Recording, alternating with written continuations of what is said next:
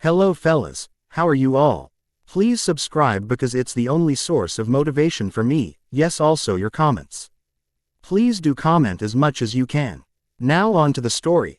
The trio of Maida Guy, Hitaki Kakashi and Sarutobi Asuma walked down one of the busy streets of Konoha as they made their way towards a bar for light drinks. A few minutes ago he trio had attended a meeting with the Lord Hokage along with other Junins who had a genin team. The meeting was to ask the Junin sensei whether they felt that their team was ready to compete in Chunin selection examinations that were going to be commence in a week in Konoha. The trio had also entered their teams in this exam and it was the first time that their teams were going to be competing in such an important event. Of the three, two of the Junin's teams were rookie teams who had just graduated out of the academy a few months prior. Though normally such a thing would cause an uproar, but the three rookie teams which had entered the examination this year were rather special because of the genins of the teams. So Asuma, where did Kurenai leave in such a hurry? Asked Kakashi as he lifted his head from the orange book as he eyed the Junin who was currently taking a drag of his cigarette. Said Junin spoke after he exhaled the smoke which filled his lungs because of the drag. Don't know. She was talking something about bonding between kunoichis. Suddenly he felt the eyes of both his companion on him. Don't ask as I myself still don't know what the bonding thing is. Kakashi eyed the beard Junin for a couple of seconds and returned to reading his book. Meanwhile the third Junin of the trio who had his black hair cut in bowl style went into deep thinking as he heard what his fellow Junin had to say. After a couple of minutes of deep thinking Guy finally spoke, or rather in his case shouted, Yosh. We should follow the examples of our fellow youthful kunoichis and have a male shinobi bonding time. Asuma looked at Guy with a horror expression on his face as the cigarette fell of his open mouth as he spoke. Guy, do you even know how weird that sounds? Actually I think it is a brilliant idea. Spoke Kakashi without looking up from his book. What? Asuma shouted completely going wide-eyed. Yosh, it seems you two are starting to think in a youthful way, my youthful rival. Shouted Guy, to which Kakashi cringed. Asuma finally calmed down as he lighted another cigarette, taking a drag of it as he finally spoke after exhaling the smoke. Kakashi, you can't be serious. Kakashi looked up from his book directly at Asuma as he spoke. I have heard of this bonding session from Sakura. I don't know what exactly they are, but somehow it seemed to help her grow as a kunoichi. Well, now that you mention it, Ino won't stop about it, said Asuna as he remembered the times Ino would come from those bonding things and would be more eager for training or missions. Even my youthful student Tenten seems to love it, said Guy. So I thought it will somehow help our other students would also benefit from such male bonding, said Kakashi, to which the other two nodded. Though it would have done us better if we knew what they actually did. Why don't we just ask on of the kunoichis, as I am certain they would tell us about what they do during the bonding sessions, said Guy.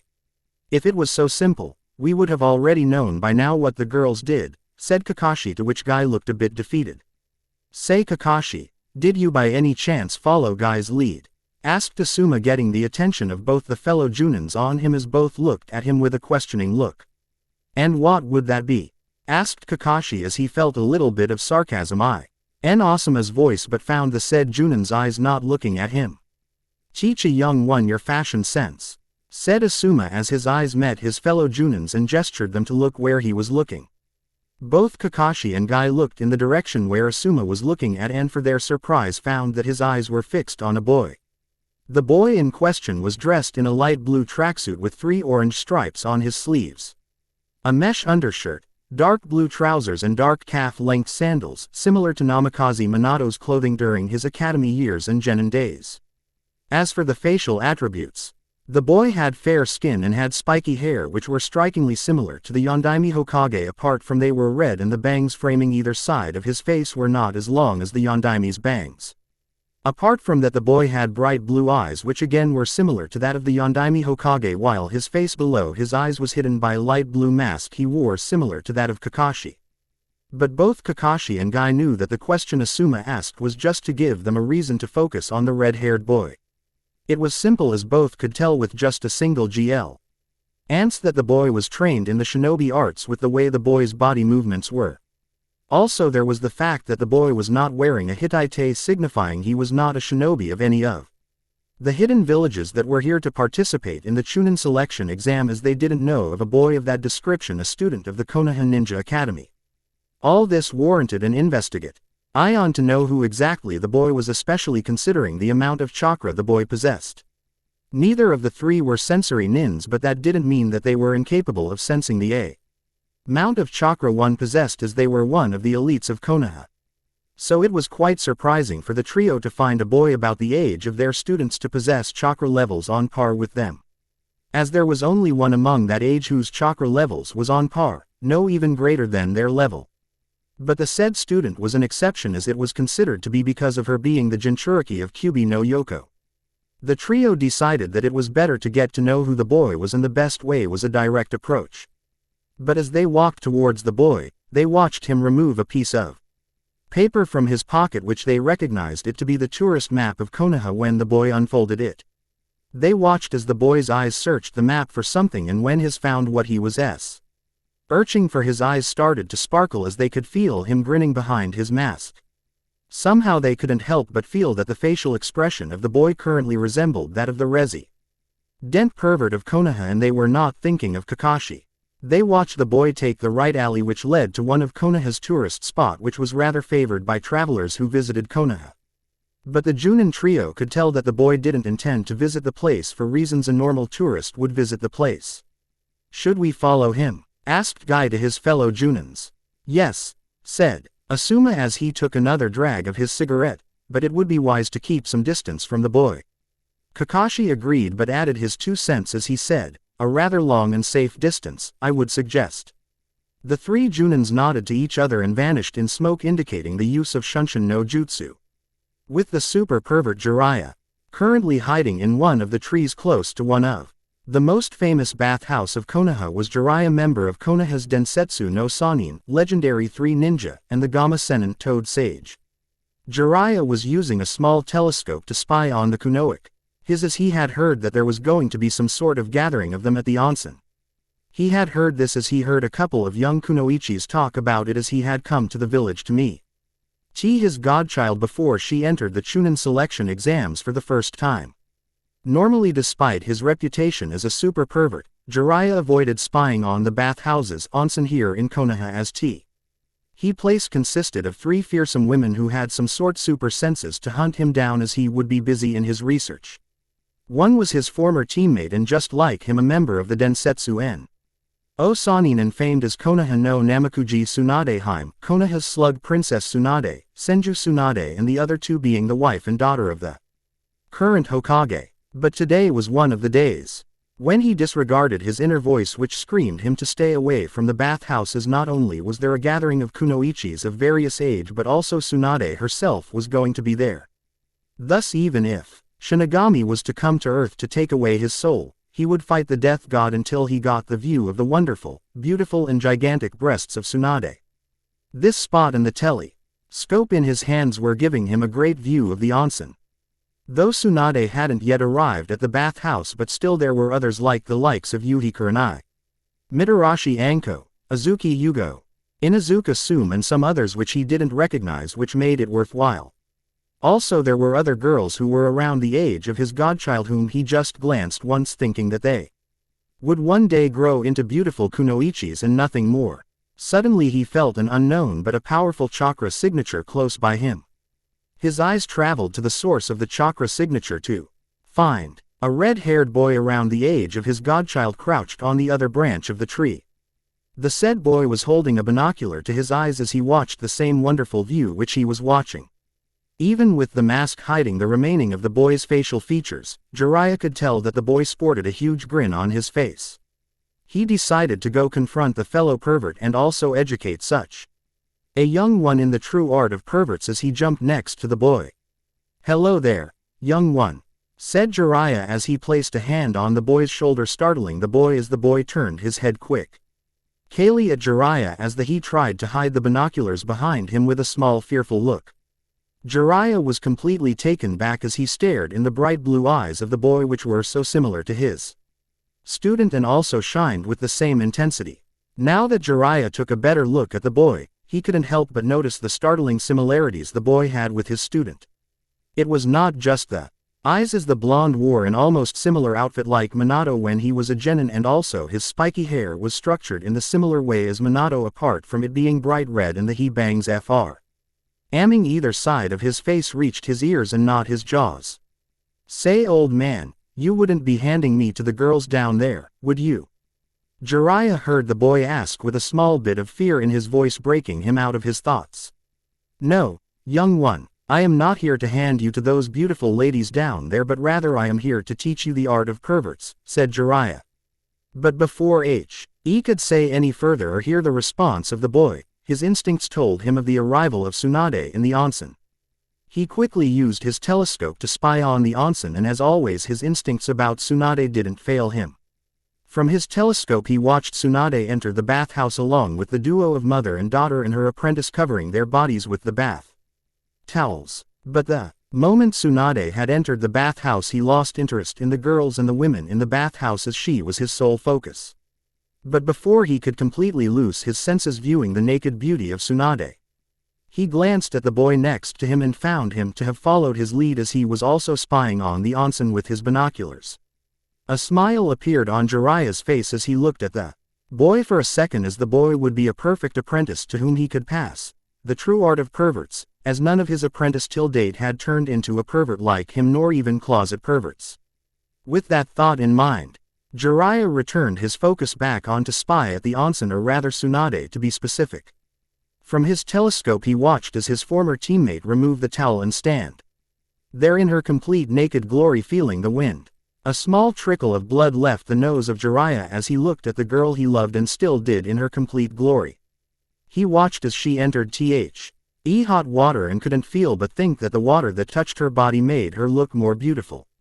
His eyes then traveled to the most noticeable acid, and he was certain that they had grown a few centimeters from the last time he had laid his eyes on them. But before he could bath all of his senses with the sight of the naked Tsunade, he was interrupted by the voice of the boy next to him. Say old man, aren't you too old to be doing this? Jiraiya heard the boy ask. Jiraiya couldn't believe his ears at what the boy had just said, calling him the great Jiraiya old. It seemed the boy didn't recognize his greatness as of yet, and it was time to teach the boy his greatness. He jumped from the branch in the clearing down below and gestured the boy to join him down in the clearing. He heard the boy mutter about stupid old men and their stupid ways before the boy unwillingly joined him in the clearing. It was time to teach the boy to respect his seniors, and especially someone as great and awesome as him. Boy, do you even have a clue who you are calling old? Asked Jiraiya. Jiraiya watched as the boy looked to him from head to toe and then saw his eyes widen, which he concluded that the boy finally realized who he had called old and was going to apologize to him and admit his greatness. Nope, the boy said, to which Jiraiya face faulted. Who are you? Jiraiya couldn't believe his luck, as the boy seemed completely clueless to his greatness, and to be a worse, the boy was a fellow pervert and still didn't recognize his awesomeness.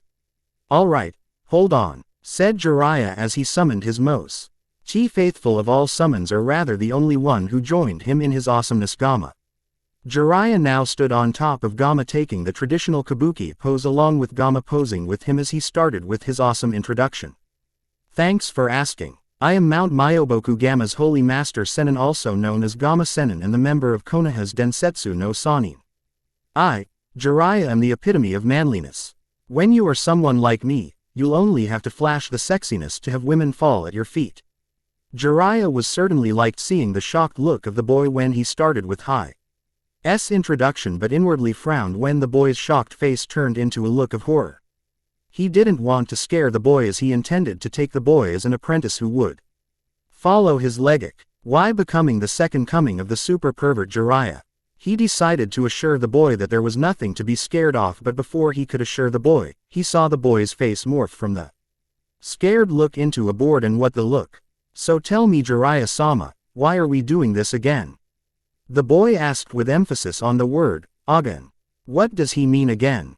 Thought Jiraiya, as by now Gamma had returned back to the village of toads. But before he could ask the boy what he meant, he heard the snapping of knuckles as his danger senses went on an all-time high. Jiraiya's head turned in a mechanical fashion towards his right, and the sight that he saw drained all the color of his face. Standing in front of him were all the kunoichis who just moments ago occupied the onsen as their be. Odis were covered by towels and their face in an expression which said, "You are dead." But that was what not caused his features to pale, as it was the trio who were in front of all the kunoichis. The trio consisted of his former teammate Tsunade, who was currently cracking her knuckles to deliver to him her super punches, the wife of his student whose bright red hair was flowing wildly around indicating why she was named the Akai Chishio no Habanero, red hot-blooded habanero, and last but not the least was his godchild, who was shaking her head and muttering of how her Ojii-san never learned lessons. "So Jiraiya, I hear that you are the epitome of manliness and women fall at your feet because of you manly charms," said Tsunade in a sweet voice which sent chills down his spine. Now, Tsunade. You know I was just. Jiraiya tried to put forth his defense but was interrupted by Tsunade. "Shut up, Jiraiya, but do tell me who the boy is. Your accomplice in the crime," said Tsunade, still retaining the sweet tone in her voice. But before Jiraiya could tell her who the boy was and how he had come across the boy spoke for himself. "I am no accomplice of Jiraiya-sama in this crime," shouted the boy as he turned towards the group of kunoichis with a red face. Jiraiya couldn't again believe that the boy called such a delicate art which even he was practicing a crime. Also he didn't miss the small gasps that left the mouth of Tsunade and Kushina as he turned towards them to find them staring at the boy with wide eyes. He also noticed that they were not the only ones who looked shocked, as other kunoichis, women who were around the age of Kushina and were friends with her, were also staring at the boy with a bit of curiosity. Now that Jiraiya thought about it, the boy just didn't resemble his student Minato, but also had startling resemblance with his student's wife Kushina. The boy had bright red hair just like her, and also the shapes of their eyes were strikingly similar. If only he could see the remaining face of the boy which he hid behind the mask and somehow find out that he boy had dyed his blonde hair red, then he would say that it was him. But it was not right to again draw conclusions, as Jiraiya knew well enough that he was dead. Though neither he nor Minato, Kushina and Tsunade on subconscious level believed that he was dead, but they had buried his all body and had come in terms with his loss in their lives. He watched as it was both of them somehow calmed themselves before Tsunade spoke again. "So you are not the pervert's accomplice? Then do tell me, what are you doing here?" asked Tsunade in the same sweet voice she spoke till now. "It was because of Jiraiya-sama," said the boy with fear in his tone as he pointed at Jiraiya. Jiraiya's jaws dropped as his eyes narrowed at the boy's statement as he thought, "What the? How is it because of me?" It seemed like everyone kunoichi shared his opinion as Tsunade asked, "How so?" I saw him as I was passing by one of Konoha's street," pointing at Jiraiya. "After looking at him for a couple of seconds I recognized him to be one of the members of the Densetsu no Sanin Jiraiya. So I went and asked him for an autograph, but he went on to do some stupid introduction dance and told me since I recognized his greatness he would teach me something awesome instead of an autograph. Though he looked a bit, stupid as he did that introduction, but still he is the great Jiraiya, and so I couldn't refuse it as I got to learn something from him. And this is the place he brought me for my first lessons," said the boy with a small fearful tone. Jiraiya was wide-eyed by the end of the little reasoning the boy gave for him being present here. All of it was a complete lie with a capital L. But with the way the boy spoke the lie so fluently, he was certain that if he didn't know the truth or it wasn't about him, then he sure would have believed it.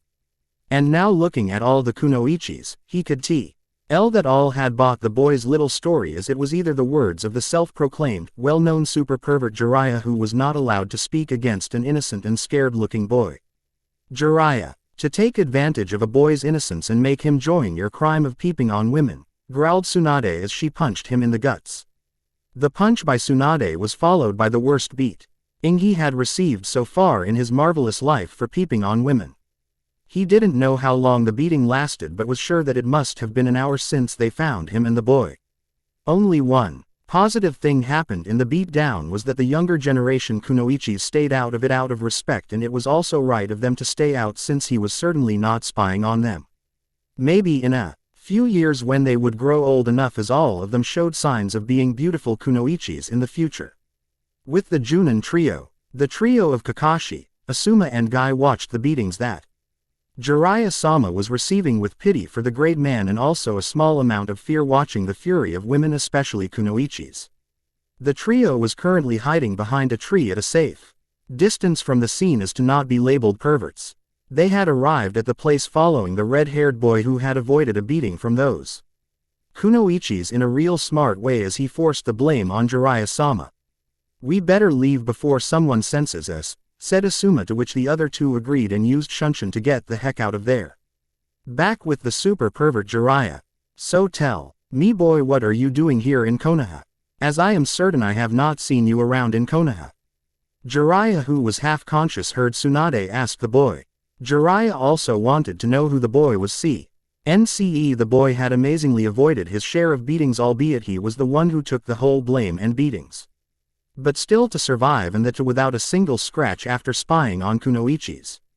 Women, girls in the onsen and later being caught by the said kunoichis, women, girls had earned he boy respect in Jiraiya's eyes. So he was also curious to who the boy was.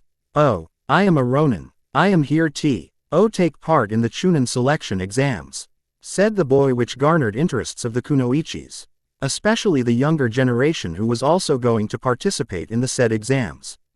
"Oh mess. And again I got sidetracked with my main objective," the boy shouted as he palmed his forehead with his right palm, to which all sweat dropped.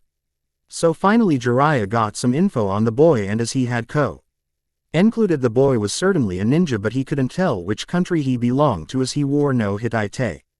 But the boy being a wandering ninja piqued his interests in the boy more, since unlike past at the founding of hidden villages, the number of ninjas not affiliated to a certain village or clan had decreased greatly, and especially nowadays there were hardly any present. "Ah, I should leave. I have to go register myself," the boy shouted as he put his hands in the Hitsuji Ram seal. "Wait," said Kushina to the boy, to which the boy obliged. Jiraiya was surprised to hear Kushina for the first time in the last hour since they had been found out. Also, she seemed a lot calmer in today after finding him peeping on women. At first he thought it was because she let Tsunade handle the situation, but hearing her ask the boy to wait, he got a clue at her behavior till now. She just like him, and Tsunade were shocked seeing the boy, but for her it had gone beyond that as the boy resembled her son. Jiraiya remembered how she had been broken at that night seeing the corpse of her child. She had somehow pulled herself back from depression from sheer willpower for her daughter's well-being, and slowly over the years the old Kushina resurfaced, hiding the pain of losing one of the twins in the depth of her heart. After she had recovered from her depressed state, she was the one who believed the most that her child was still alive somewhere in this world. "At least tell us your name," said Kushina, sounding calm, but Jiraiya could tell, and he knew so could Tsunade and some others. It was a desperate attempt of a mother to know who the boy in front was. "Ah, I forgot to introduce myself," the boy said as he scratched the back of his head, and even with the mask on everyone's LD tell that he had a stupid, sheepish grin on his face. "The name's Naruto, Ibeo," said the boy, which froze three people in their spot while most didn't seem to care much, apart from a few who knew how much that name mattered to those three. Jiraiya just stared at the boy with wide eyes, as so did Tsunade and Kushina, as to not only the boy had so much similarities to Minato and Kushina, but also the boy seemed to have a personality like that of Kushina. And of all was the part was that the boy's name was Naruto, and also he used a verbal tic similar to Kushina, furthering their doubts. "I should take my leave. I don't want to be late in submitting the forms," said the boy, as Jiraiya could detect nervousness in the boy's voice as he saw the two women staring at him in a shocked face as he Ed Shunshin no jutsu to move out of the clearing. "Naruto," Jiraiya heard Kushina mutter from his spot as a small tear left her right eye. Jiraiya saw Tsunade walk close to Kushina as she placed a hand on her shoulders and whispered something into her ears, which caused a smile to appear on the face of the mother. Later that evening at the Hokage Tower. Today was one of the busiest days for the Hokage of Konoha, as there was only a week left for the biannual Chunin selection exams, especially because it was their turn to host the exams. Today he had made the news of the exams official to the Jounins of Konoha, who had a genin team, and had asked them which of them were going to nominate their teams for the exams. Also surprisingly, most of the teams that had decided to participate in the exams had arrived today, of which H was currently holding registration form of 3 specific teams. First was a team from Odogakure no Sato, village hidden in sound, which by Jiraiya's information network W as believed to be a village linked to Orochimaru. The second one was a team from Sunagakure no Sato, village hidden in the sand, composed entirely of the 3 children of the Kazekage, of which one was he Jinchuriki of the Ikibi no Shukaku, one-tailed Shukaku. The last was the only team from Iwagakure no Sato, Hidden Stone Village, signifying the peace talks between the 2 countries were heading in a positive direction. Finally setting those 3 folders down, the Hokage looked at the remaining team folders and tried to judge who looked a good and capable team and candidates for the exams. Finally examining each of the folders of the participating teams, his eyes laid upon a folder which was labeled, Ronin. This surprised the Hokage a bit, as the last he remembered of a team of Ronin participating in a Chunin selection exam was when he had just received the rank of a Chunin and was asked to look on the preparations of the exams. As he remembered, the team didn't do much good and was forced to forfeit in the team survival trial because of the death of one of their teammate. Putting that incident at the back of his mind, he focused back on the folder which was in his hand, which he felt was very thin compared to all the other folders.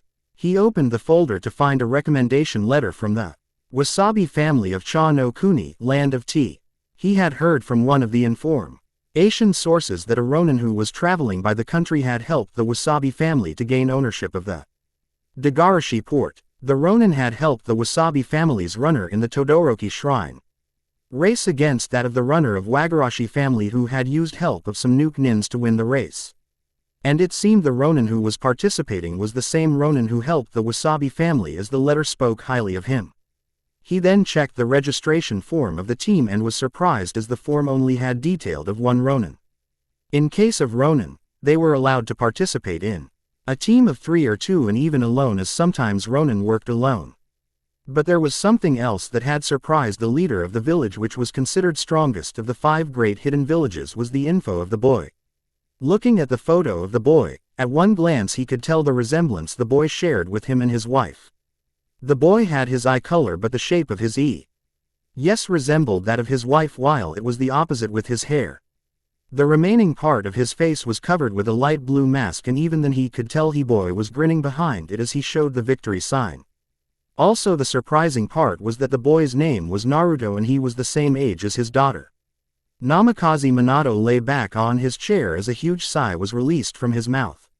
The boy resembled his deceased son greatly, as he thought his boy would look similar to the boy in the picture, with only difference would be he would have blonde hair. I just hope Kushina doesn't meet the boy, said Minato to no one on particular. The trauma his wife had gone after the death of their child, and the only reason she was able to be back like the old times because she had him and their daughter to look after. But even now he knew she had not forgotten about him, as she sometimes cried in his arms remembering about him. To be continued. By reading until now you should have understood that the Kyuubi is sealed in the Yondaimi's daughter, and both he and his wife are alive. Also Tsunade and her apprentice have already returned back to the village. To simply put, the day the Kyuubi was extracted, Kushina gave birth to twins, and they decided to seal it inside their daughter, as the previous 2 hosts were both Uzumaki females. Neither did Minato use Shiki Fujin, dead demon consuming soul. Nor were both parents pierced by Kyuubi's claw. As for Kushina surviving even after the extraction is because she is an Uzumaki and was not as old as Mito Uzumaki when the Kyuubi as extracted out of her, and also because of Tsunade's help. So I am not going to write a chapter for that day. Ranton Storm release the advanced nature Kekkei Genkei, which combines lightning and Wa Chair-based chakra to create energy beams, will be like Mokuden would release in terms of user. There will only be one person in my story who will be capable of using the advanced nature Kekkei Genkei Ranton. Also like Mokuden, Ranton will also have its special abilities other than being an advanced nature Kekkei Genkei. So if you are a fan of Darui, then I am sorry to say that it would not be him. He is already cool in a lazy way with use of combination jutsus of 2 elements, black lightning and kenjutsu. Help, I want my readers to suggest me a name for Naruto's twin, and please suggest a name with a good meaning. I already have 2 names thought out. Akko's second child, Ran water lily, symbol of purity. You can also choose one of the two. Special note: this fiction will not be my main focus. So don't force me for updates, as I will update chapters as soon as possible. My main focus is Mahora's Kiroi Arashi, and then Naruto Rising. Hakushoku Ryu. Hakushoku Ryu. It had been 2 days NCE Naruto entered Konoha, and in the past 2 days all his image of a hidden village had been shattered to pieces. Konoha was not like the other 2 hidden villages he had visited. No, rather infiltrated in the past couple of years. But seeing that the time he had infiltrated the 2 villages, the villages were going through problems of their own, which ranged from disputes between Kage and the daimyo or a civil war. Still, he had envisioned a hidden village to be, how was he to say it, well hidden, and with ninjas moving from rooftop to rooftops around the village, patrolling the village 24/7. Konoha was certainly not anything like that. If it wasn't for their ninja attire and the way they carried themselves, Naruto was certain that he wouldn't be able to differentiate between the civilians and ninjas. He had learned of a few things of Konoha while he wandered around the elemental nations, and even more from the old man, but to see it with his own eyes was something else. If it wasn't for the barriers, seals and the ninjas patrolling the walls of the village, he would never dream of calling Konoha a hidden village.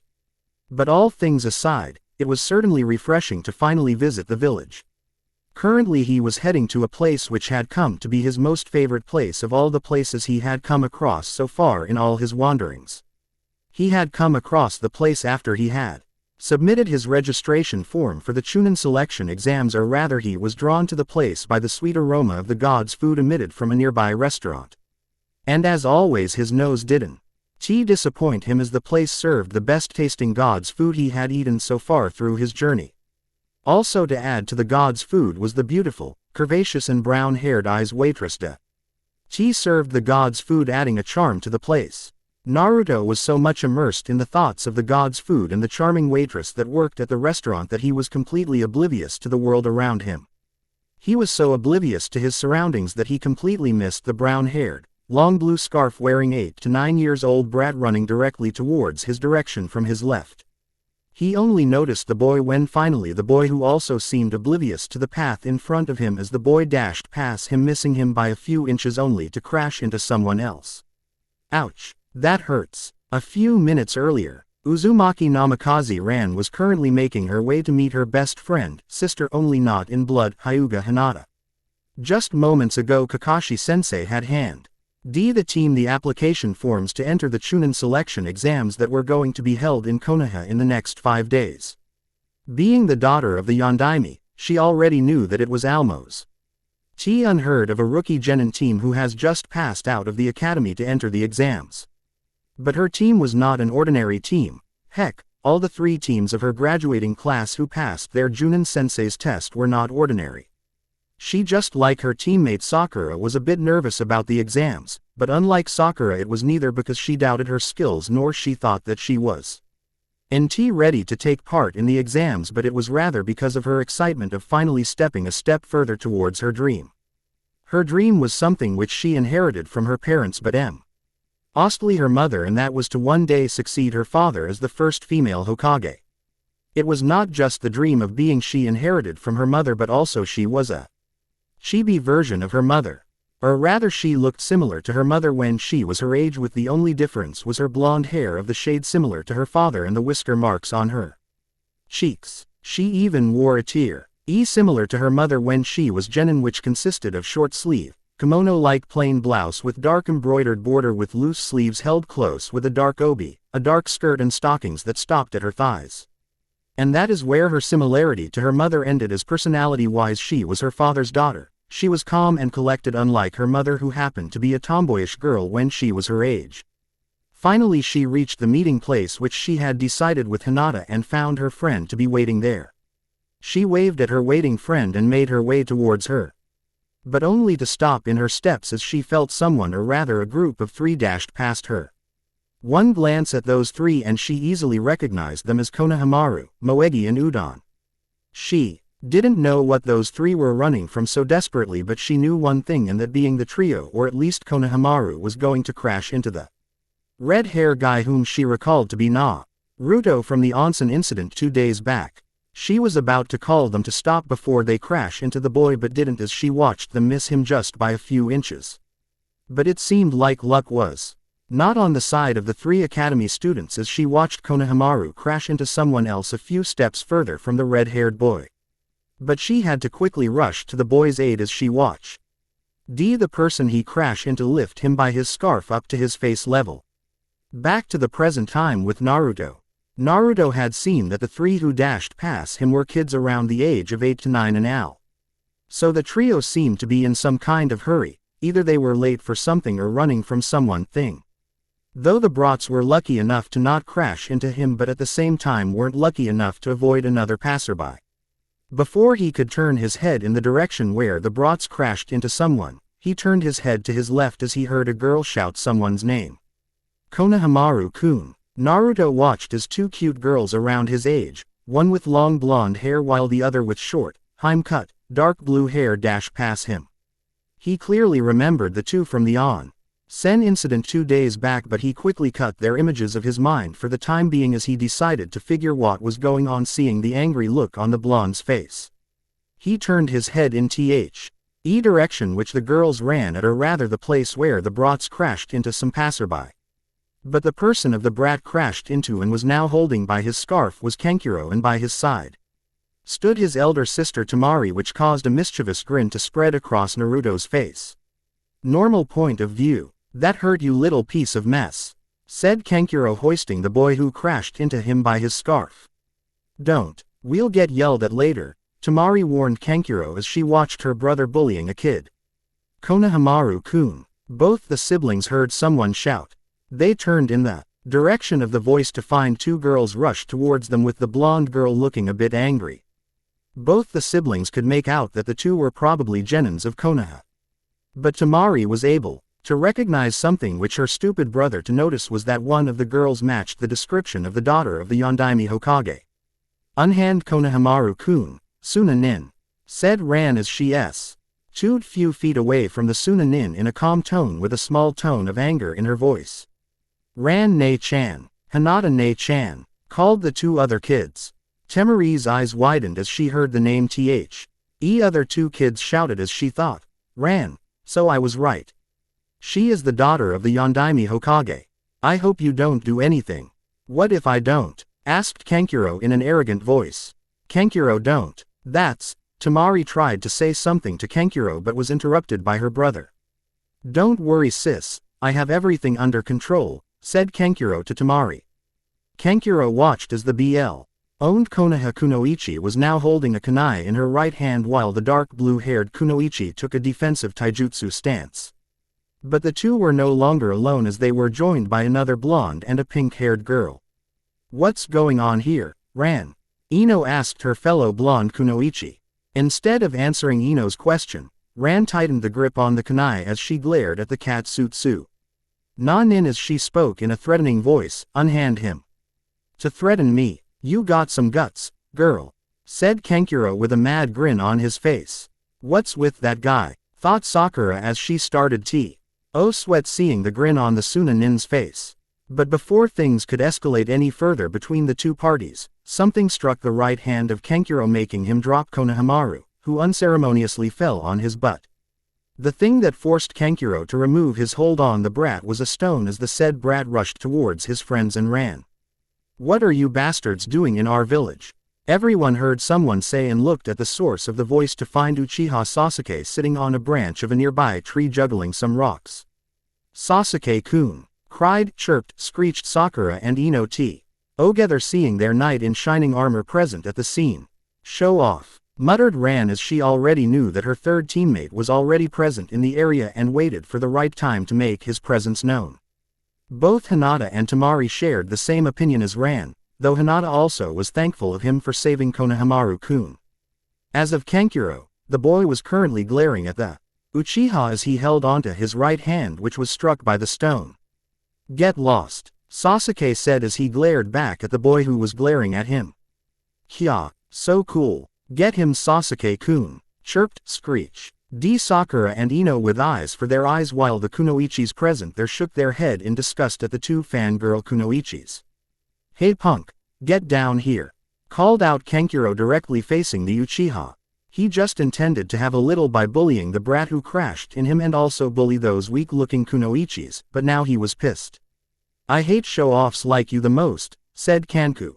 Ru as he loosened the bandage which kept the bandaged Karasu crow on his back, bringing it in front of him to teach the duckbutt a lesson. Hey, you even going to use Karasu? Asked a panicked Tima. Ri to Kenkiro as the situation seemed to be getting out of hand. Kenkiro, stop it. Everyone heard the voice which sent a chill down their spine, especially because of the killer intent that washed over the area which was accompanied by the voice. All eyes traveled to the source of the voice to find a boy with brick red hair and a gourd on his back hanging upside down on a branch of the same tree. Is Sasuke Bu on the other side with help of chakra? You are an embarrassment to our village, said Gaara as he focused his killing intent on Kenkiro, which froze the boy in his steps. Of all the genins present there, the minds of Ran and Sasuke calculated the sudden appearance of the brick red-haired boy. Both had come to one conclusion, and that was the boy was someone to be watched during the exams, as the boy showed Kakashi's level sneakiness. Gaara took no notice of the stares and fear he had generated in the people in the clearing as he focused on Kenkiro as he spoke, losing yourself in a fight. How pathetic. Why do you think we came to Konoha?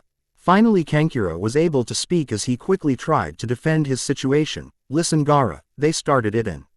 Shut up.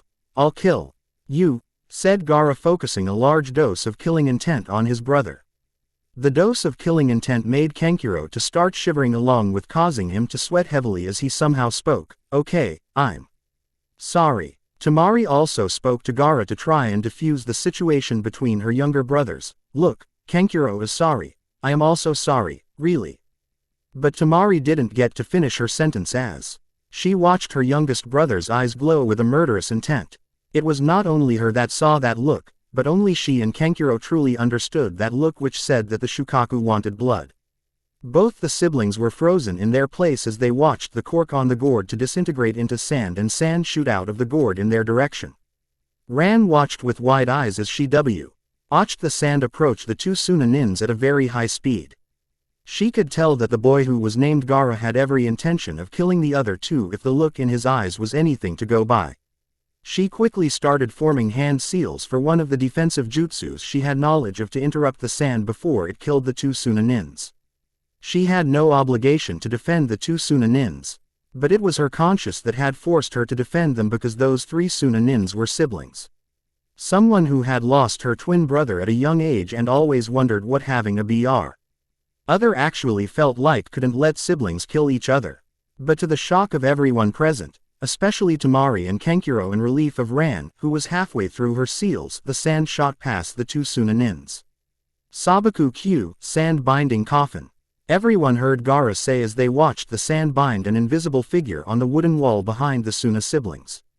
Finally the invisible figure that had been captured in the sand became visible, or rather it was just his face which was visible to all. The Suna siblings along with the kunoichis of Konoha recognized the one caught in the sand. Thought the four Konoha kunoichis with a small blush on each of their face. This is bad, thought the scared Kenkiro and Temari.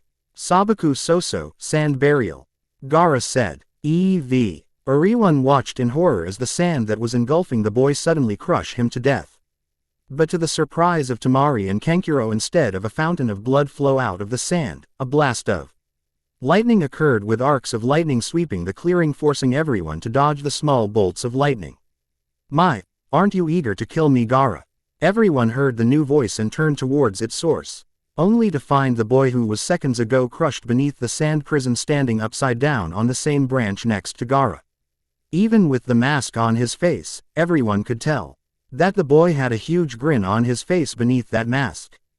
Darn, first the guy with the gourd, then this red-haired, masked guy. I couldn't detect both, thought Sasuke as he glared at the two boys who occupied the branch on the opposite side of the tree. Inwardly Naruto sighed in relief for making a Raiden Cage Bunshin lightning release, Shadow Clone for a Kawarimi if needed, since he already predicted of Gaara being close by, and as he predicted, the moment the fellow red-haired sensed him, he directly went for the kill. You wouldn't want to be disqualified even before the exams starts, said Naruto as he watched Gaara's sand closing on him to engulf him for the second time in the day. Naruto watched as those words surprisingly calmed Gaara as the sand receded back in the gourd, though he was still the focus of Gaara's killing intent. Naruto watched as Gaara used Shunshin to appear in between his siblings but still kept his killing intent focused on him. It looks like we got too early, but we didn't come here to play around. Let's go, said Gaara appearing in between his siblings, his eyes still focused on Naruto. Hey, wait, Sakura called out to the Sunanins to the surprise of everyone present. What? Asked Gaara as he turned around to look at Sakura. Judging from your Hitai, you guys are ninjas from Sunagaku, right? You may be allies with Konoha, but it is forbidden for shinobi to enter each other's village without permission. State your purpose. Depending on it, we may not be able to let you go, said Sakura, making an intimidating face. Don't you know anything? Temari said, clearly unaffected by the scary look on Sakura's face as she showed her past to all. You're right, we are genins from Sunagaku. We have come to your village to take the Chunin selection exams. But before anyone could say anything further, Gaara spoke as he turned towards Naruto. Are you entering the exams too? Yes, I am, answered Naruto with a smile beneath his mask. Good. Mother will finally have your blood, said Gaara as he glared at Naruto, which sent chills down the spine of the others. Before you present my blood to your so-called mother, said Naruto, in a serious tone, before suddenly disappearing in a burst of speed, appearing next to Temari holding her by her waist with his left hand, and spoke to her still in a serious tone. How about I take you out on a date? Despite a visible blush could be seen on Temari's face, the girl somehow composed herself and answered, no. A silence fell in the clearing to the extent they could hear the far away chirpings of birds as they watched the bright red-haired boy hung his head after the Suna girl's answer, and an aura of depression could be seen around him. But what happened next was something the Konoha nins didn't expect, as the boy disappeared again in burst of speed and reappeared in between Ran, Hinata and Ino with the cheerful expression on his face. Well, since Temari said no, how about I take one of you three girls on a date with me, Naruto said to the three surprised girls. The three girls looked at the bright red-haired boy with wide eyes as he stood in between them with a grin behind the mask. Ran could only stare at the boy in utter disbelief. She had not sensed him move in between them, and above all, the boy was flirting with them. Hinata's face turned beet red as the boy asked one of them on a date, because she finally remembered the boy from 2 days back at the onsen. On the other hand, Ino was fighting hard to not say yes as Sasuke was in the vicinity. Mew. Ttered Temari as her face turned red because of anger as she clenched her fist tightly to stop herself from overreacting. Since there was no response from the three girls, so he decided to try his luck further as he spoke. Or I could take the three of you on a joint date. That was the final straw for Temari as she grabbed her giant folding fan and charged at the bright red-haired boy with a war cry. You flirt. Naruto was able to dodge the still folded fan as it made contact with the ground where he stood, causing a few cracks to appear on the ground. His eyes went wide as he watched Temari unfold her fan in its full glory, ready to strike him with one of her deadly wind jutsus. I better take my leave, said Naruto as he performed a half Hitsuji ram hand seal with his right hand and disappeared in burst of speed. Gee, that jerk, shouted Temari as she watched him disappear before she could hurt him. The girls around her watched everything in mild amusement, though they couldn't help but agree with Temari that the boy certainly was a flirt. Meanwhile, the three kids were truly afraid of the blonde Sunanin as they watched her burn in anger, and on the other side they were completely awed by the bright red-haired boy. If I didn't know better, I would say she is jealous, muttered Kenkiro as he watched his elder sister flare in anger. You say something, Kon-chan, said Ri in a sweet voice as she looked at her brother. No, nothing, said Kenkiro as he waved his hands in front of him to shield himself from his sister's wrath. Let's go, said Temari as she walked towards her brothers, to which both of them obliged without saying a single word. You with the gourd, what's your name? Asked Sasuke after jumping in front of the girls. Gaara turned around to look into the eyes of the guy who asked him his name. Now that he was here, Gaara had no interest in any other competition, but this boy's eyes were similar to his and he had hit Kankuro with just a stow. Nay, thus getting Gaara's interest in the boy. Sabaku no Gaara. Gaara finally answered, I am also interested in your name. It's Uchiha Sasuke, answered Sasuke with arrogance in his voice as he streaked ARED at Gaara, who just walked away after hearing his name, which angered the Uchiha. Who was that other red-haired boy? Asked Ran. Though she knew his name, she wished to know more about him since he certainly was skilled and these Suna nin seemed to know him. The three Suna siblings stopped in their steps as they heard the question. The Konoha nins could feel the tension in the air increase with a considerable amount of killing intent being emitted by Gaara. Flashback. Seems like you are not that invincible after all, Gaara heard his opponent say. Gaara looked at the boy with bright red hair, dressed in blue and his face below his eyes covered with a light blue mask. He had been staying in Suna for the past month and was the only boy who showed no fear of him. Today he was asked by his father to capture him, but he was unable as the boy was more skilled than he had predicted. But the biggest thing was that the boy had bypassed his sand defense. Hey, not only did I bypass your sand defense, Gaara, but I also succeeded in drawing the crimson blood flowing in your body. Ibeo, said the boy pointing at his right hand. And as the boy said, Gaara could feel and see his blood flow from a cut near his shoulder on his right hand. Not only had the boy been able to hurt him but also had been able to draw his blood. End flashback. His name is Naruto, answered Temari, and in the Suna Bingo book he is nicknamed as Hakushoku Ryu no Naruto, Naruto of the White Thunderstorm, and with that the three Suna nins left the clearing, leaving behind wide-eyed Konoha nins and the three children. That night at the Hokage mansion. Today was a rather noisy affair at the dinner table in the Hokage mansion. Ran watched in mild amusement as both her godparents start arguing on Omething stupid again while Shizune-san tried to defuse the argument between the two. Orochimaru-san never learned. Just a couple of days ago he was beaten close to his death by Tsunade-ba-chan, but still he was sitting there and arguing with her. While waiting for the food which was only going to be served after Dad arrived, she focused on the events of the entire day.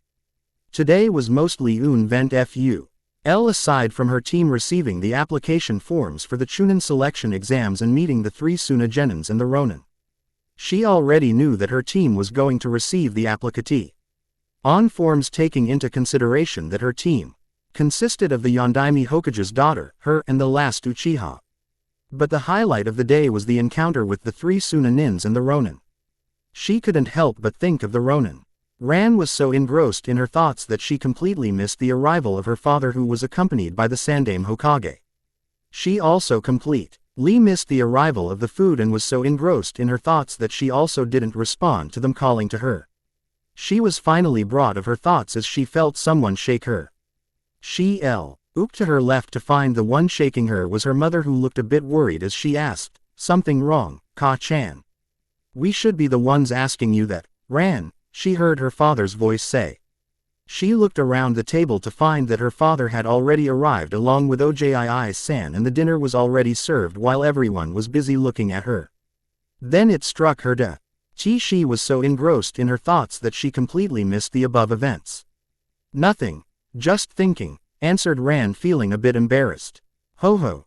So little Ran finally thinking about," said Jiraiya as a small perverted giggle left his lips, which earned him a glare from the women in the room. "I was not thinking of a boy," shouted a red-faced Ran, which caused every head turn at her in complete shock. Then it completely struck to Ran as to what she blurted out as she went on to damage control. "No, I didn't mean that. I mean, I was thinking about the boy. No, I mean he seemed a potentia. Competition in the exams. I mean the incident that happened today." One thing Ran knew, and that was she wasn't doing a good job explaining herself as she watched Orochimaru-san laughing out loud while Sandaime Ojii-san and Shizune-chan smiling at her misfortune. But what scared her was the stern look on the face of her parents and Tsunade-ba-chan. "Explain," said the three in unison. Ran took a few deep breaths to compose herself, after which she started speaking. "Today after team meeting, I came across a team from Suna which consisted of a girl named Temari and two boys, of which one was called Kankuro, I think, and the other was called Gaara. The Cage's children, added Minato as he heard those names. Ran was surprised to know that information but decided to continue. NTH. E-boy Aro Jii-san fooled to join at the onsen the day before yesterday. This earned Jiraiya glares from the women present in the room while the two men looked a bit confused.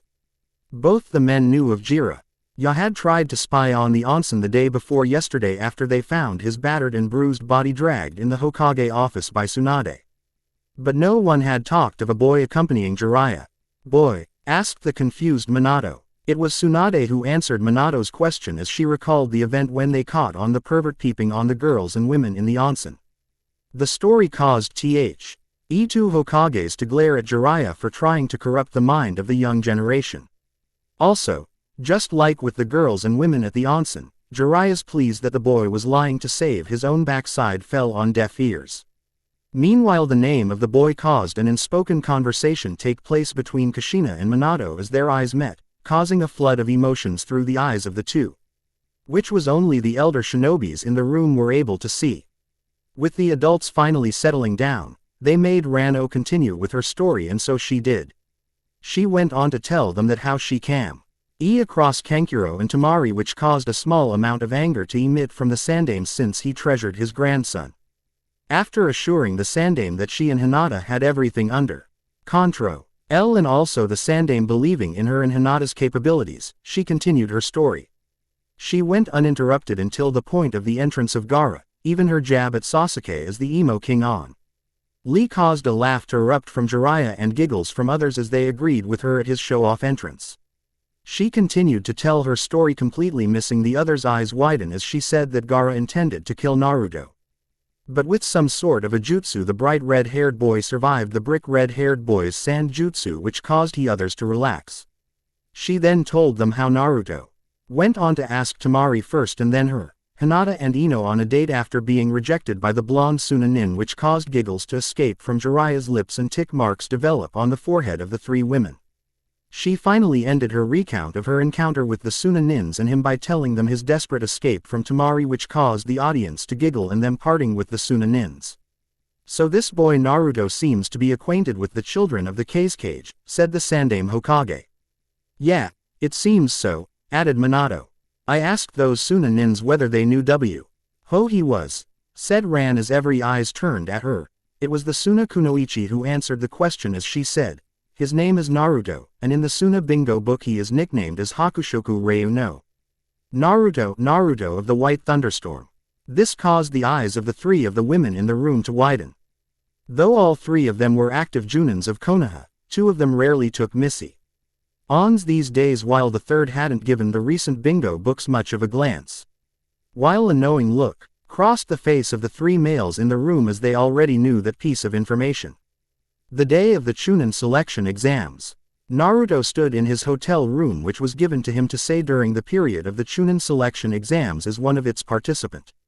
He was currently going through his gears for the last time before he made his way towards the Konoha Ninja Academy, where he heard the first part of the exams was going to take place. His mind had already processed the possibility of what the first test might be after he was informed of the place where the test was going to take place. For the first time in his life he wished that his devil's luck fail him, as he had predicted the test to be something which he thoroughly hated. After finishing his final check-up on his gears and scrolls, Naruto made a straight beeline towards the academy. As he walked the streets of Konoha, he concluded one thing, and that was this was a wonderful place to settle in his old age. At first he was hesitant to visit Konoha after the big information bomb the old man dropped on him. ND only did so because he had promised him that he would certainly visit Konoha at least once. He had avoided Konoha for more than 2 years after he promised and only decided to finally visit Konoha. His time was because of some disturbing news had reached his ears. All that things aside, Konoha had the best ramen restaurant throughout the elemental nations, with a beautiful and curvaceous waitress serving ramen. He had seen that he visited the stand every day in past 7 days and could be said that he was on a strict ramen diet.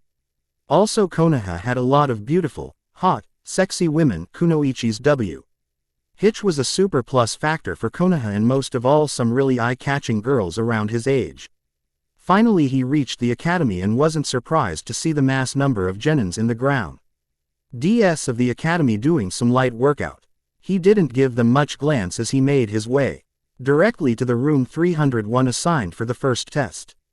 As he walked up the stairs he came across teams from various countries which he had come across the last week. Finally he reached the second floor to find a huge crowd of genins gathered around the room labeled 301. Due to his logic of him climbing on the second floor and his ability with genjutsu, it was easy for him to predict that there was an area-wide genjutsu spread on the floor in the room. He intended to just walk past the gathered crowd to the real room 301 and he certainly would have left if his duty didn't call him. Naruto flickered from his position to appear directly behind a falling girl whose long brown hair were worn in SA-style buns on either side of her head and halted the girl from falling on the ground. His sudden burst of speed didn't go unnoticed by a few of the shinobis present, which also included the girl's teammate. You know it isn't wise to block a girl's path, especially someone with skills, Naruto said the second part in a low voice which only the girl in his arms could hear. A blush appeared on Enten's face as she looked back at her unwanted savior, only for her brown eyes to meet with her unwanted savior's bright blue eyes. But the blush increased the moment her unwanted savior defended her against those disguised genins and was even able to catch on her act. What did you say? Asked the spiky-haired genin blocking the door. But he didn't wait for any answers as he, along with his partner, went on to explain how tough these exams are and the role of a chunin, and it was their kindness that they were blocking unworthy genins entering the exam hall. Naruto already knew that the one blocking the disguised room were doing exactly what they said. Those were probably disguised chunin proctors trying to decrease the number of genin participant entering the exams.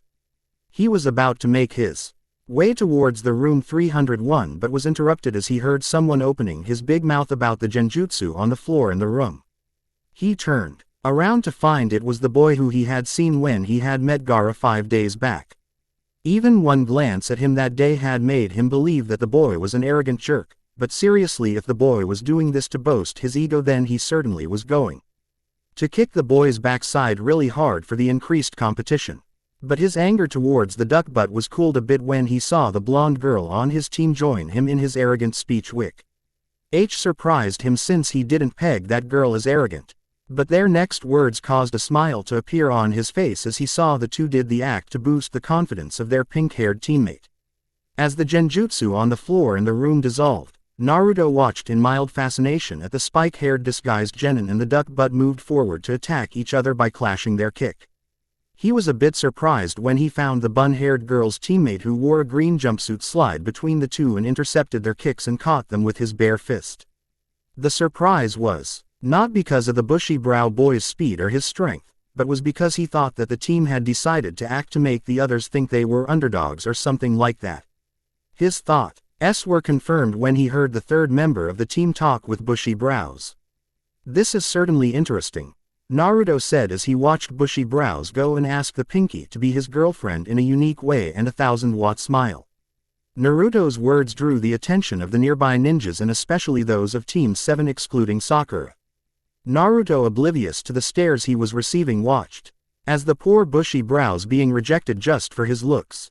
Naruto watched as the bun-haired girl's third teammate asked the duck butt his name, which resulted in an arrogant talk between the two, which made Naruto conclude that both were stuck-up bastards. Even through this little incident he didn't miss the glare which the long-haired arrogant jerk was giving the blonde, who just responded with a smile.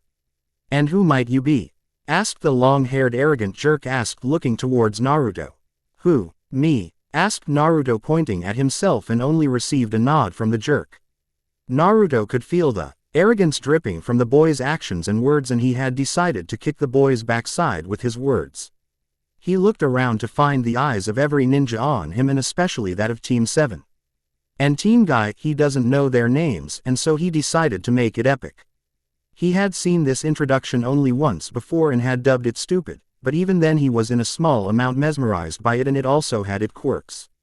"Glad you asked," with a grin behind the mask. "I am the one around whom the winds whirl, lightning shimmers and water dances as I strike with the force of a maelstrom. I am the bringer of storms. I am the valiant Naruto. Naruto finished his introduction by taking a kabuki stance similar to the old pervert he met a week ago. A deadly silence fell on the floor as the present shinobis watched bright red-haired boy with big sweat drops on their foreheads. But for Naruto the introduction did what it was meant to do, and that was to annoy the two stuck-ups as EY glared at him with tick marks on their forehead. Uzumaki Namikaze ran watched with a horrified look on her face as she watched Naruto perform his introduction. She was certain that Orochimaru-san had only met the boy once, and if this was the consequence of a single meeting, then she didn't want to know what would happen if Orochimaru-san kept stumbling upon the boy. Orochimaru-san always whined about no one would be following his footsteps of the great novel writer of the thrash which he called literature. She determined her resolve that she would personally see that the boy never again meet Orochimaru-san, and if he did, she would be there to straighten her godfather. Ran was not the only one with a different expression. The other was Lee, who was awed by the Naruto's youthfulness as he shouted it loud for everyone to hear, causing more sweat drops on everyone's forehead. Lee's speech of Naruto's youthfulness would have continued if Tenten was frozen by the introduction of her unwanted save. Ior jerk herself out of her frozen state to smack Lee shut. In the real room 301. After arriving at the real room 301, Naruto directly went by to stand by an open window which wasn't occupied any team.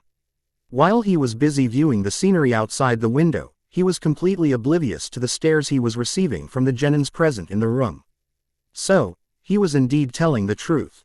He's going to compete in the exams, Tamari said in a low voice to her siblings, to which Kankuro just nodded in affirmative, and seems like he is going to compete as a one-man team. It's not like he needs help of teammates, responded Kankuro. Meanwhile a grin had spread across Gaara's lips, scaring the people around him as he spoke. Mother will definitely have your blood this time. On the oath. Corner of the room the team from Iwagakure watched the bright red-haired boy with raised eyebrows. The reason was because the Hittite the boy wore on his right shoulder had no symbol indicating that the boy was a Ronin. What is Konoha thinking letting a Ronin enter the exams? And it also seems that he is participating as a one-man team, said the girl who looked about 15 to 16 years old with short brown hair and light gray eyes. She wore a purple kimono with pink trims and detached sleeves, a yellow obi, gray stockings and black sandals. Well, he does look strong, Suzumbaki, said the Sec.OND member of the team, who was large boy with dark eyes and hair that spikes out at the back from underneath his Hittite, which he wore like a bandana. He was wearing red attire which closely resembled the uniform worn by Iwagakure ninjas, and in addition wore a yellow scarf around his neck. He looked to be around to be 15 years old. Whatever, said the now identified Suzumbaki. What do you think, princess? Suzumbaki asked the third member of the team, who had short, black hair and pupil-less pink eyes. The girl wore a red-colored, raised collar garment that reached below her stomach Gion with a full-length sleeve on her left arm while sleeves missing, fishnet tights and a skirt over them. She looked around 13 to 14 years old. Receiving no response for her question, Suzumbaki turned towards the girl and found her staring at the boy in discussion. A wicked grin spread on her face as she spoke. I never thought that ever in my life I would get to see the princess eyeing a boy, but I must say, princess, you definitely have good eyes. The boy certainly is a looker, and that mask adds mystery to him. This earned Suzumbaki a glare from her pink-eyed teammate as she spoke. Don't put me in league with you, Suzumbaki. The reason I am looking at the boy is because I am certain that I have seen him somewhere. Back with Naruto, the boy was trying to remain calm, watching the populated streets of Konoha to shake of his nervousness. It wasn't that he was nervous because of his lack of skills. Heck, that certainly wasn't the problem. The problem was the room, to be exact. His prediction of what the first test might be seemed to be on the spot so far. He seriously wanted some major distraction at this point, or he was going to explode because of nervousness. That certainly wasn't a way to die for a shinobi. He seriously some better distraction than just gazing out of the window, and distraction did come in the form of shouts of two girls. Naruto turned towards the room's entrance, where he found two teams from Konoha of genins around his age, with the blonde ponytailed girl and Pinky fighting over the stuck-up emo while the other blonde chatting with the other two boys. TH group of 6 was joined by another team from Konoha around his age joined them and the group of 9 continued to chatter, argue oblivious to the stares they were receiving. It was kind of refreshing watching the 9 interact oblivious to the world around them. He being a Ronin had never given a chance for him to socialize with boys and girls around his age to be friends like those 9. And also as a child he had lived a life far away from civilization with the old man.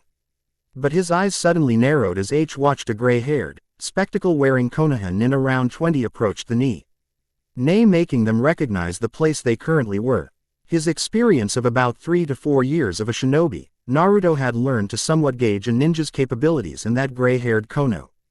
Ha-nin was certainly way stronger than H was letting off with his behavior. He couldn't exactly tell his skill level, but was certain that the boy didn't belong on this stage and his suspicion was fu. RTHER increased as he heard the teen show the 9 his nin info cards. His suspicion solidified when he heard him say that he had information of every individual's participating in the exams. With the rookie 9 and Kabuto. A smirk appeared on Sasuke's face as this Kabuto guy affirmed of having information on individual ninjas participating in the exams as he said, Gaara of Sunagaku, Rock Lee.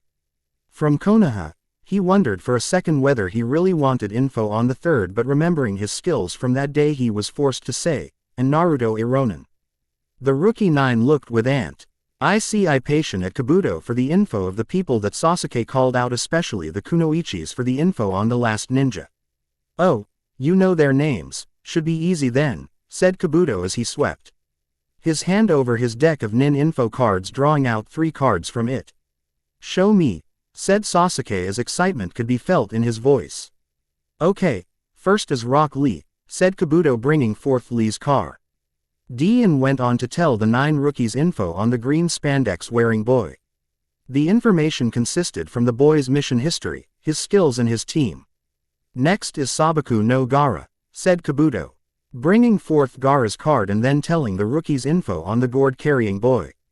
Just like with Lee, Kabuto told the rookies information on Gaara's mission history and team but not of his skill. As he said that was because of him being from a foreign nation. Also it seems he returned from all his missions without even a scratch, said Kabuto, scaring the rookies and the Genins Ho were also listening on the conversation. There is only one known incident when Gaara was wounded and that is supposedly marked as classified by the cage. This surprised the rookies even further. But amidst them a couple started to put the dots together. Meanwhile the Suna Genins who were close by listening to the information slightly turned their heads toward the Ronin who was participating in the exams the moment the information was brought forth. Finally, Naruto, said Kabuto, drawing the attention of the girls and Sasuke while the other boys looked a bit confused. Amazing, sigh. Kabuto with awe in his voice which caused all the rookies' eyebrows to rise. Kabuto was silent for a couple of seconds after which he finally decided to speak. There is no info of the boy's origin or is he affiliated to any known shinobi village. This surprised a few. He is going to compete in the exam as a one-man team, but what is the most interesting info on the boy or his bingo book Lee? Tings. This caused the eyes of the rookies along with the eavesdropping Genin's eyes to widen. He is nicknamed as Hakushoku Ryu no Naruto in the Suna bingo book and considered a WH. The rookies and Kabuto watched as the nin info card which contained the info of Naruto was removed out of his hands and found the card to be pinned on the wall behind him by a Senbon. It surprised the rookies as none of them had sensed the Senbon. But they were further surprised and also shocked as they watched a ceiling array appear with the card as the center with the kanji for fire appear on the card, and a second later the card caught flames burning down to dust which was blown away by the wind. Information is the greatest weapon in the world of shinobis, the rookies and Kabuto heard someone say and turned towards the source to find Naruto walk towards them with a small smile behind his mask as he twirled a Senbon in the fingers of his left hand. Don't you agree with me, Kabuto-san? Asked Naruto, completely ignoring the shock of the rookies and the glare of Sasuke. Kabuto answered after a silence of couple of seconds as he stood up, indeed, facing the rookies Konoha, Suna, Taki, Aim, Kusa, Oto, Iwa. Many outstanding genins from the various hidden villages are here to take the exams. Well, Otogakure is a small village created last year, so not much is known about them, but the rest of the hidden villages are filled with talented youngsters. So basically, all the people here are, said a nervous Sakura as she glanced at the bright blonde-haired boy. Makes you lose your confidence. This certainly won't be easy, said Hinata as she glanced at the entire room with nervousness. Nothing is easy, said Naruto, catching the attention of all present genins. You just give it your best and never give up, said Naruto with a smile behind his mask as he looked at Hinata, which caused her to turn crimson red as she nodded in agreement while the others looked at the scene in mild amusement. With the Iowa team, Tsuzumbaki's jaws were currently hitting the floor while her eyes had widened about the size of dinner plates. No words were forming on her lips as she heard the small amount of info about the bright red-haired Ronin. So that's why he looked familiar, said Kuretsuchi, making her teammate's head turn towards her. I have seen his picture in the recent bingo books of Sunagakure and Kurigakure. Back with the rookies, Kabuto and Naruto. And if you still feel nervous, then let it all out, said Naruto as he then faced the room full of genins, confusing the Ukis and causing a look of dread cause Ran's eyes. The name's Naruto. I won't lose to you bastards, Ibeo, shouted Naruto as he pointed at the class filled with genins. The eyes of the rookies air widened at the display of the supposedly bingo book shinobi. But none of their eyes were widened as that of Ran. For a split second she had seen a shadow of her mother's younger self stand besides the boy, daring the class full of genins. That always feels nice, said Naruto with a huge grin on his face as he turned towards the stunned rookies. With the other genins in the room, he might have grown stronger from the last time we saw him, but he certainly hasn't matured, said Temari as she looked at Naruto with a small smile on her face. It's not that he hasn't matured, he is just plain stupid. Deadpanned Kankuro, which caused a giggle escape Temari's lips. He is certainly strong, but also immature, Kuretsuchi muttered, looking at the bright red-haired Ronin, while Tsuzumbaki just looked at the boy with wide eyes. To be listed in bingo books, he certainly is strong, said Neji as he looked at Naruto. And he is very spirited, said Lee with a grin on his face. And also handsome, muttered Tenten with a small blush on her face, to which her team looked at her with wide eyes. Back with the rookies, Naruto and Kabuto. Some of the rookies seriously doubted that the boy in front of him was a ninja capable of being registered in a bingo book after his outright challenge to all, as they didn't know whether to call it an act of stupidity or bravery. But things were different with Naruto as he sensed an incoming attack in their direction. It was not just him who sensed the incoming attack, as so did Kabuto. Both of them turned around to find a Oto Nin with spiky, dark hair jump in air, using one of the benches as a leverage and hurl a couple of kunais at them, which the two easily dodged. Naruto watched as a second Oto Nin appeared in front of Kabuto, whose face was covered completely in gauze, only leaving his left eye uncovered, and with a strange device on his left arm. It seemed to Naruto that the focus of attack of the Oto team was Kabuto. He watched with interest as the Oto mummy nin swing his left arm in the face of Kabuto, which the elder boy dodged with ease. While all looked amazed at the reaction time of Kabuto for dodging the attack, Naruto felt disturbance in the air between Kabuto and the Oto mummy nin, which made him narrow his eyes. And as he wondered the reason for the disturbance of air between the two ninjas, his eyes widened as he watched the glass of Kabuto's glasses crack and fall. The rookies were surprised seeing the glass on the glasses of the elder genin, as they wondered how had that happened even after he elder genin dodged. Why were further surprised as they watched the elder genin throw up. They were not the only ones who were surprised by this, as the entire room of genin stared at the Oto nin standing in front of the elder genin, wondering what exactly had happened as the Oto nin spoke of their awesomeness. Idiots, muttered Naruto as he looked at the Oto nins as they speaking of their awesomeness to Kabuto. He had figured out the secret behind whatever jutsu the mummy nin used seconds after the glass on the glasses of Kabuto cracked and fell. It certainly was an inventive jutsu and certainly would be an ace in the hole. But according to him, it was arrogant of them to show off the jutsu even before the exam began. Speaking of the exams, a large booming sound was heard throughout the room. Quiet down, you worthless bastards. Naruto watched with a large boom and huge amount of smoke. A huge number of Konoha shinobis appeared in the front side of the classroom. The head of the group proctors who began to talk introduced himself as Morino Ibiki, the examiner for the Chunin selection exam's first test. At the Hokage's mansion, he group of 5 consisting of Minato, Kushina, Tsunade, Jiraiya and Hiruzen W. are all seated around a crystal ball through which they were viewing the happenings inside the exam room 301 by the use of Tomegan no Jutsu telescope technique.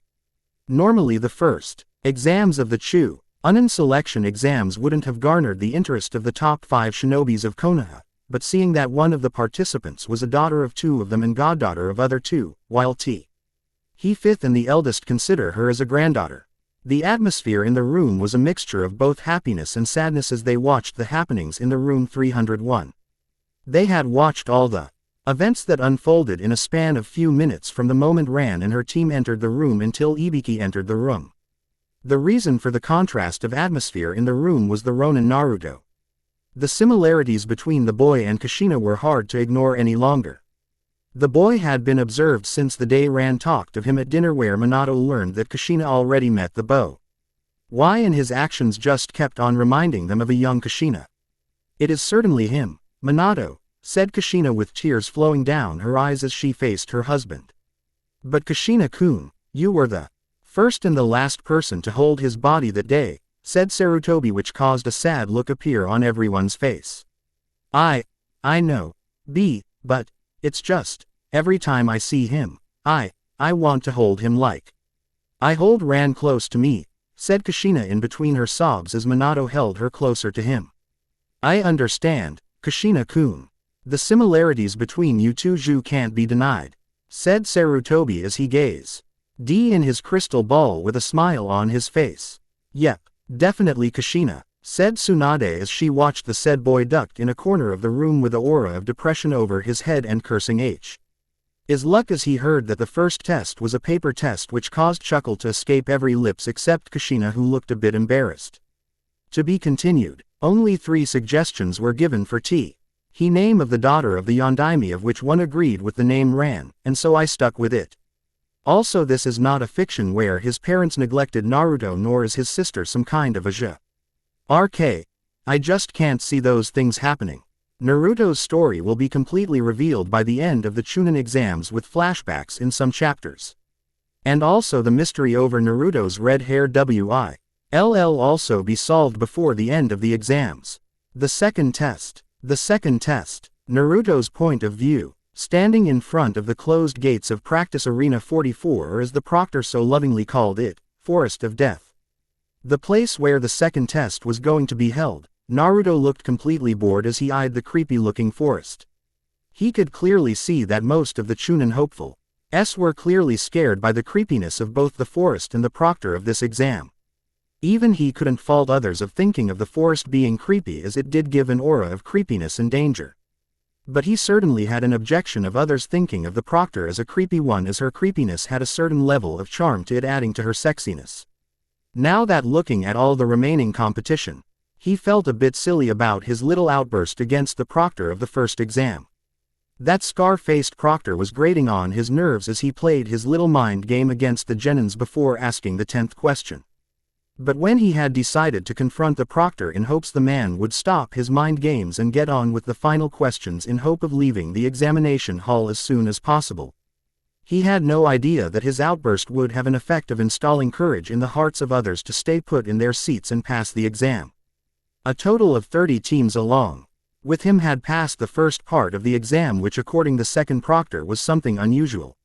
The more the teams meant more competition, which he was happy about, but at the same time he so felt a bit stupid because some of the remaining genins seemed not much of a competition and he would be responsible for some teams passing easily in the upcoming tests, as the second test seemed to be some kind of survival test.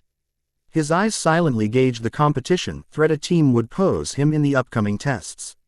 A few teams had already caught his attention from the beginning of the exams, and some even before the exams, which included the team of the Yondaime's daughter and Konoha's last loyal Uchiha, the Hyuga boy and his team, the only team from Iwa, and the team of Gaara and his siblings. Then there was Kabuto and the ninja from Kusa, of whom his instincts were screaming to him to stay out of their way. Enko's point of view. I so love this, she thought as she watched the nerve and scared faces of the genins as their eyes feasted upon the magnificent view of Training Ground 44. Though there were few among the genins who didn't seem scared, but rather seemed to her as if they were looking forward to the upcoming challenge. As she went on explaining the rules of the second part of the exams, her eyes steadily surveyed the genins in front of her. As she had thought and told Ibiki, most of the bunch was certainly not of the Chunin caliber. But there were certainly a good crop of genins in this lot, as Ibiki had told her. Her eyes then laid on the rookie teams of Konoha, which were the most hyped teams from Konoha to join this year's exam. 3 of the rookie teams were the most recently graduated teams from the academy, while the last was the team of genins who passed a year before them. Even she could tell that of the 4 teams, a few of the genins did seem to have potential from what she had heard of them. Next her eyes laid on the teams that the Yondaime had ordered to keep a close eye on. First was the team from Otogakure, which in her opinion was a skilled team, but whether they had the potential or not of that she wasn't certain of. Next was one of the team from Sunagakure, which not only seemed skilled, but also in her accords the team with the highest potential of all the teams she had laid her eyes on so far. Last, but not the least, was the Onin, who had joined the exams without the aid of any team member. Just like any Ronin who entered a ninja village, the boy was under constant surveillance to gauge whether he was a threat to Konoha or not. She too had been on the watch in the last week once, and in that time the only thing that she had learned about the boy was that he had an unhealthy obsession of ramen. It was really embarrassing to report the Hokage with only that information after being on the surveillance of the boy for 12 hours. She did feel relieved when she was informed that all those on the boy's surveillance had brought back information which was similar to hers. She, like many on the watch of the boy, knew of the bounty the boy had on his head through the recent bingo books, but till now she had seen the boy display any skills that had put him in the bingo books. A small tick mark appeared on her forehead as her eyes lay on the said boy, as his head was currently buried deep in a book. Wasn't it enough for the brat to wear a mask like Kakashi, as he now is his head buried deep in a book, she thought. Though she had nothing against the boy, but she certainly had a grudge against Kakashi, as he had recently eluded her from her rightful dango which he was to purchase for her as per a bet they made. With a practiced ease and speed only one of a Junin rank and with years of training and experience could attain. A kunai left her wrist directly towards the boy. The kunai didn't seem to deflect from its intended target, and the target itself didn't seem to notice the kunai approaching him. She watched with a small hidden smirk as the kunai graced the masked right cheek of the Ronin and cut enough to draw some blood. This was her chance to rile up all the participants as she, with a burst of speed, paired behind the boy, lightly hugging him from the back. So little enthusiasm. She started speaking, cupping the face of the boy with her hands and bringing her face closer to his. It is kids like you that are quickly killed, he, spraying the red blood. I love, she said as she licked the blood on his masked face. She was mentally getting annoyed as she didn't get the desired response from he red head as he looked completely bored at her scaring tactics. But there was some relief when her eyes swept on the other contestants to find them scared by her little fun play. At that moment she sensed someone creep on her from behind, and on instinct she activated the hidden kunai mechanism in her sleeves, which shot forth a kunai in her palms and blocked the incoming attack hopefully. Here's your kunai. She heard the voice of the female who held her kunai, previously thrown by that elongated tongue of hers. Why, thank you, she replied in mock happiness as she pressed her kunai a little further on that disgustingly long tongue of the Kusa nin. She didn't know why, but something about the Kusa kunoichi was sending her bad vibes, but she ignored it for the time being. But don't sneak up behind me unless you want to die, she said as she pocketed both her kunai. No, I just get excited when I see red blood, plus you cut my precious hair, I couldn't help it, she smirked at the Kusa nin's reply. Sorry about that, she couldn't help but say as she as a woman understood the importance of hair to a woman. Looks like we have a lot of bloodthirsty ones in this test. This should be fun. She couldn't help as the words left her lips. And some interesting ones, she thought as she eyed the Ronin standing next to her. It was clear to her when she tried to free The boy out with her little crazy blood-loving act that the boy had already anticipated her attack and could have possibly dodged it if he were to try. But her interest in him roused when she saw Hi's eyes, which had turned cold and calculating when the Kusunin sneaked on her. There was no sign of boredom or childish enthusiasm in his eyes, which she had seen far as his eyes looked at the Kusunin. Somehow those cold and calculating bright blue eyes made her feel like being in the presence of the Yondaime Hokage, which nerved her a bit. Normal point of view, the nervousness could clearly be written on the faces of more than half the genins who had qualified for the second round of the Chunin selection exams, and the proctor was making sure that the nervousness was increased tenfolds. The little stunt pulled by the proctor Mitarashi Anko on the Ronin Naruto and the way she cheerfully explained the rules of the test made even the non-nervous genins to be a bit nervous. The second round were self-explanatory, as one just had to acquire either the Heaven Scroll or Earth Scroll, considering which they had in possession, and gather at the tower in the middle of Training Area 44. As a survival test which was going to last for the maximum of 5 days. The things that made the test complicated was that no one knew of who carried which scroll, making all teams each other's enemies. This, along with some rules and the proctor's speech, made some wish they had not participated in the exams. After receiving one of the scrolls, all team had headed to the gates which were assigned them, from which they would enter the training area.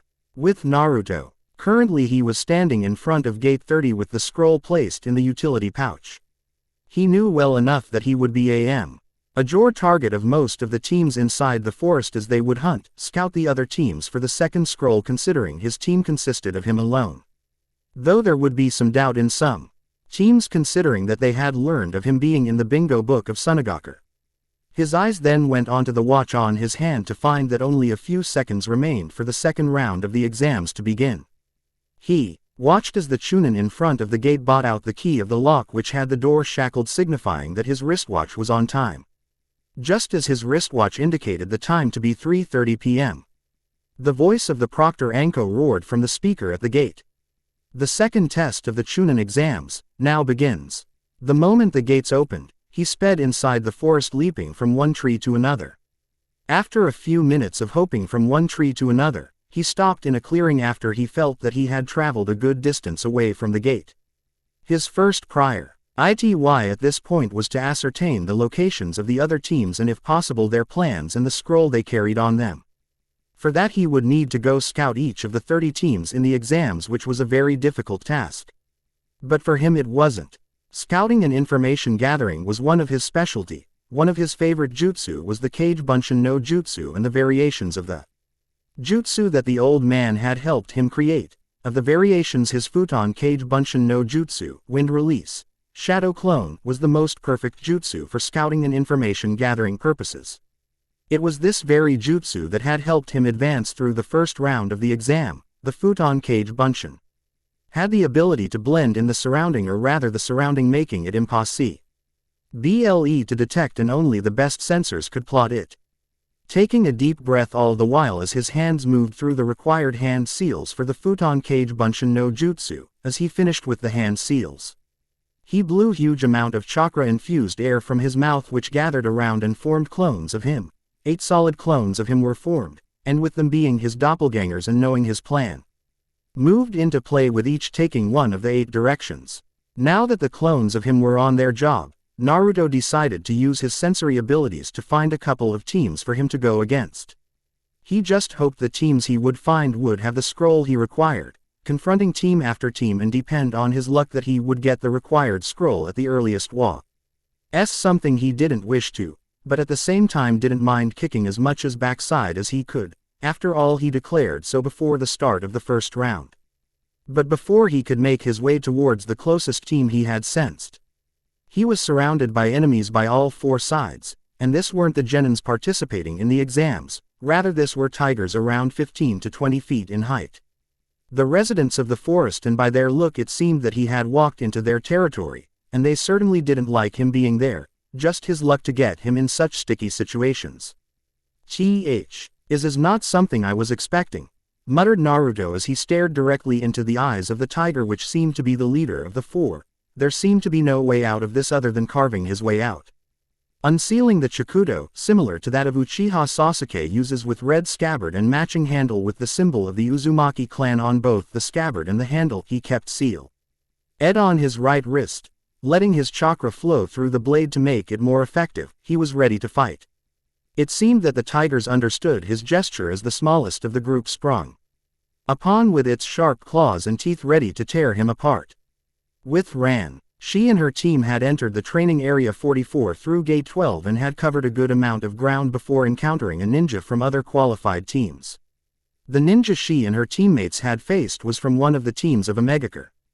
It seemed to her that the masked ninja they face had separated from his team in order to scout potential opponents from whom his team could easily take their scroll, and seeing that her team was a rookie, the masked ninja had taken his chance and failed miserably. Sasuke, with a little help from her, had easily defeated the aim nin, but because of his quick attack they had failed to capture the masked nin as he fled from the scene at the quickest moment possible after an injury to his left arm. She really wanted to claw the Uchiha for his arrogance, because if he hadn't rushed into the attack, they could have captured the masked nin, and if luck was on their side they would have had the Earth Scroll. She didn't know what gave the Uchiha the idea, but he suddenly started acting as if he was the leader of their squad. She wanted to object, but decided to against, knowing well that Sakura would support him blindly, and she didn't want to argue with her teammates for as long as they were in the forest. But before the team could make any decision on the tactics they would implement to find the Earth Scroll, they were attacked. A huge and powerful gust of wind swept the three teammates of Team 7 in three different directions. By the time she regained herself from the gust of wind, she could easily tell that the three of them had completely separated from each other.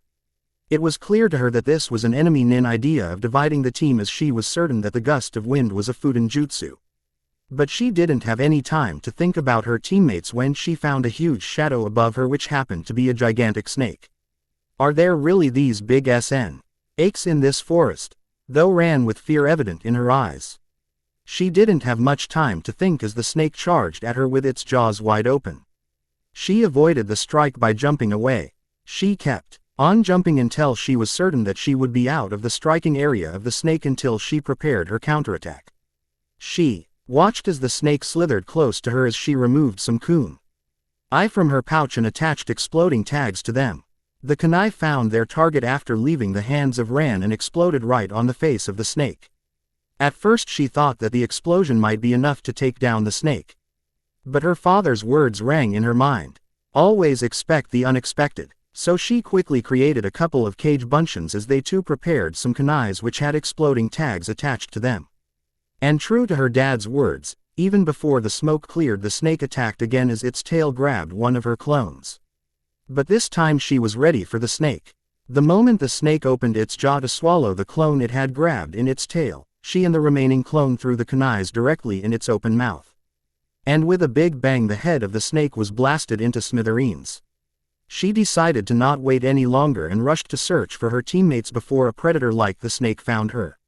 If only she had waited for even a few seconds, she could have seen the body of the snake disappear in a cloud of smoke similar to summoning animals, which would have given her the idea of the danger up ahead. With Naruto, it was now just down to Naruto and the leader of the group of the tigers, as the others were already unconscious with cuts on their bodies, though none of the damage he had inflicted on them was life-threatening. Throughout the fight, Naruto had also not left unharmed, as he now had a large slash across the length of his left arm. Meanwhile, the leader of the tigers had a vertical scar on the left side of his face similar to Kakashi's scar, and a rather big wound on his right front leg. The fight between the two had long since stopped since the defeat of the other tigers. The surroundings seemed to have seen better days. The destruction was one worthy sight, with trees uprooted and holes in the ground. And now in the clearing only stood Naruto and the leader of the tigers, and both of them just kept staring at each other, waiting for the right moment to attack. The moment of their final exchange was drawn with the last of the tigers excluding the leader fell unconscious. With that, the leader gave a menacing roar and charged at him. Naruto too charged at the tiger with his Chikudo outstretched. He let lightning chakra flow through the blade as lightning seemed to crackle of it. It was at the very last moment that Naruto dodged the claw strike from the leader at the very last moment and slashed the right side of the tiger with the lightning chakra enhanced blade. That slash along with numbing effect of lightning seemed to be enough as the leader dropped down with a large howl and lost the battle to consciousness. Naruto breathed a huge sigh of relief as finally the fight was over. It really was troublesome go against 10 tigers at once that were around 15 to 20 feet in height. Sealing the Chakudo back in its seal, his mind pondered on the situation. Somehow the tigers seemed more skillful for normal tigers, taking their height into consideration and that they lived in a forest where ninjas come to train, something he just couldn't understand. Then there was the part where he could have used another way to get out of this fight unscathed, but for some reason his guts refused to do so. Using that method would have been so much easier, yet he went along with his gut feeling and fought the tigers in a fight for superiority. It was stupid of him, he knew, but his gut feeling him never wrong till date, so he had went along with it. Deciding to ponder on that a little later, he worked on healing the large cut on his left arm with medical ninjutsu, and being skilled in that area it didn't take more than a couple of seconds for his wound to heal. He had no intention of fighting other team in the competition or another predator with an injured arm. But before he could leave the clearing and walk on his path to the nearest team, he felt another presence approaching him from the woods, and whatever it was, it certainly wasn't human. It seemed to be moving at a relaxed pace. Unsealing the chakra blade once more, he got ready to fight as lightning chakra flowed through the blade. To his utter surprise, from the woods walked out a very old-looking white tiger, wailing only on his hind legs, holding a staff in one of his front legs. The tiger stood about 4 feet in height and a dark yellow cloak draped over his body. What in the world? Naruto couldn't help but think out loud. You are certainly an interesting cub, spoke the old white tiger. With Ran. By the time she arrived at the place where her other 2 teammates were, she wished she was a bit earlier, at the least a few seconds late. The reason for this was a sight in front of her. She watched in disgust as the Kusa-nin from earlier had somehow elongated his neck, and his jaws were currently on the neck of Sasuke as it bit him on the neck. She didn't know what the Kusa-nin intended to do by biting on the neck of Sasuke, but its CERT ainly was causing the Uchiha a heck lot of pain as she saw him trash around holding his neck. So the daughter of the Yondaime Hokage finally arrives, so that means you were able to defeat my pet SN. Ache, said the Kusa-nin as she now focused on Ran. Pet snake, thought Ran while she jumped down to stand in front of Sasuke and Sakura, who was hugging him to make him stop from writhing around in pain. I must say I am impressed. To defeat my summons so quickly, you truly are your parents' child, Ran-chan, continued the Kusa-nin with a small glee in her voice. Summon? You? What did you do to Sasuke? Asked Ran as anger started to boil in her. Even though she hated the Uchiha for his arrogance and cockiness, they were still teammates. I just intend to give him a little present. Somethi, in which will make him seek me for power, replied the Kusa-nin. What in the world are you talking about? Ran shouted, seeing the sadistic grin on the Kusa-nin's face. That aside, at first I had no intention of confronting you, as my only target was Sasuke-kun, but now that you are here, how about you show me what the daughter of the Yondaime is capable of, said the Kusa-nin with a very terrifying grin on her face. She knew that there was no escaping this situation, especially seeing the condition of Sasuke and knowing that Sakura was not going to be of any use, as she seemed more concerned about Sasuke, as it was now onto her to save them from this situation. Forming the specific hand seal required for one of her most useful jutsu, 5 identical clones of her popped into existence next to her as she called out. Kage Bunshin no Jutsu. The fight started the moment as her clones charged at the Kusa-nin with a kunai in each hand. Even at their best, it was clear that the 5 clones were no match for the Kusa-nin, as Ran watched her dodge and parry each of her clones' strikes and slashes with relative ease. It was as if the Kusa-nin was playing with her, which frustrated her to no extent. Attaching special sealing tags she had created to 4 different kunais, she too charged in the fray. Throughout the fight, which had gone for about couple of minutes, she and her clones had only been able to hurt the Kusa-nin a few times, and the 2 couldn't be considered serious enough to damper his dodging skills. Luckily for her, the Kusa-nin didn't seem much obliged on offense, which helped her to execute the plan she had in mind. She jumped back to attain some distance between herself and the Kusa-nin as her hand quickly formed the hand seals required for the jutsu. While performing The hand seals she molded as much as chakra she could into the required nature of the jutsu. Finally finishing the hand seals, she brought her fingers of her right hand to her lips in an half-ram hand. Seal as water gushed from her mouth like a waterfall making its way towards the Kusunin as she used the Sweden, Mizoripa water release, wild water wave jutsu.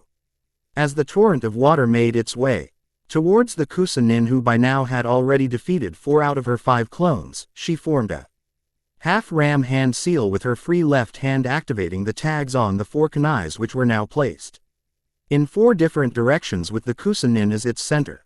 The tags on the kunais glowed and started releasing lightning as the Kekai Shiho Raijin, 4-corner lightning formation barrier, was activated binding and zapping the unsuspecting Kusunin and destroying the clone. Ran watched as the Kusunin released a loud scream as the water from the Sweden, Mizoripa water release, wild water wave connected with him increasing the shock form the Kekai Shiho Raijin, 4-corner lightning formation barrier. This was her strongest combo she had worked out recently and she didn't think she would need it so early. But for some reason just watching the Kusakunoichi sent shivers down her spine that she decided to use every best possible jutsu she could use at the moment to defeat or at least stall the Kunoichi. Kukuku. Impressive. To be able to pull off such a deadly combo, truly impressive, the Kusunin said as she walked out of the combo jutsu nearly unscathed.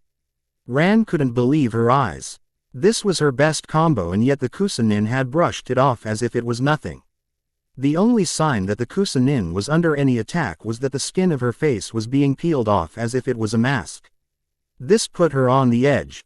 She knew she had to keep attacking in hope that she might defeat or at least make a way for her and her teammates to rush out of this situation. Speaking of teammates, Sasuke was still writhing in pain while Sakura was busy trying to comfort the boy.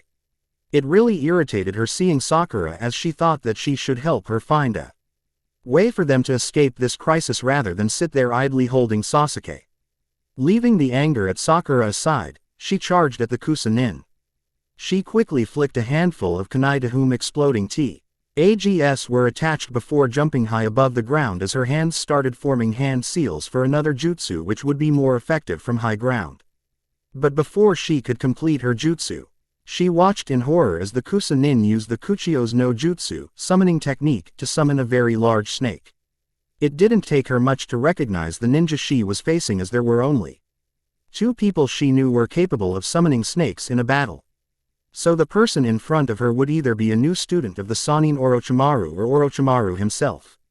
Unfortunately for her, her train of thought stopped there as the tail of the snake hit her directly sending her higher above where her back collided with few branches making blood splutter out of her mouth before gravity brought her down back. He. Go ahead and eat her, Orochimaru commanded the snake as he watched the girl barrel downwards. On her way down seeing her death approaching by means of being eaten by the snake, Ran subconsciously tapped into the Kyuubi chakra as her eyes turned red with slits, her whiskers darkened and nails grew longer. Eat this, Ran shouted as she punched the snake in the face completely shaking its base. But before she could touch the ground, she was blasted by what seemed to her to be a Fudenkaden wind release fire release combo. Again before she could steady herself, he was captured by the long tongue of the Kusunin and was brought face to face with the Kusunin. I see, when your emotions are heightened, the power of the Kyuubi overflows. Very interesting, she heard the Kusunin say as he formed a unique hand seal and his tongue lifted her kimono-like blouse enough for him to see the seal on her stomach. Oh my, the seal is visible, she heard him say as his eyes lay on her seal. Ran watched in horror as the Kusunin slammed his fingers of his right hand which were glowing with purple chakra directly on her seal. Just seconds later after the Kusunin placed the unknown seal on her seal as she lost her battle against consciousness. With Sakura, things looked good for her and her team since they had entered the forest as the first person they faced was defeated with ease by Sasuke-kun.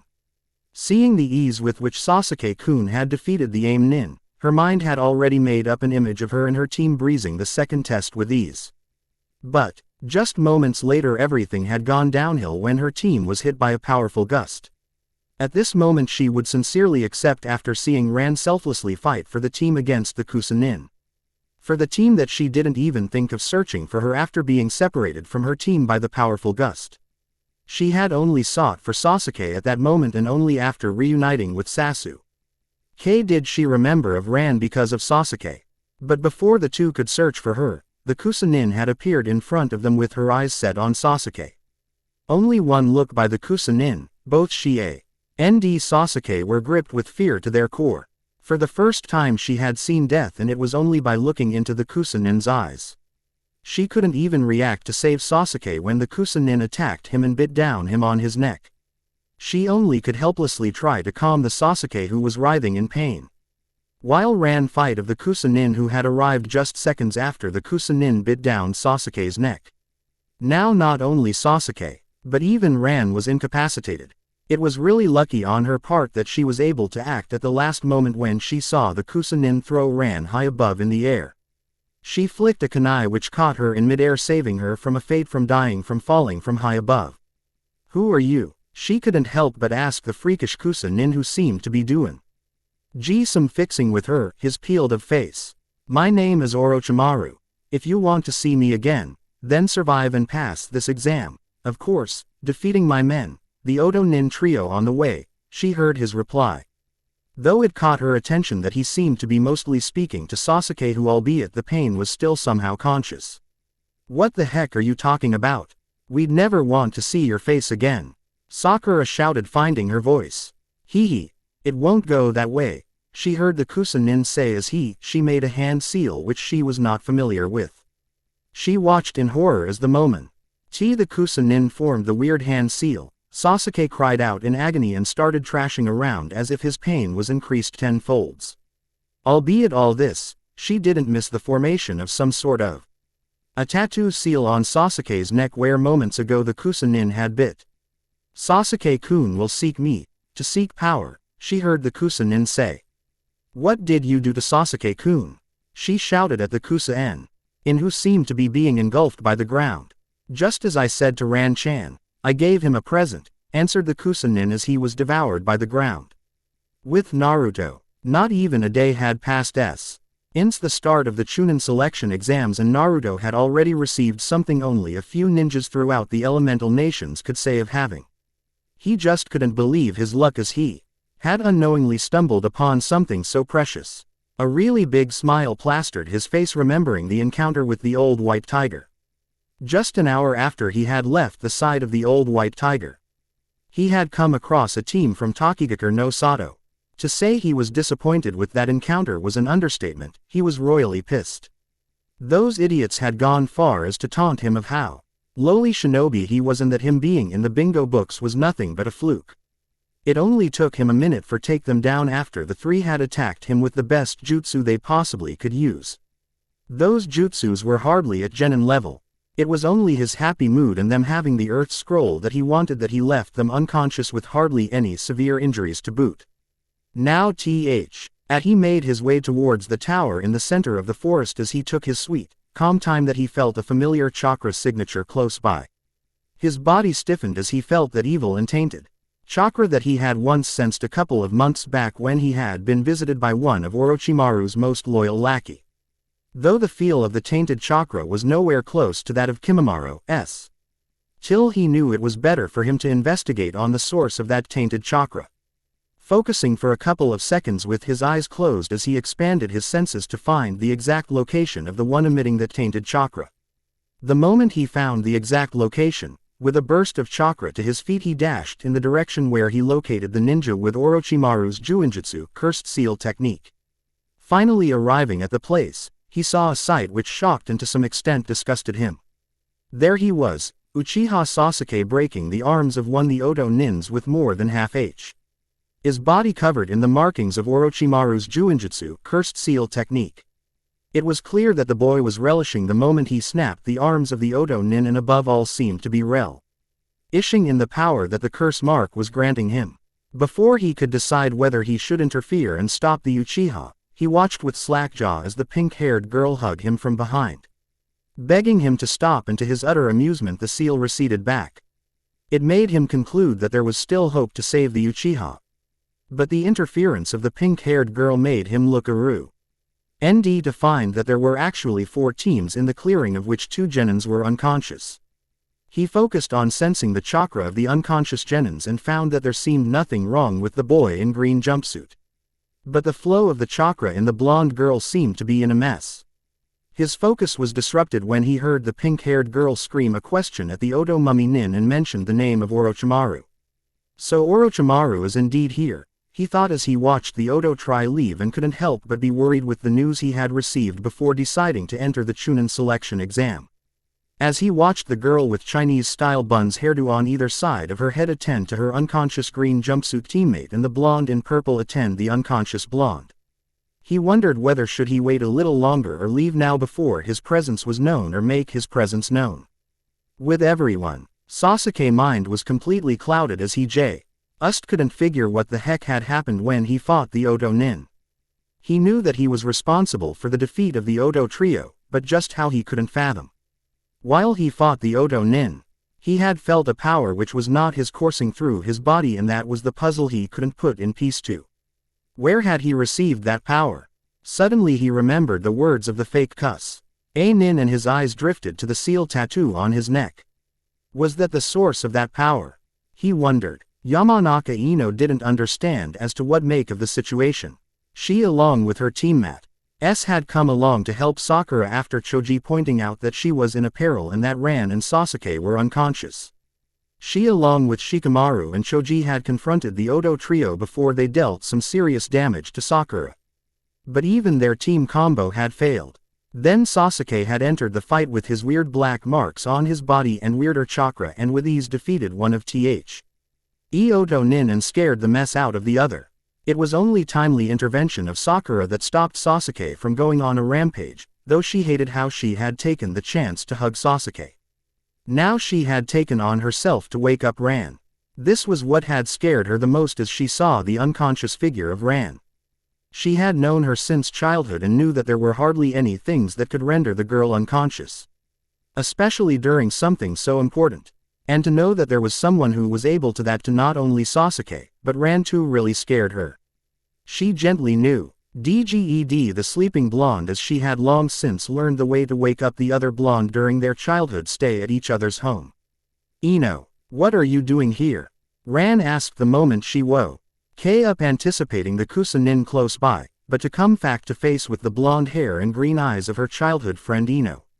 Me and my team and Tenten's team were here to save you guys, answered Ino. Save us, muttered Ran as her eyes swept around the clearing and through to Ino's words. Both Ino and Tenten's team were present.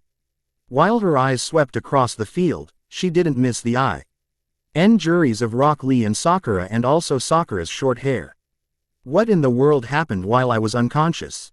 Ran asked out loud, catching the attention of Sakura.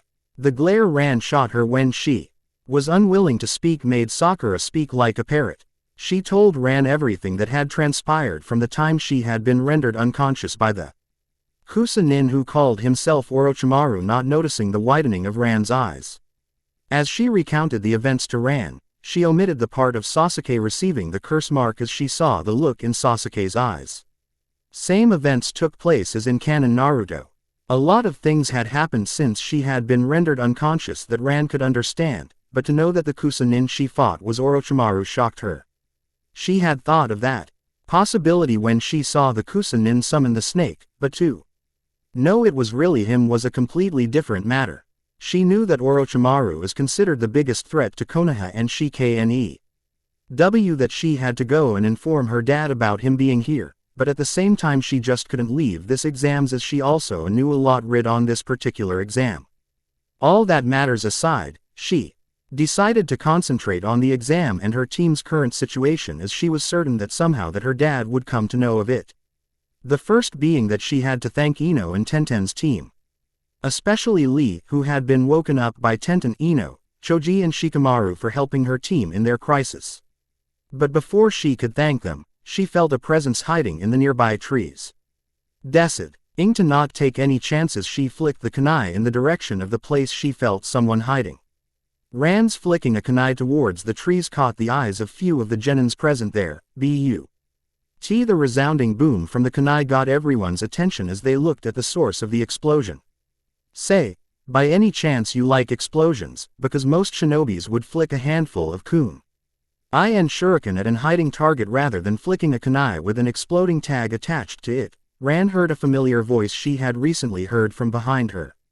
When did he? Was the thog. HT of all the genins present there as they watched the bright red head boy with blue mask appear behind Ran.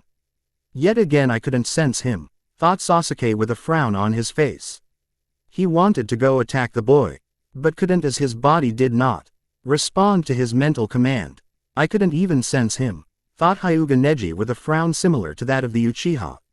For now he decided to wait, and watch what the boy was capable of as he was certain that Namikaze would attack him. Ran decided not to wait for answers as she quickly brought out a kunai from her pouch and went for a slash at the Ronin behind her. But to her surprise he blocked her kunai with his own with relative ease and easily overpowered her. Now guys, I have no intention of fighting any of you, said Naruto as he watched almost everyone ready to attack him. Then why are you here? Asked Ino who was closest to Ran and him. Oh, simple really. I sensed the tainted chakra released when the Uchiha went berserk and decided to come and investigate. Answered Naruto as his eyes laid on the Uchiha causing the eyes of the others to widen.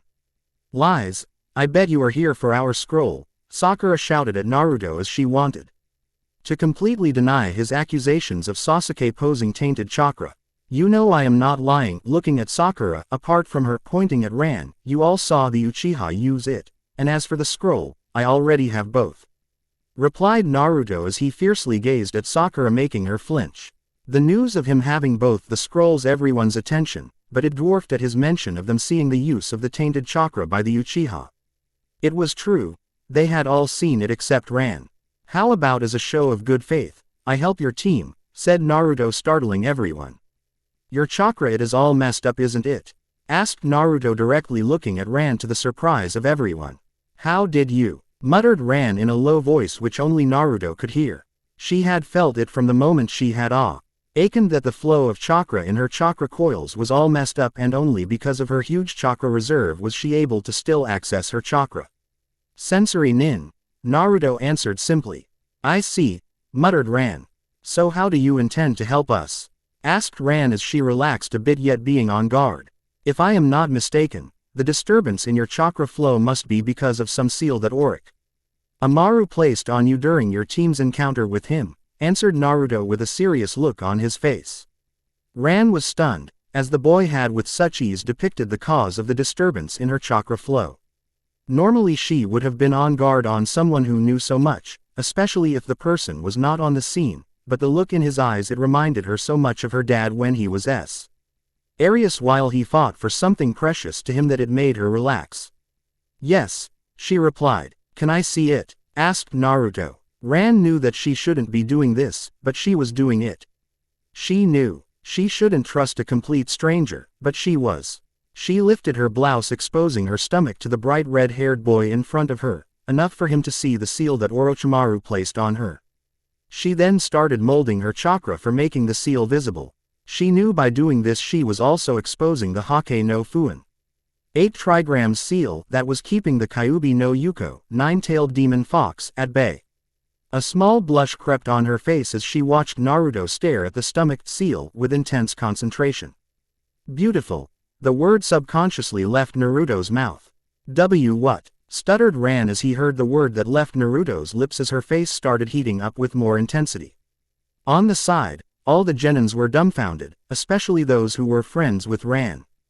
To see her act the way she was currently and especially the blush on her face, they were having a mental breakdown.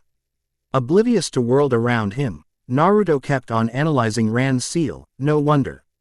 To be able to combine 2 Shisho Fuin 4 symbols seal and forming a stronger and more potent seal, the Yondaime Hokage truly is one of the greatest seal masters to grace the shinobi world.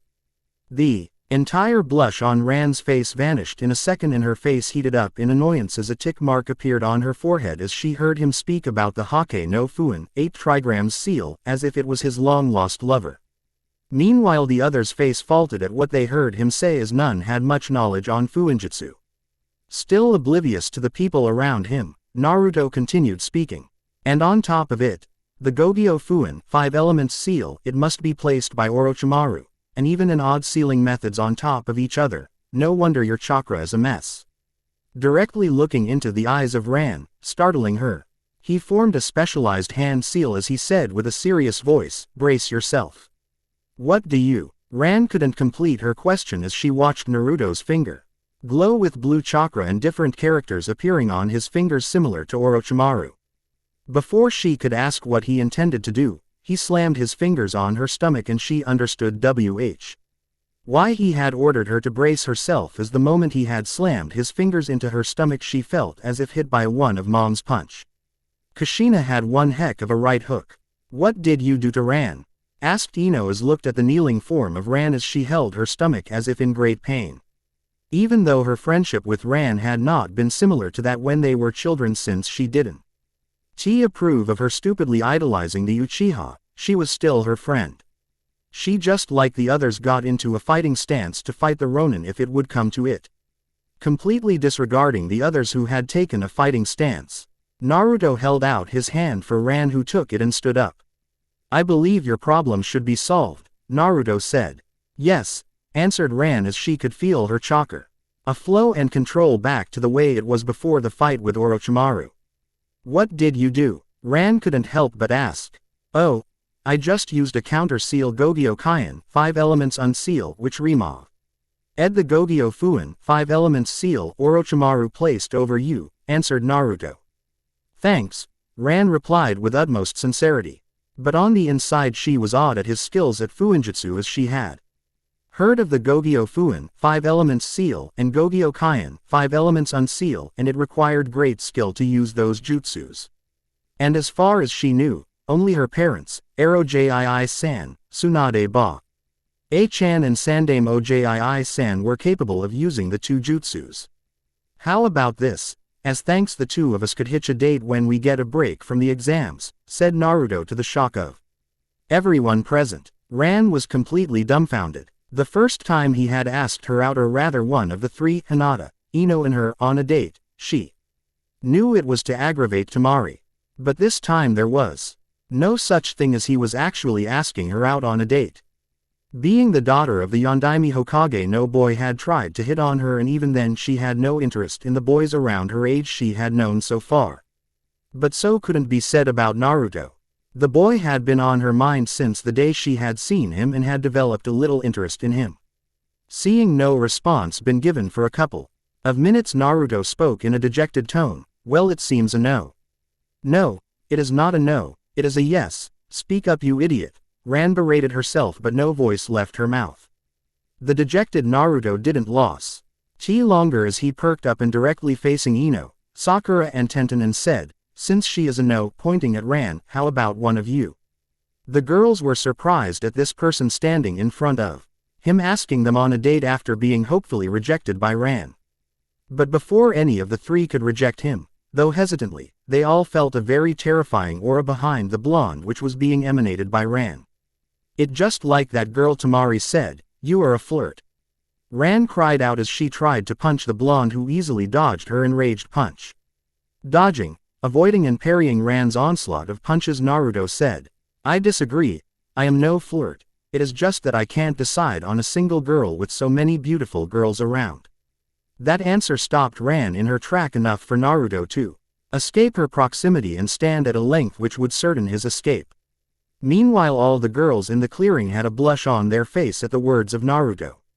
As for the boys, Shikamaru, Choji and Lee were enjoying popcorn which the chubby Akamichi brought out of nowhere, and Sasuke and Neji didn't seem to care.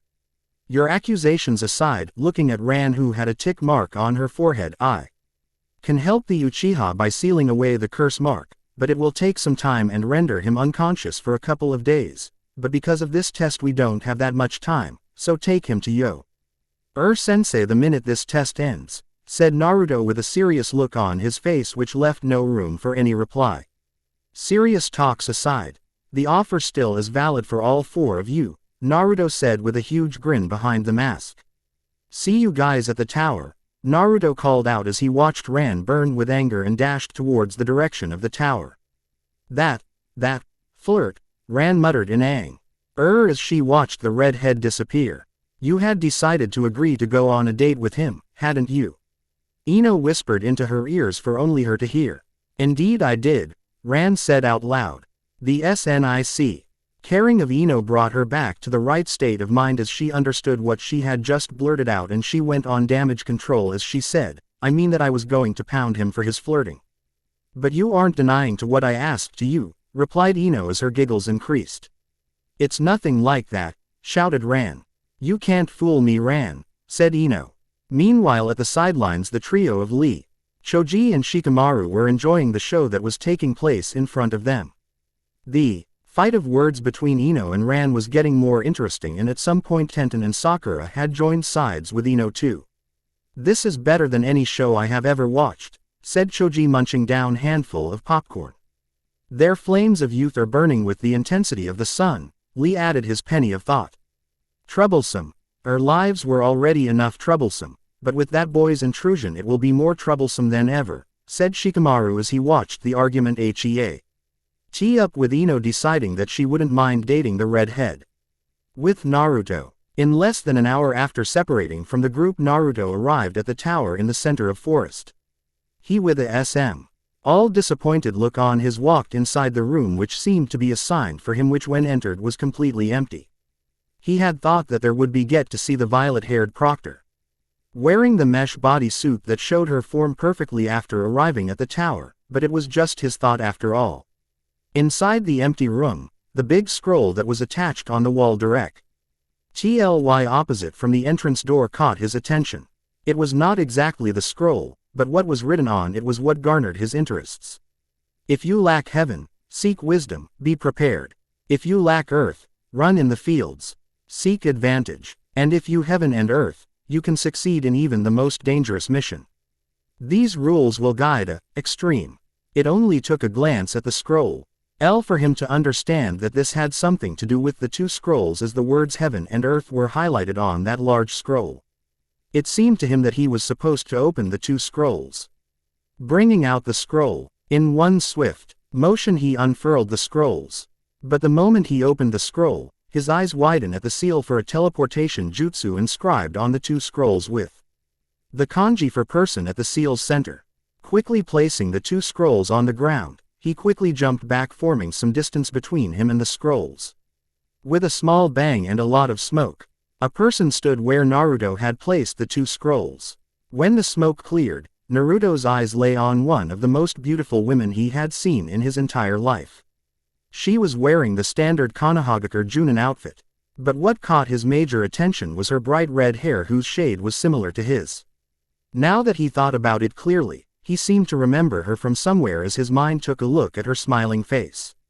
Then it came to him that he had seen her when he had peeked upon the onsen here at Konoha on his first day here. The woman in front of him was there at the bathhouse.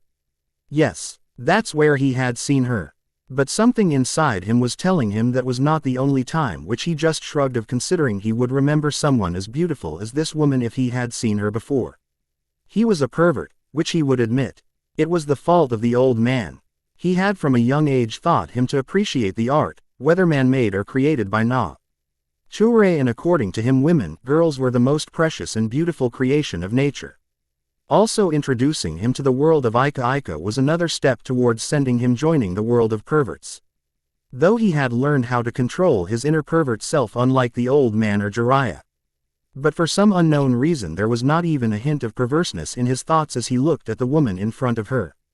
Now that he thought about it, it was similar during the bathhouse incident. At that time, instead of staring at the curves of the woman, he kept on staring at her face as if searching for something. Heck, he even felt a bit nervous when she had asked him a simple question. He just chalked it to be because of the age gap, which he knew was just his idea of answering his questions and feelings which had no answers and no meaning. The feeling of warmth that was filling his heart seeing the woman smile at him just had no meaning to it, or to simply put it, he didn't understand why.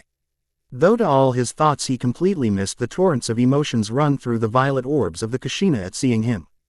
Somehow Kushina was able to keep the outer facade of calm and gentle while on the inside she was holding herself back from holding the boy in her arms. Not that I mind company, but you wouldn't happen to be on some sort of congratulatory committee for the genin teams who passed this round? Said Naruto, breaking the silence between the two. Kushina was quite astounded by Naruto's perceptiveness, though she couldn't help but a small laughter left her lips.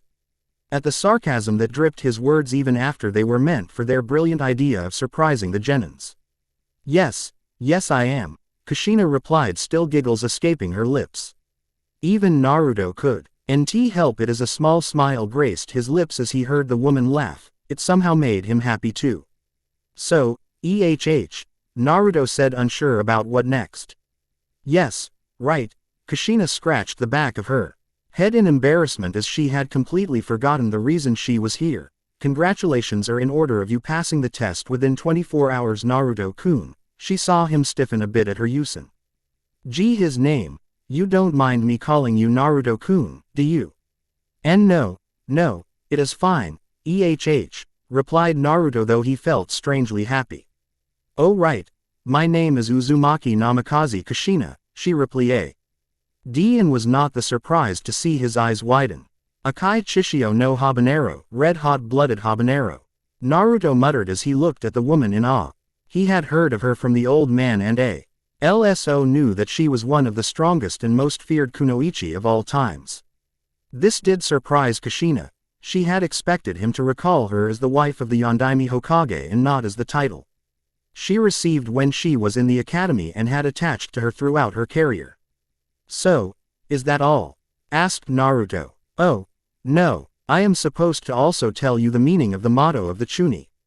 Written by Sandaime Hokage-sama. The heaven in the motto refers to human mind and the earth refers to human body, she said as she started explaining the motto, but abruptly stopped when she heard the words that left the mouth of Naruto. Yin and yang, so that's how it is, muttered Naruto as it didn't take much time for him to understand the motto after the reference that Kushina gave. You understand? She asked with a questioning look. It means that if you have shortage of one you should train harder for it and only a balance of the two will see you to greatness. If I am not mistaken, missing word from the line, these rules will guide a extreme, must be either shinobi or person, replied Naruto, completely stunning Kushina. Why yes, that's what it means, replied a dumbfounded Kushina. So, what I am supposed to do for the next 4 days of the test? Asked Naruto. You will have to stay at the tower for the next 4 days until the test is over, she answered. And you aren't allowed to leave the tower, she added, seeing the glint in the blue eyes of Naruto which faded away at her words, which caused her to chuckle further. To be continued. Finally, a big puzzle that had pieced my mind about this story was solved. As stated in the summary, Naruto will possess Kekkei Genkei and I intended it to be more than one. The question was how many and the puzzle was which ones. Finally both question and puzzle was solved. Naruto will possess 4 Kekkei Genkei, though you will have to wait for which ones he would possess. Also he might possess some hidden jutsus too. Preliminary round. Naruto for the last 4 days stayed out of sight of every ninja present at the tower, of which most of his time was spent in his room meditating to calm himself. In just a single day inside the forest, his life was changed. Meeting with the old white tiger had opened a new realm of jutsus for Naruto to get acquainted with and add to his arsenal in his near future. He never expected to come across tigers who were part of the tiger clan of the Summon Realms just out of the blue. Unexpected or expected, to Naruto acquiring the right to summon members of the Tiger clan was one of the greatest treasures he had received in his young life. Acquiring a summoning contract was one of the toughest tasks in the shinobi world, as only a few shinobis throughout the world held the contracts and were mostly passed down family line or to the ninja's apprentice. Also, acquiring the contracts not only gave you the right to summon the animals to your aid, but it also allowed one to learn some of the Summon clan's unique abilities. It really made him want to try out the Kuchio's no Jutsu summoning technique at this moment, but as he promised to the old white tiger, he would wait till the break in the exams. Also there was the matter of Orochimaru on his mind. To learn that he was here at Konoha made him feel a bit antsy. For the past 6 months he had at Leah's come across a dozen of Oto nins who had come to him with a proposal to join Orochimaru. He had been able to easily avoid them, or a couple or so times had taken them down, seeing that they were not living his tale even after his refusal. It was the last ninja from Oto that he had come across had made it clear. How much serious was Orochimaru in making him join him? The person was Kimimaro, one of Orochimaru's elite. Apparently Orochimaru wanted him for something big he had planned for Konoha, and it was only because of what seemed like a diseases. Infecting Kimimaro in middle of their fight gave Naruto the perfect opportunity to strike him down and escape. After hearing of the sound for being close by, he had no intention of letting Orochimaru know his true capability and secrets, and so had T1 down in his encounter with Kimimaro. It was one of the reasons that he had joined the Chunin selection exam. For the time he moved out of his room, he mostly stayed in the shadows as he had no rests of alleviating the tension between him and Gaara. Gaara and his siblings had arrived at the tower in less than 2 hours as per his information, and when he had come across the red head, it was clear that his urge to kill someone was clear as sunlight with a clear summer sky. Seriously, he had to wonder as to what was holding him back from hurting someone. As for his information network, futon cage buncheons had gathered a good amount of data on all the participating teams. Information on which of the teams had passed the exams to the skills they used, thus giving him an estimate of the possible skills of the teams who were left in the exams. This certainly would prove favorable to him. Currently he was standing alongside the 8 teams that had passed the second test. Those 8 teams consisted of 5 teams from Konoha and 1 from Suna, Oto and Iwa each. In front of them stood the Sandaime Hokage along with the Yondaime Hokage to his right and his students Senju Tsunade and Jiraiya to his left and Uzumaki Kushina to the right of the Yondaime. They were accompanied by the proctors of the exams in the front row, while the second row was occupied by the Junin sensei of the teams that passed the second round. Congratulations on passing. Enko's voice could be heard through the speakers. With the proctors, Junins and cages. Hee. Among the 91 participants, for 25 to get this far, I said I'd cut them in half, but I was expecting single digits, thought Enko as she eyed the teams. She certainly was impressed. Good, your team passed to Kakashi, Guy spoke as he kept his eyes fixed on the contestants. They are good. But as long as my team is around, getting any further is impossible. Since from now on it's all about real ability, and I am certain that my team is more skilled than yours. His eyes then shifted towards Kakashi. Well, with youth there are sweet times and there are sour times, Kakashi. You say something, Guy? Asked Kakashi with a look that clearly said that he didn't hear a thing. Hey, not bad, my rival Kakashi. You're cool in that way and it really gets on my nerve, thought Guy as he looked away from Kakashi and cursed the masked Junin's hip attitude. Gaara is unscathed, of course. But for Naruto to be here, I hope Gaara stays to the orders passed on by Kage-sama, thought Baki as he eyed his team and Naruto. Maru is strange, Kurenai Yuhi thought as she watched the small white dog shaking a bit as he was hiding in the jacket of Inuzuka Kiba. At least the 3 put their differences aside and passed this test. After all, it is important for both the future of Konoha and Iwa, thought the Iwa Junin as he looked at his team with a proud look. Meanwhile the Oto Junin had his eyes fixed on genins which were not his own. Them being Uchiha Sasuke, Yakushi Kabuto and Naruto. For this many to make it this far and most of them being rookies, thought Sandaime Hokage as his eyes traveled through all the genins that had passed. Number wonder they all nominated them. Sandaime spoke the next words out loud enough for the people standing next to him to hear as looked at the Junins behind him. True enough, said the Yondaime Hokage as two shared the same thought as the Sandaime. It makes me remember the time when Minato took the exams. He too passed the exams on his first time, said Jiraiya as he remembered those days. And it certainly seems like that some of the rookies here are going to accomplish what Minato did at the Chunin exams, commented Tsunade as she eyed a few of the rookie genins. All this while Kushina just stayed silent as she just had her eyes out for 3 genins out of the lot, one being her daughter Ran and the other being the one she considered as important as her daughter Hinata, and last was the Ronin Naruto who she was certain was her son. Hokage-sama will now explain the third test. Listen carefully, Enko shouted through the microphone for all present to hear. With Naruto. For years Naruto had wondered why there existed something like the Chunin exams in which Konoha and its allied nations would bring their genins together and compete. What was the true purpose of the exams? That question had always plagued his mind since he heard of the existence of the exams. It was clear that the old man knew the reason, but he never shared it with him. But today everything had been clear when the Yondaime Hokage spoke as he clarified the true reasons of the exams, the same speech as the Sandaime Hokage. Such a brilliant way of avoiding wars, Sandaime Hokage truly deserved the title of the professor. It did come to him as a surprise when the proctor of the third round made his appearance and mentioned that there was going to be a preliminary right here, right now. The reason given of the sudden round was sound, but he had to wonder whether the proctor was ready to take the exams. He looked seriously ill. When the option of quitting was given, only one of the 25 present took it. The one to quit was Yakushi Kabuto, which didn't come as a surprise to Naruto as he from the beginning had felt that there was something clearly going on with him. It seemed that even the proctors shared his viewpoint. Then there was the case where he saw the Uchiha's pink-haired teammate ask him to quit in concerns with the curse mark, which the Uchiha declined. But when she tried to open her mouth to tell the proctors, he shot her down by his words, weaving a tale of him being an avenger and wanting to face strong people. Seriously, that Uchiha was too much of a stuck-up to not see his condition.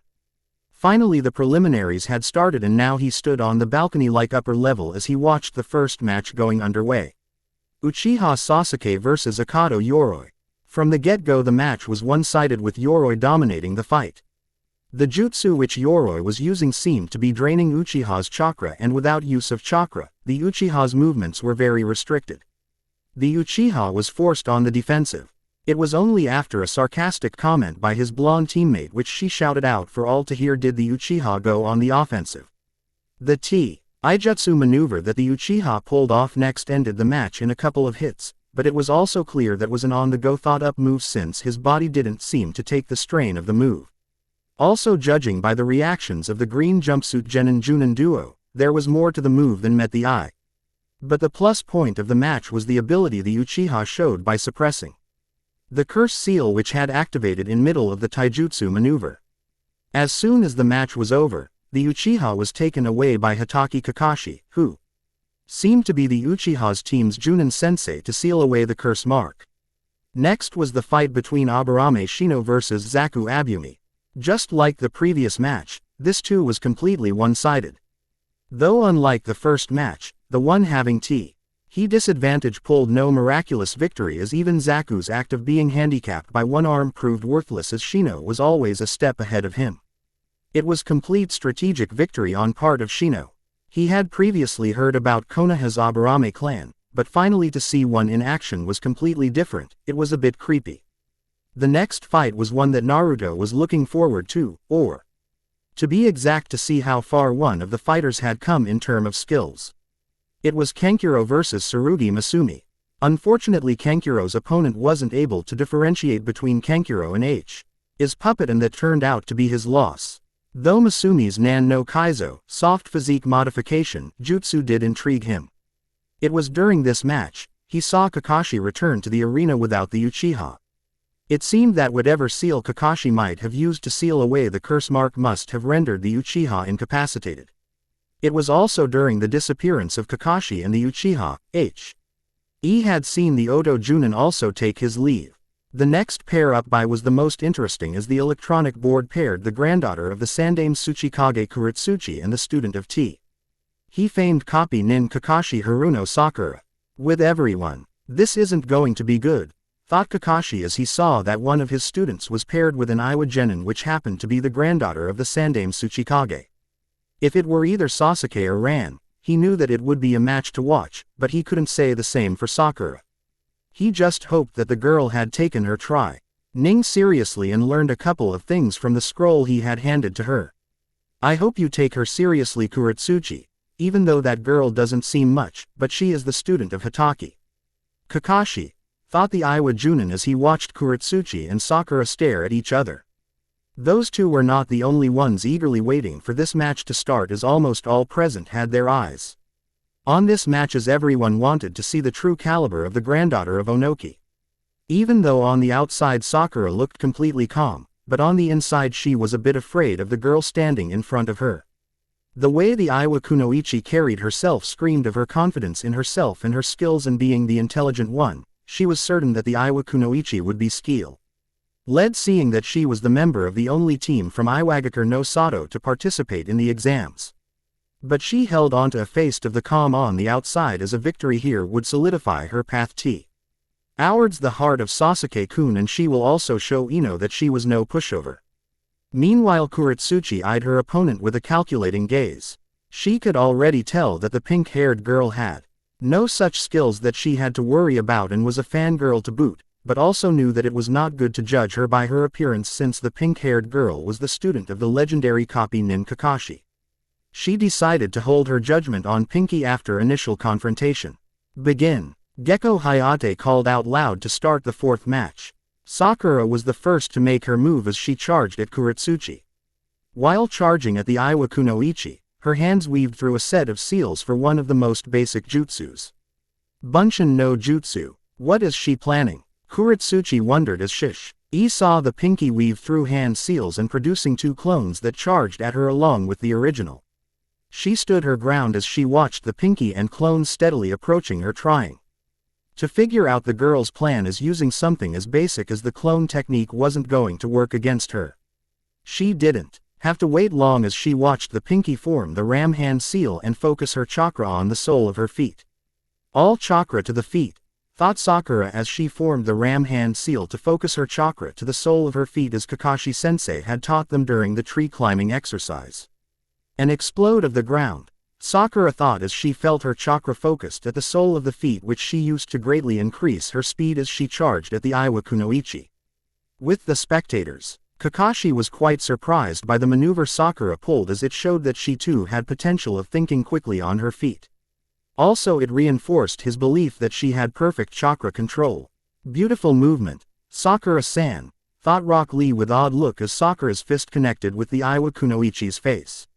Fast, thought Ino as she saw her long-time rival execute the taijutsu maneuver.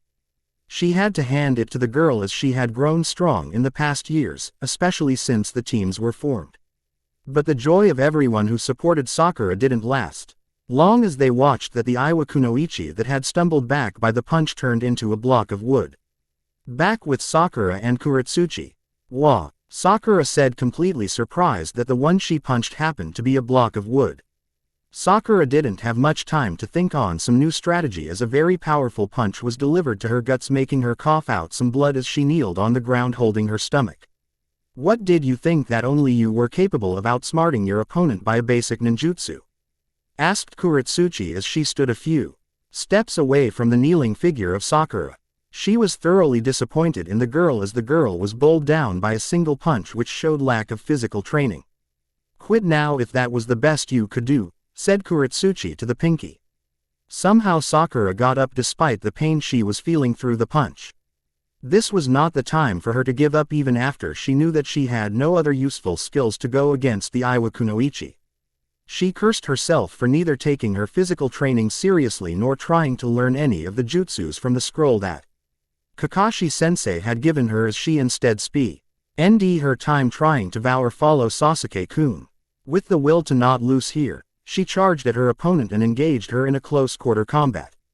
With the spectators, it had been a couple of minutes since Sakura engaged Kuretsuchi in close-quarter combats, and it was evidently clear that Kuretsuchi was way better than Sakura. Be it taijutsu or use of weapons, Kuretsuchi outclassed Sakura in all aspects, as Sakura was unable to land a single hit on Kuretsuchi, while the superiority of Kuretsuchi could be seen with the bruises all over Sakura's body. It is clear that Sakura's skills have grown from the time she became a genin. But they seem to be no match to the granddaughter of the Sandaime Tsuchikage, thought Kakashi as he watched his student being completely dominated in the fight against a superior opponent. Sakura-san is good, but her opponent seems to be far away from her reach, thought Lee as he looked at the one-sided match. Sakura, thought Ino as she looked worried at the fate of her another friend whom she had deserted because of Sasuke. Troublesome. Sakura never stood a chance against that Iwa Kunoichi, thought Shikamaru with a bored look. Ran did report me hat Kakashi was not at all acting like a junin. Sensei should, as he always kept busy himself with reading his books or slacking off. I brushed of her comments, thinking he gave more focus on the other two. Seeing we were there to teach Ran, but seeing Sakura now, I need to have a word with Kakashi, thought Minato as he watched the fight. Is she truly the student of the copy nin Kakashi? Thought the Iwa Junin. With Kuretsuchi. Kuretsuchi was getting frustrated with the girl she was fighting. The pinky was a stain to the name of kunoichis who stood in toe-to-toe with their male counterparts in her opinion. Even after being the student of the famed copy nin, the girl had no notable skill to boot. Heck, the pinky's skills were not even close to that of a genin, even pinky's taijutsu ski. LLS could not be considered on par with an average genin. She had enough, and with one powerful punch to the pinky's face, which knocked the daylight of the pinky, causing a frown to appear on her face as she was declared the winner. She just wished that the next time she had to fight it better be someone with skills, or she was certain that she would go berserk. What did I deserve to get a week off? On it. She though with a frown on her face as she made her way towards the balcony to join her team as the pinky's Junin sensei took the pinky to the side of the balcony they were on. After all, she hadn't hurt her to the extent that she needed medical attention, as she thought that the girl was not worth her time and skills. With Naruto, if he thought that the first 3 matches were not much to watch or one-sided, he just had no words for the match between Kuretsuchi and Sakura. The pink-haired Konoha kunoichi stood no chance against the black-haired Iwa kunoichi. Seriously, didn't she learn a single thing from the copy nin? Wondered Naruto as he watched the masked Junin carry away his student.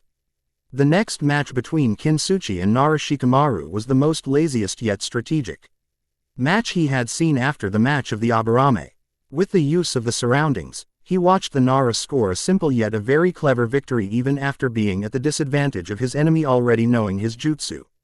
Looking around, he found that it was not just him, but almost all Junins, proctors, cages and some genins also seemed impressed by the victory. The next match pitted Temari against Tenten. A match he certainly was eager to see. Unlike couple of rookie Konoha kunoichis in this round of whom he seriously doubted had the skills to be here, he knew the bun-haired girl had skills, and as he had thought, Tenten had skills. But unfortunately for Tenten, Temari was the worst opponent she could have gotten, as the futon jutsus that Temari wielded through her giant folding fan completely negated all of Tenten's weapon skills. It was the worst matchup. The match ended with Temari using the fan to trap Tenten in a cyclone and propel her into the air with the help of the Kameidachi no Jutsu sickle weasel technique. He watched with a small scowl on his face as he watched Temari made sure to land Tenten on her closed fan, rendering the bun-haired girl unconscious. He had come to know Temari well enough in his time he had spent at Sunagaku, and had been one of the few who had seen past her cruel side. Temari had a caring side to her which he was certain that something that ONLY he could boast about, that he was the only one to see it. To almost everyone she was the personification of cruelest of kunoichis.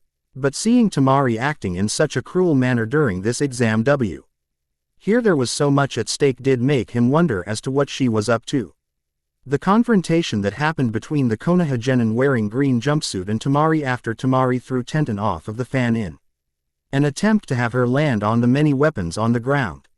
He seriously wanted to step down there, especially when Lee charged at Temari, but didn't, as his mind told him that something G-bug was going on for Temari to act in such a way. He knew that Temari held people with skills in high regards, and even though the match was one-sided, Tenten had shown some impressive skills. What is going on? He couldn't help but wonder. With Temari, she didn't like what she had tried to do with her opponent, but she knew it was a necessary action. She along with her siblings were here to make a point before the big plan took place, and for that she had to show the cruel side of her. She just wished that her opponent had been that pink-haired Konoha kunoichi instead of the bun-haired girl she faced, as she wouldn't have minded doing the same action with the pinky. The pinky in her eyes was a disgrace to the name of kunoichis all around. It was this reason that it was a bit harder for her to be cruel to the bun-haired girl that showed skills and talent, something she respected. As she made her way to join her team on the balcony stand, her dark green eyes met bright blue eyes for a glimpse of a second. She would have been content in seeing either anger or disappointment in those blue eyes for what she did. At least she knew in her mind that what she did was necessary action for the stand of her village. Also she knew that there was no way that she would see pride or happiness in those eyes after the stunt she pulled, as even as short they had known each other, she knew He never approved of hurting others without a rational reason. So one could easily tell how surprised she was when she saw the neutral look in his eyes. Those blue orbs held no warmth or cold and not a single hint of emotion. With the spectators, the next match decided by the electronic board pitted Tsuzumaki against Hyuga Hinata. If I am not mistaken, isn't that Tsuzumaki girl of the Kamizuru clan of Iwagakure? Asked Jiraiya to the people standing next to him. Yes, replied the Sandaime. This doesn't look good for Hinata. If I am not mistaken, some of the secret techniques of the Kamizuru clan are very effective against close combat practitioners, said Jiraiya with a small bit of worry for his goddaughter's best friend. Yes they are, but you don't need to worry about Hinata as while training alongside Ran she developed some jutsus with the help of the gentle fist completely unique to her, replied Tsunade, which caught curiosity of both the Sandaime and Jiraiya. Just wait, and watch Jiraiya. Wait and watch, added Kushina with a small smirk gracing her lips as she was confident in Hinata's skills. Meanwhile Kurenai watched her student with a bit of concern as she just learned from Kakashi of the opponent she was going to face. As most who knew Hinata, she too was confident in her student's skills, but learning that her opponent had ability similar to another one of her student and specialized in long-range combat, she couldn't help but be concerned as Hinata specialized in close-range combat. Don't worry Kurenai-sensei, Hinata will definitely win this, Ran said to Kurenai as she saw the small look of concern of Kurenai's face. Whatever the situation, she was going to stand by her best friend's side no matter what. Indeed, Kurenai replied with confidence. It is time for you to show the world that you are no pushover, Hinata, was the same thought that ran through Ran and Kurenai's mind. As this match was called to begin by Hayate, a lot of eyes were fixed on the result of the match. Most present eyes were focused on the Hyuga heiress and see her skills as a few of them cheered for her. One Hyuga Neji looked down at the match with a small scowl on his face as he watched the fight about to go underway. With Hinata and Tsuzumaki, begin, Hayate called out. The moment Hayate called out for the match to begin, Hinata hands quickly flipped through some seals as she activated the Byakugan and slid into the basic Juken stance. As for Tsuzumaki, the moment she saw her opponent activate those eyes and slid into a unique taijutsu stance, a small smirk spread on her lips as she was now certain of her victory. Give up girlie, you are no match for me, said Tsuzumaki with a haughty tone. That I won't know until we try, said Hinata in a confident voice as she charged at her opponent. Tsuzumaki was completely caught off guard at the sudden charge by the dark blue-haired girl. She knew that her clan's jutsus were one which were the most potent against shinobis who relied on close-range combat, and thus it was a well-known fact that the Hyuga clan, which highly relied on the Juken and closed-quarters fighting, were easy targets for them. But now facing a Hyuga did she finally understand that why it was always encouraged that it was never wise to engage a Hyuga in a close-quarter fight. She was hard-pressed to dodge the fast and lethal strikes of the girl who somehow was able to twist and turn at surprising speeds, showing that she had great flexibility. All the while she tried to dodge the girl and regain some distance from her. The girl had managed to hit her with some of her palm strikes. Though none of her strikes were lethal as they were just small taps on her body and didn't hit any vital organ, the pain where the girl had struck was unbearable. Why you? Growled Tsuzumaki in a bit of pain as she was finally able to acquire some distance from her opponent. Remember this, I may not be the strongest among the genins present here, but I won't give up without a fight, declared Hinata loud enough for all to hear. With the spectators, Kurenai couldn't help as a small smile full of pride appeared on her face.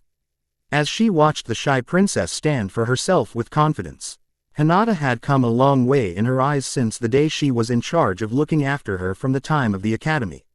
She knew it was only through the help of Kushina-sama, Tsunade-sama and Ran that she was able to see the Hinata currently fighting. That's the way, Hinata, show them how awesome you are, shouted Ran as she channeled her mother. Whoa, was Hinata ever that cool? Said a surprised Ino as she remembered the shy, timid and soft-spoken Hinata from the academy days and even before that. Ho ho ho, that is some declaration, but can she back it up? Said Jiraiya as he saw the colony of bees that now surrounded Tsuzumaki. With Hinata and Tsuzumaki, brave words, but can you back them up? Tsuzumaki saw it in a challenging tone as her hand weaved through a set of seals. Hachimitsu no Jutsu, the honey technique, Tsuzumaki called out as she finished weaving through the seals and held her hand outwards in the direction of Hinata. From her sleeves were released a countless numbers of bees that made a beeline to attack Hinata. Bees, said a surprised Hinata as she quickly removed a kunai from her pouch and defended herself against the bees as she was uncertain as to how the Juken would fare against the bees.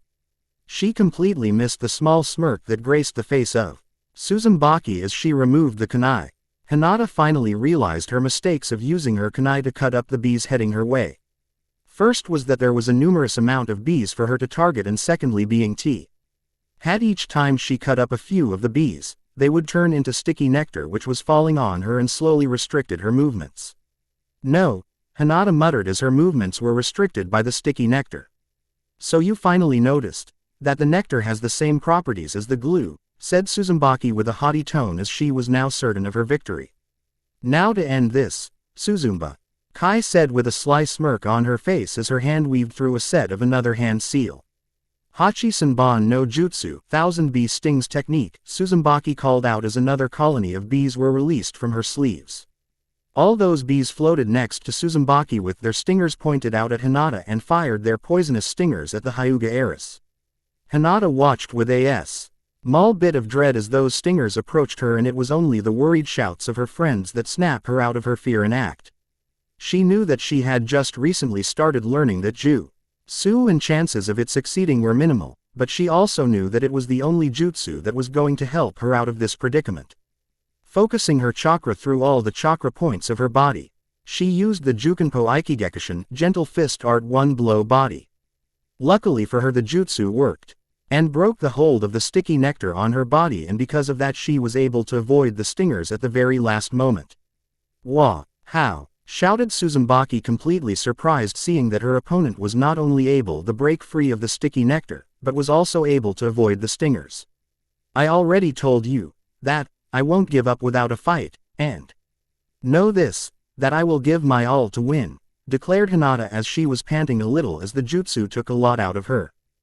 Big words, snarled Tsuzumaki as she looked at the girl with distaste in her eyes. A lot was riding on her shoulders in this exam, as this was a chance for her to improve her standing of her claw in Iwagakure and bring back the honor they had lost during their very disappointing loss against the Aburame.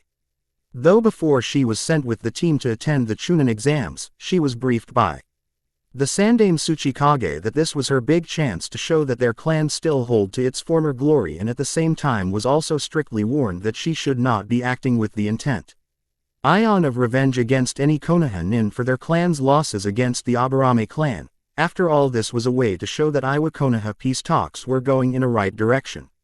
But she couldn't control her anger at her opponent as she easily moved around her attacks, and the girl's bold declarations made her feel as if she was mocking her.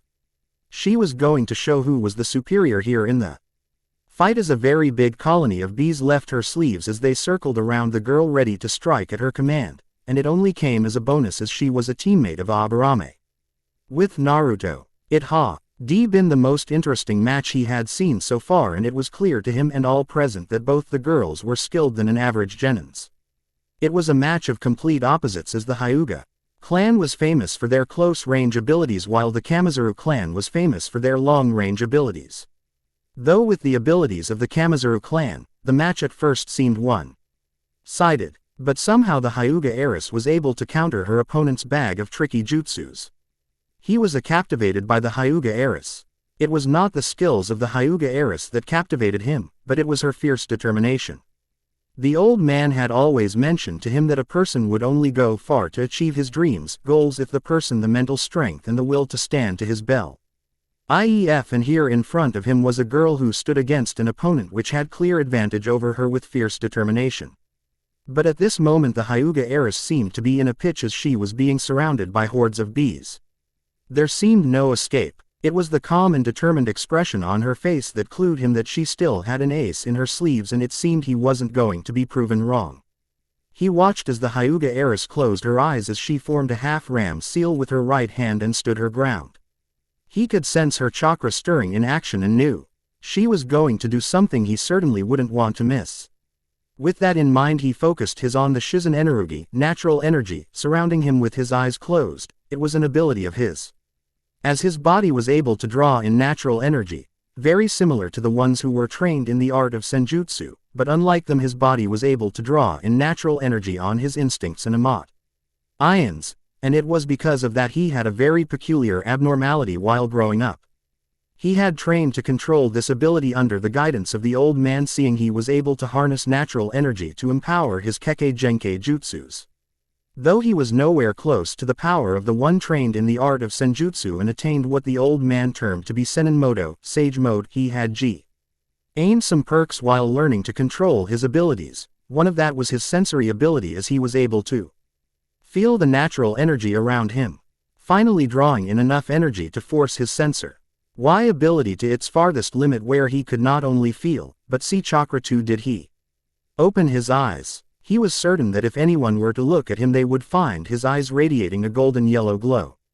He knew pulling such a stunt wasn't the wisest of his decision, as he could feel a few eyes turn to him when they saw the change in his eye, but he couldn't stop himself. His gut feeling told him that he was going to witness something new here, and he was never to refuse the words of his guts. With Hinata, she knew that it was now or never. All her hard work, days and months of training, her chakra control to finding something that would suit her. Only a few people knew about the jutsu she had developed, and they were all here. This was her time to make them proud of her and show that she was not a damsel in distress. I know I haven't used that move in actual combat yet, but now I have to use it here, she thought as she closed her eyes to mold her chakra to perform her jutsu. Her eyes opened with her Byakugan flaring with intense determination. Shugohak Rokujian Sho, protection of the 8 trigrams 64 palms. She called out as her hands moved fast enough to own blur for most of the people in the arena as she chakra created sharp chakra blades. Counting her natural flexibility, she was able to strike most of the bees with sharp chakra needle, cutting them in half, while those that had approached her were destroyed by the almost invisible dome of chakra formed around her by the sharp chakra blades of her jutsu. She could easily see the shock of most of the people around. But at this moment she was completely focused on her opponent, who had been shocked at the display and just stood there gaping at how easily her bees were being dispatched. As soon as she destroyed the threat of the bees surrounding her, she charged at her opponent, not giving her the time to regain herself, and hit her with Shote, palm bottom. The strike took instantaneous effect of rendering her opponent unconscious, as she had unknowingly put more force behind the strike. Being declared the winner, she couldn't help as her shy self started to emerge as she was being congratulated by most of her friends for her victory.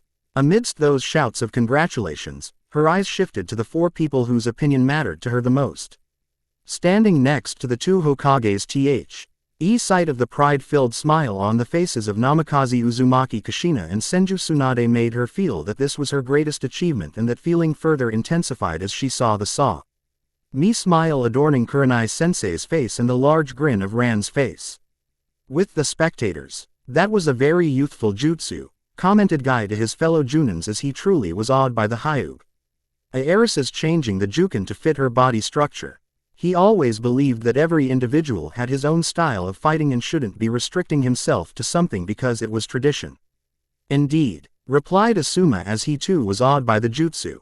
Meanwhile the jaws of Sakura, Ino, Choji and Shikamaru were hanging a bit loose as they watched the performance and couldn't help but be awed by the performance of the Hyuga heiress, especially Sakura, who had lost so easily. Yup, you showed them, Hinata, cheered Kiba for his teammate. A powerful yet graceful display, commented Shino. Both her teammates were also surprised, seeing that they didn't know much of the secret jutsu Hinata had developed during her training with Ran and her family. Meanwhile Neji was seething with anger on the inside as he watched Hinata perform the Shugohak Rokujian Sho. He just couldn't digest the fact that the loser of the clan was able to learn something akin to Hakushokaden, 8 trigrams palms revolving heaven. That was an impressive jutsu, commented Tamari. This was another girl she would certainly like to fight with. Meanwhile with the proctors, Hokages and other. Now that was something completely new and definitely powerful, commented Jiraiya. Hinata-chan was always conscious about her skills and always felt inferior to others, so she asked our help to help her train. During her harsh training, she found her own style, her own jutsu. The Shugohak Rokujian shows the result of the training. Combining her natural flexibility with precise chakra control, she has a complete range of attack. An absolute defense. It is different from the Hakusho Kaden. This jutsu only belongs to Hinata. She honed it by training with water, replied Kushina with a smile full of pride for the young blue-haired girl. Impressive, said Jiraiya. That aside, did you see? Asked Tsunade as her eyes turned towards the masked red head whose eyes most seemed to have lost the glow. Yes, I wonder what that was. Was it a new form of a dojutsu keke genkai? Commented the Sandame. I wonder too, but I don't think that was a dojutsu keke genkai. I felt something when his EYs were radiating the glow, something I can't pinpoint at the moment, replied Jiraiya. Me too, like I had felt something like that before, added Minato. And neither can you two remember what that feeling exactly was? Asked Tsunade. No, answered Jiraiya, and the Yondaime agreed with him. They knew they were right, though something was odd about those glowing eyes. Meanwhile Kushina too felt so. Nothing similar with those eyes, something she hadn't felt or seen in years. Then it clicked her. It's the same feeling, but it seems more controlled. The voice of Kushina spoke up in a very low tone. What are you talking about, Kushina? Asked Minato. Kushina finally raised her voice a little higher, enough for those four to hear, as tears started forming in her eyes. The feeling, it is similar to Naruto-chan, when he would be too emotional, when his body would go berserk, and we all had seen on occasions Naruto-chan's eyes glow in that state. The eyes of the others widened, the glow of eyes of the Ronin Naruto was similar to that of baby Naruto when his ability went berserk. The only difference was the color of the glow. With Naruto, the next match that had been decided by the electronic board pitted Gaara against Dosu Kinuta.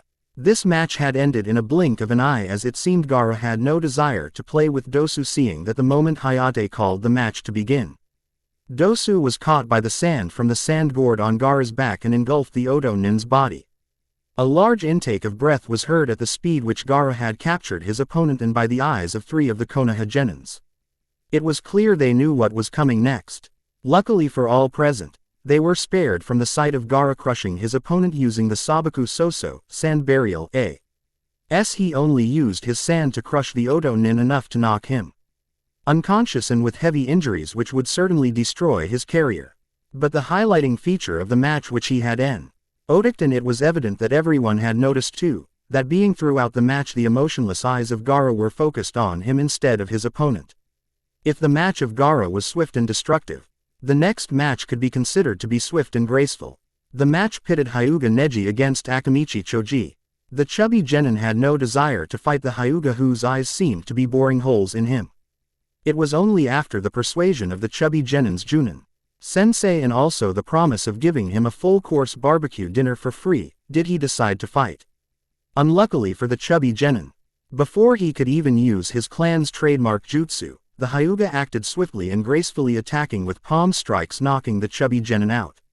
The next match pitted Inuzuka Kiba of Konohagakure against Akatsuchi of Iwagakure. It started good, with the Inuzuka trying to outsmart his opponent by making use of his heightened smell senses and usage of smoke bombs. But his plan was futile, as none of the strikes of the Inuzuka made a strong impact on Akatsuchi, who was showing a great deal of resilience and sturdy body. At some point in the match, the Inuzuka lost to his bestial instincts and the match became a competition of strength. Unfortunately for the Inuzuka, his strongest jutsu, Jujin Taijutsu Ogi, Gatsuga, beast human body technique secret art, Fang passing. Fang was unable to penetrate the golem of Akatsuchi, and neither could the Inuzuka stand the punch from the golem. 10 matched were over and 10 winners were already declared. Only 4 genins were left. Namikaze Uzumaki ran, Yamanaka Ino, Rock Lee and him. If one were to ask him the one of the 3 he would like to be pitted against, his answer would be that he would love to have the daughter of the Yondaime Hokage as his opponent. From what he had come to know from his ink creations was that the girl had gone up against Orochimaru and was able to surprise the Snake Sanin with one of her combo, hurting the man in the process. That itself made her a powerful opponent. Aside from Ran, he would love to be pitted against the boy who was continuously chanting about youth, with an older version of himself. For some reason he felt the boy to be a dark horse of the tournament. Finally the electronic board declared the opponents of the second last match of the preliminaries as it pitted two blondes against each other. Namikaze Uzumaki Ran vs. Yamanaka Ino. That left him to face off the boy with those bushy brows to fight against. As his eyes met with the boy's, he was surprised by the determination in the boy's eyes. An intensity which could be seen in those who wanted to prove themselves to everyone. Now that got him eager as he could feel that the boy had skills to back his determination. With Ran and Ino, "I don't wish to fight you, Ran," said Ino as she had no desire to fight her friend, and also in back of her mind she already knew that this was not going to be her win. "Neither do I want to, Ino, but we have to see who proceeds further in the competition," replied Ran. "True enough," replied Ino. "Just so you know, Ino, I already know of the Shintention no Jutsu, mind body switch technique," said Ran with a serious look on her face as she stared down at her childhood best friend. Ino cursed mentally as she tried to figure a way to get her fellow blonde and chilled best friend to fall for her only useful jutsu. "Begin," Hayate called out as he looked at both the blondes taking a fighting stance. As the match was called on, both the blondes charged at each her and engaged each other in a taijutsu bout. As the duo exchanged punches and kicks, it became evident to all present that the daughter of the Yondaime was superior to her fellow blonde and seemed at more ease using both her hands and legs in the taijutsu bout, while the taijutsu style of her fellow blonde only revolved around punches. Also the daughter of the Yondaime seemed to house more power and speed than her fellow blonde. But that didn't mean the Yamanaka heiress was any less, as she too managed to get a few good hits on her fellow blonde. Finally the two blondes separated from each after the daughter of the Yondaime was able to nail her fellow blonde with a nasty right hook to her face which sent her skidding a few feet back. Both the girls sported some injuries, but the amount on the Yamanaka heiress was far more than that of her fellow blonde, and the last punch had forced some blood to be drawn from her mouth. Ino was heavily cursing herself for the lack of her training. In front of her was a girl with whom she had joined the academy and had also started training with her family around the same time when her fellow blonde started hers with her family. Yet here she was clearly superior to her. She knew the reason behind the vast difference: her fawning over Sasuke. It wasn't the boy's fault for her current situation, rather it was her own, as she joined her classmates at the academy, wasting her time to impress Sasuke and gave little time to training and more time to beautifying herself to look good for Sasuke. Also her guilt further increased remembering Ran Tr. Ying to talk her out of her fangirl mode and had been unsuccessful, which later caused a drift between them. But here was the moment for her to prove herself to Ran that she no longer was the fangirl that she once was. But at the same time the problem remained that she only had one offensive jutsu outside the academy ones and was certain that Ran knew the weakness of the jutsu. Stealing her resolve, she prepared to use the only jutsu in her arsenal worth this match. "You can't be serious, Ino. I know the quirks of that jutsu and know of its biggest weakness, Ino. You know that using that jutsu you will practically be forfeiting the match," commented Ran as she watched Ino perform the specific hand seal for her clan jutsu. "I know you hated it when I turned into a stupid fangirl, and from there, our friendship went downhill, but I am no longer the fangirl you came to know through the academy. I am Yamanaka Ino, the one who wishes to be the best interrogation specialist like her father," declared Ino, stunning the entire crowd. "So you say you changed from the girl who only worries about growing her hair and looking pretty," said Ran with an impassive look on her face, though inwardly she was truly happy. This was the Yamanaka Ino she was once friends with. "What, you don't believe me? Is it my hair the reason for not believing me? Well, here," shouted Ino as she removed her kunai from her pouch and cutting her long hair and throwing it in the ground between herself and Ran. With the spectators, "She has lost it. Not only she is willing to use the Shintention, but she also cut our hair in a fit of rage. That troublesome girl has stopped using her head," said Shikamaru as signs of frustrations were visible on her face. "I understand that she wants to go back being friends with Ran, but there are better ways to do that instead of snapping out in a match to prove your point," muttered Asuma. "Ino, muttered Sakura as she heard the words of longtime rival. With Ino and Ran. Well, if you are going to be this serious, then perhaps forming the hand seal for her favorite jutsu, Kage Bunshin no Jutsu, said Ran as two clones of her formed next to her. This was something that Ino was certainly not expecting. But seeing that she had the real Ran trapped without her knowledge, she decided to quickly activate her jutsu.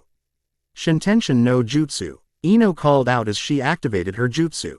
She watched as all three Rans quickly tried to move from their place before her juts could take effect, but only the doppelgangers succeeded in their attempt. With the spectators, "What is going on?" asked Shikamaru as he watched all the three copies of Ran suddenly stopped in their tracks and had also not missed that one of the three Ran had not moved from her place. "It seems like that snapping was an act," replied Asuma as a sigh released his lips.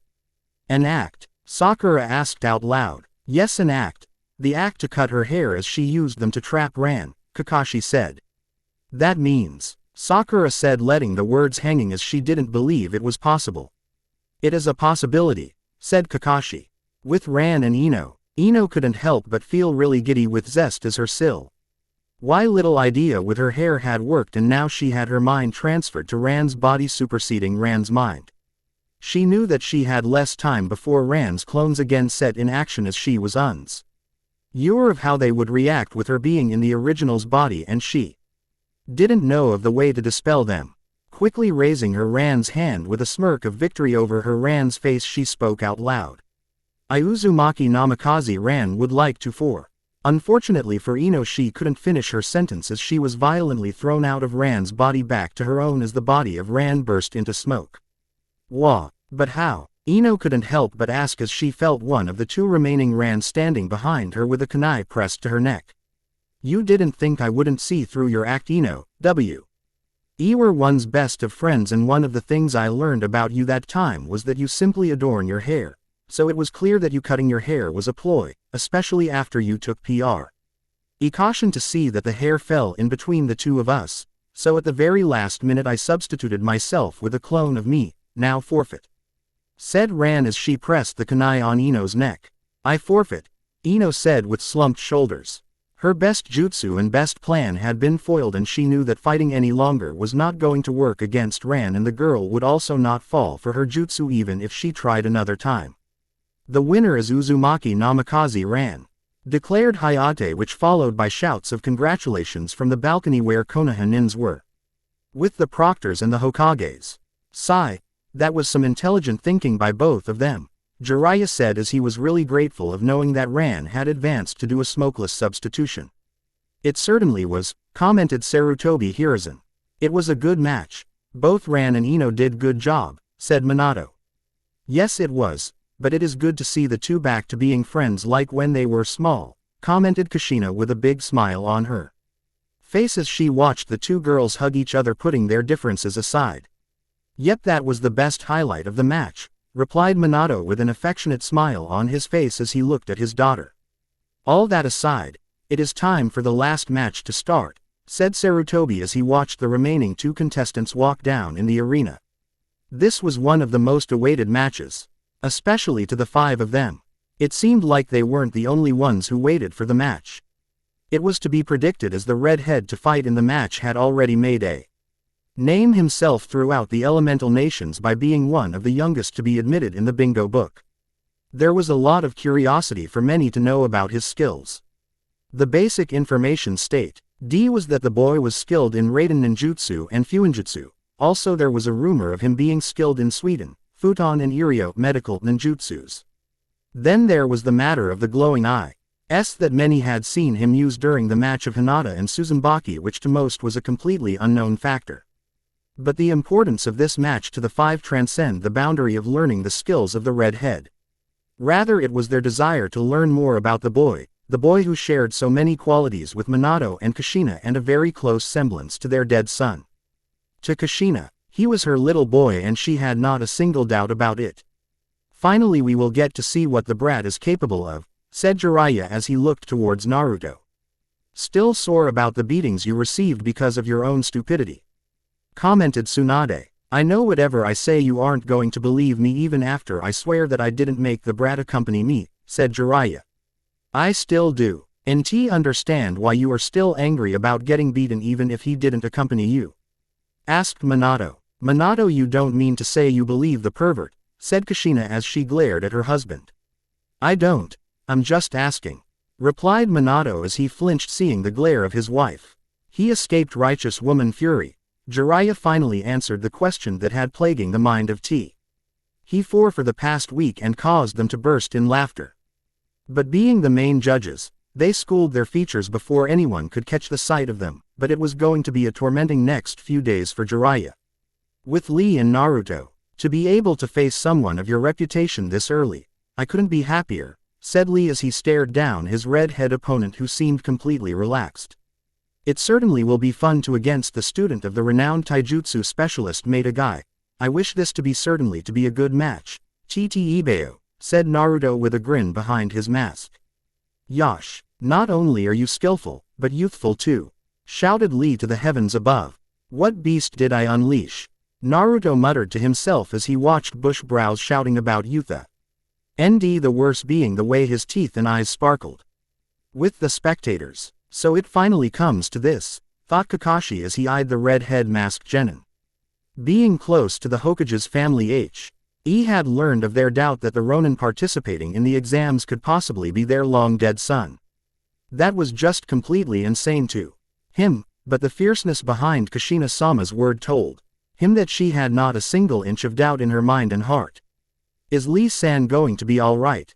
Sakura wondered as she looked at Lee face of the red-head masked boy. The boy had seemed good to as he was one of the few that had come to the rescue of her team and even helped Ran with whatever seal Orochimaru had placed in her. But there was the part of him being in the bingo books of 2C. Ountries, and from what she learnt was that you had to be either really strong or had done something offending to get in them. So we finally get to see what he is capable of, commented Kurenai as she, too, eyed the red-head boy, gaining the attention of all genins around her. She had heard of the boy from Anko and a few others and was truly intrigued to learn what the bingo book Ronin was capable of. Yes, it will certainly be a match to watch, commented Asuma. Indeed, his skills are a complete mystery, replied Kakashi. I don't know much about his skills, but I know that he certainly is very skilled in fuinjutsu. Ran piped in, catching the attention of all junins and genins. Fuinjutsu was an obscure art and there were only few practitioners of the art, seeing it was very complex. In this very room there were 3 ninjas who were well renowned for their mastery over fuinjutsu, and the one to speak was the daughter of 2 of them. Seeing the questioning look of the junins, she decided to elaborate further. After fighting Orochimaru in the Forest of Death, the man placed a seal over me, and I for one know that the seal he placed was very efficient and I would need to get to Tu-san, Ka-chan, Tsunade Ba-chan, Aro Jii-san or Sandamo Jii-san to get it removed, but he removed it without any hitch. He was even willing to seal away the curse mark on Sasuke's neck and only didn't because it would render him unconscious, which wasn't a wise choice seeing we were in the Forest of Death in middle of the Chunin exams. This was big news to all junins. To hear that the boy was Kappa BLE of unsealing something which Ran believed to only be capable of people who were well versed in the art of fuinjutsu, and also his willingness to seal away the curse mark, which was very hard to contain. That certainly spoke of the boy's ability in fuinjutsu. What seal did Orochimaru place on you? Asked Kakashi. Gogyo Fuin, was the short reply of Ran, which caused the eyes of the junins to widen, seeing the logic behind her words. This Gogyo Fuin must be some seal for the junins to be surprised and to think he had unsealed it so nonchalantly, and the way he admired the seal work of Yon. Dame Sama. Troublesome, he is someone to not mess with, thought Shikamaru.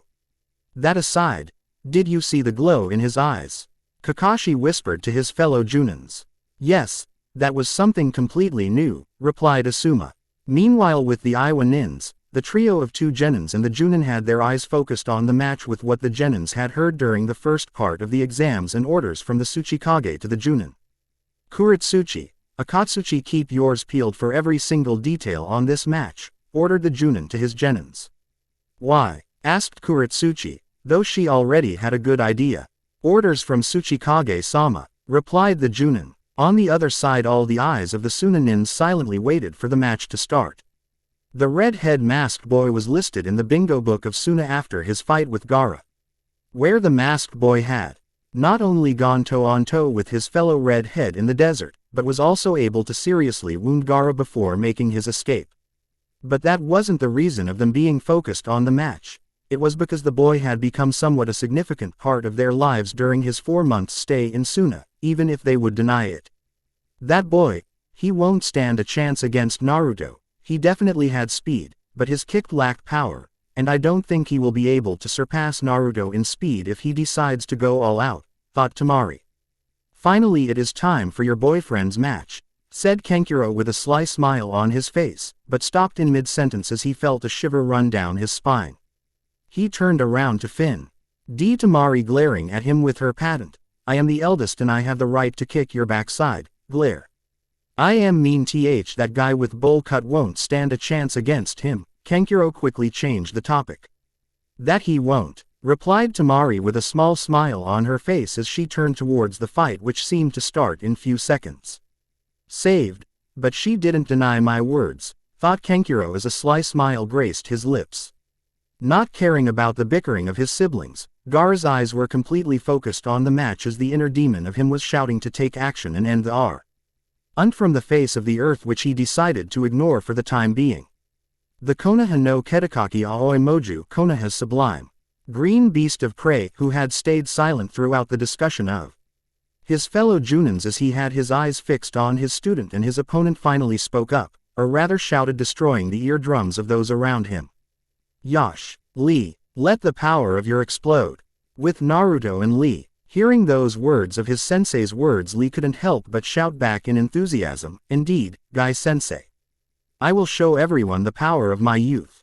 Seriously, what key ND of beasts does Konoha have in its sanctuary? If this are to be go by, then I shudder to meet the others, thought Naruto as he was really feeling a bit anxious about the student-teacher duo with all their shouts of youth. Luckily for Naruto, that eccentric attitude of his opponent didn't last for long and his face turned serious and he took his taijutsu stance, Lee's Goken stance. Seeing this, he breathed out a sigh of relief and stood in relaxed stance with his hands to his side. He never had formal training in one form of taijutsu styles and loved his random attack style. Lee raised his eyebrows seeing the relaxed stance of his opponent and for a split second felt a bit insulted, but the teaching of Guy rang in his mind. Never underestimate any opponent, and his opponent was Sertanel. Why not to be underestimated if what he had seen and heard of him was any indication? Seeing that both the opponents seemed ready, Hayate called out, now, the 12th, the final match, please begin.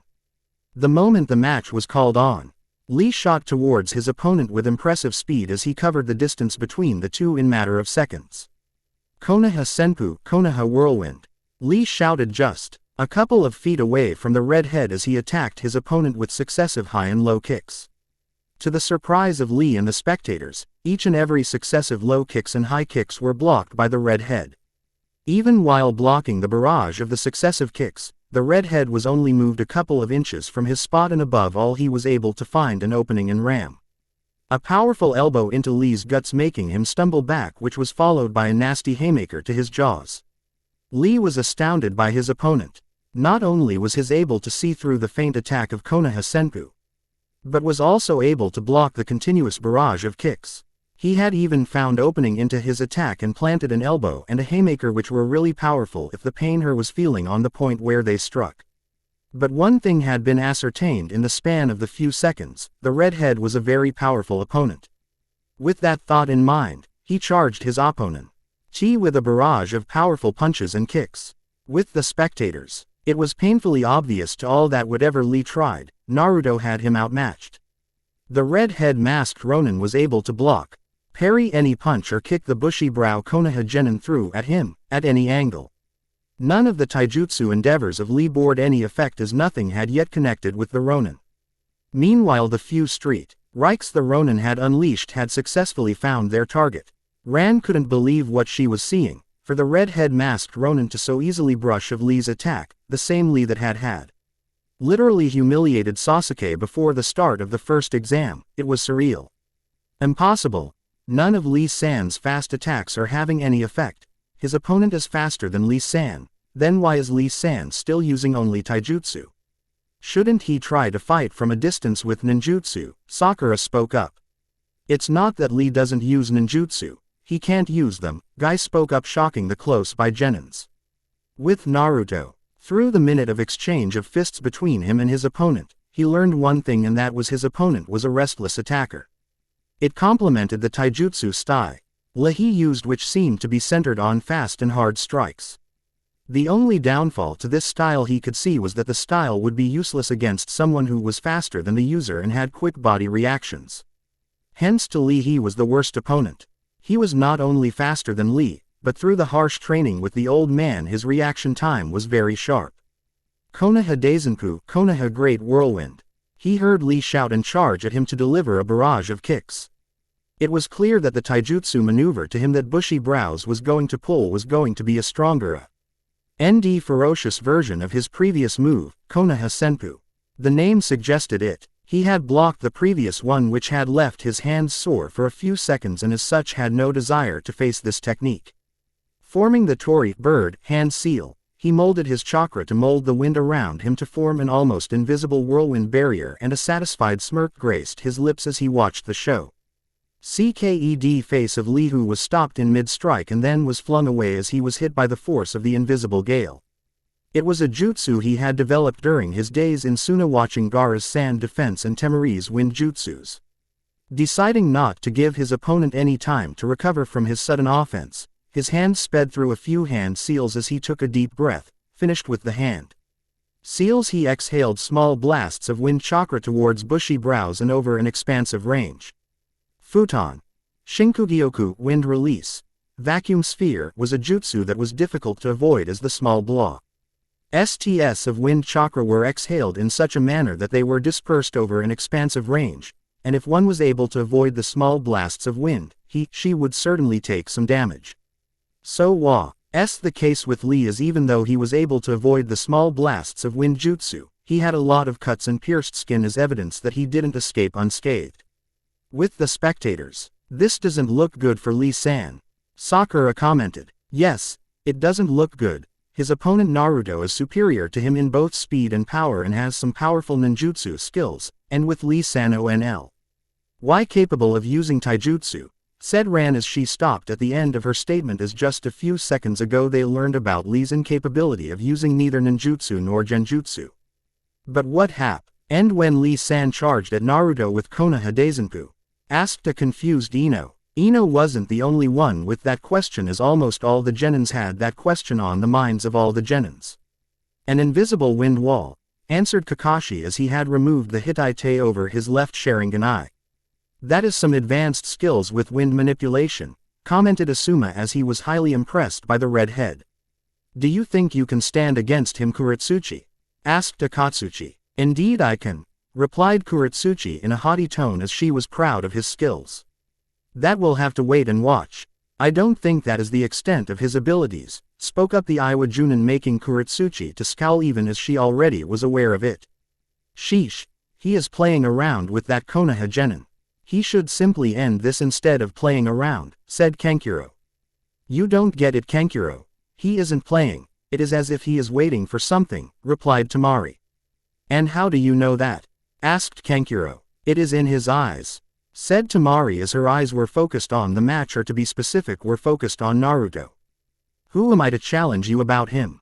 After all, a girlfriend knows her boyfriend better than the others, Kankuro said. With the last statement he barely spoke above a whisper and was happy that Temari didn't seem to hear. He feared the retaliation of his elder Sibl if he tried to speak of her relationship with Naruto. Speaking of siblings, his eyes turned towards the youngest of the three. He didn't know how, but Gaara seemed completely, as his eyes were simple. Why locked on Naruto, and only the increasing bloodlust that he felt indicated that Gaara was very eager to go down there and settle his score with the fellow redhead. He shuddered thinking the result of their confrontation. The first time they had fought, the desert area was thoroughly damaged, and now that both had grown in skills, he didn't even want to think of the damage the two could cause. With Lee, whatever he tried, nothing seemed to be working on his opponent. He had pushed himself to the fastest he could go and tried to hit from the blind spot of the Ronin, and yet it didn't work. He Only had two options and both had some rules set behind by Guy-sensei which he didn't wish to break. His mind tried to process the possibility of ways he could attack the red head. His line of thought was suddenly interrupted by the shout from Guy-sensei. "Lee, take them off." He turned towards Guy-sensei to wonder was he joking, but to his immense surprise he seemed completely serious. But it couldn't be true. The rules. But Guy-sensei, that's only for times when I have to protect many precious people, isn't it? Lee replied. "It's all right. I'll allow it," said Guy with the good guy pose. He couldn't believe it. Guy-sensei wanted him to remove them.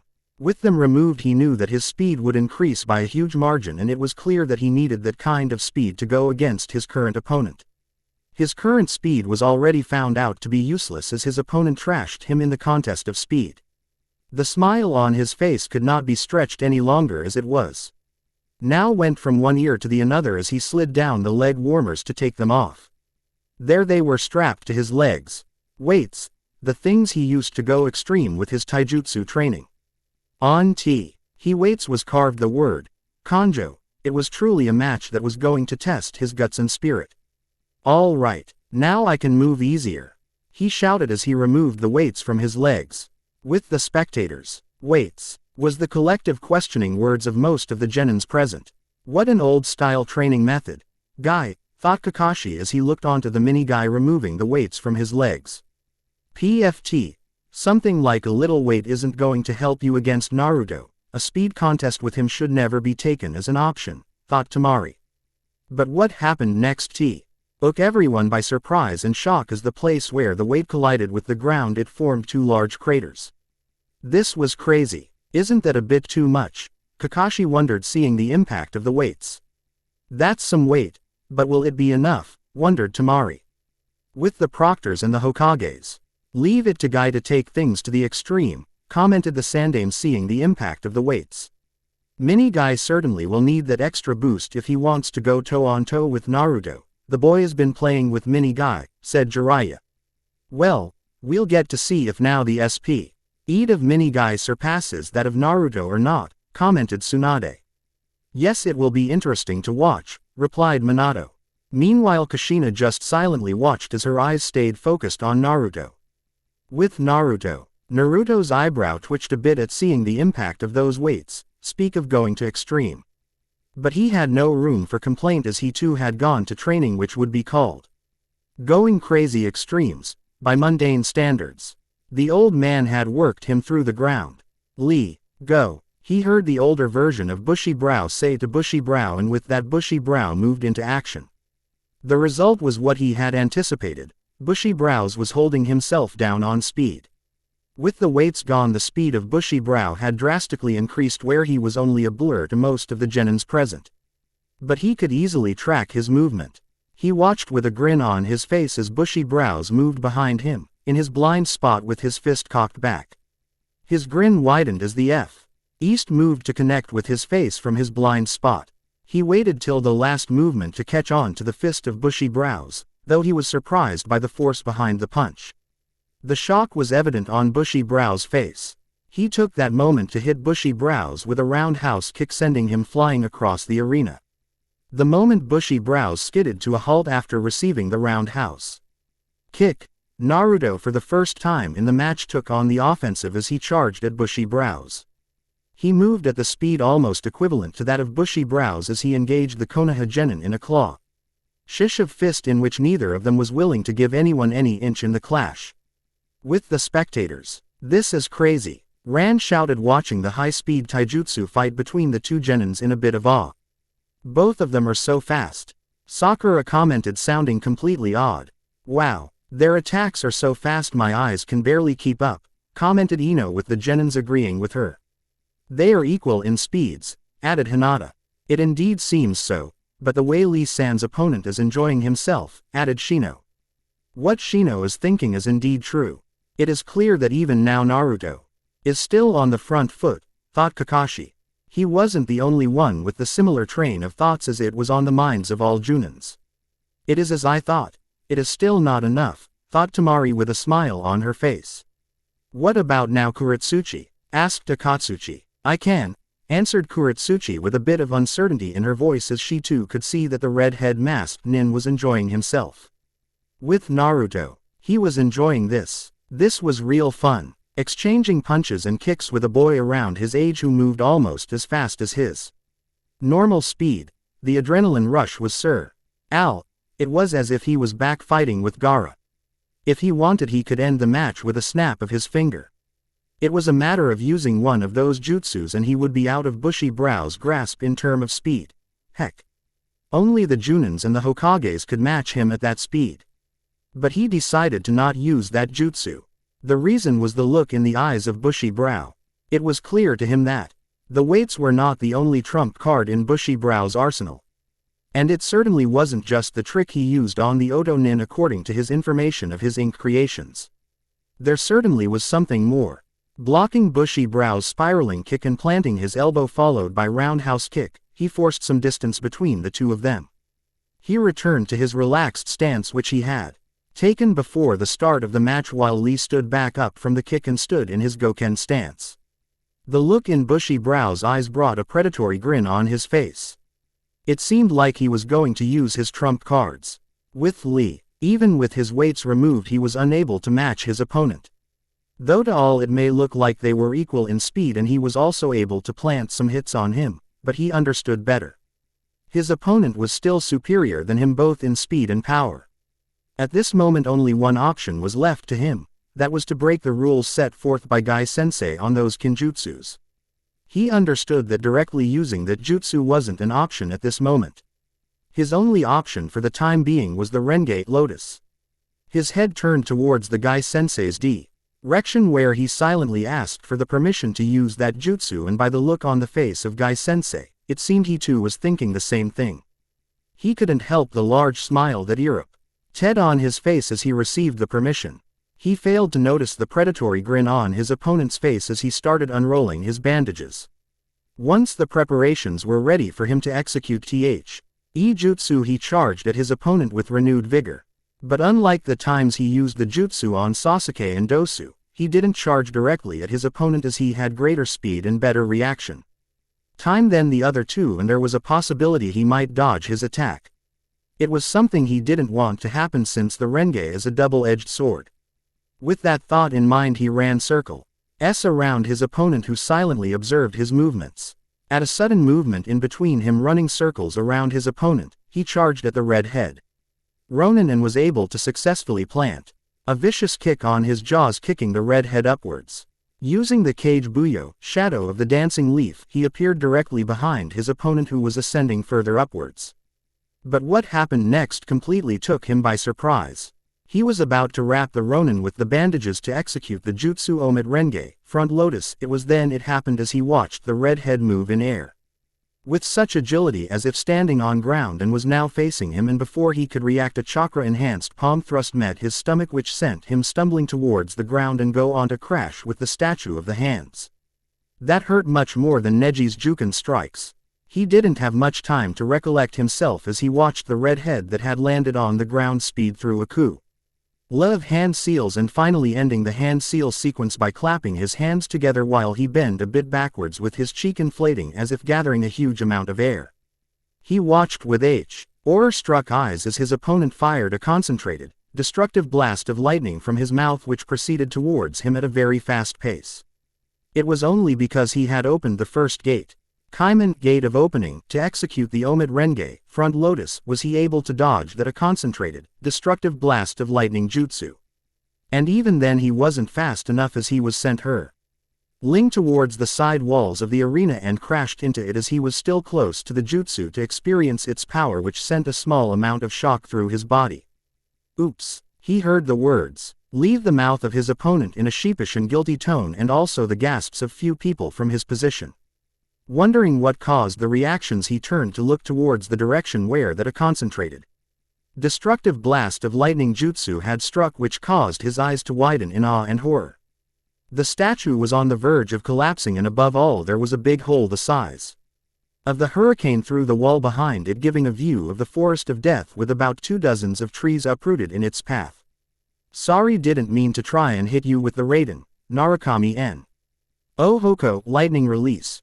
Roar of the thundering deity, it was just the spur of the moment. Ttebeo, he heard his opponent say and turned around to find the red head scratching the back of his head with a small sheepish smile and looking a bit embarrassed.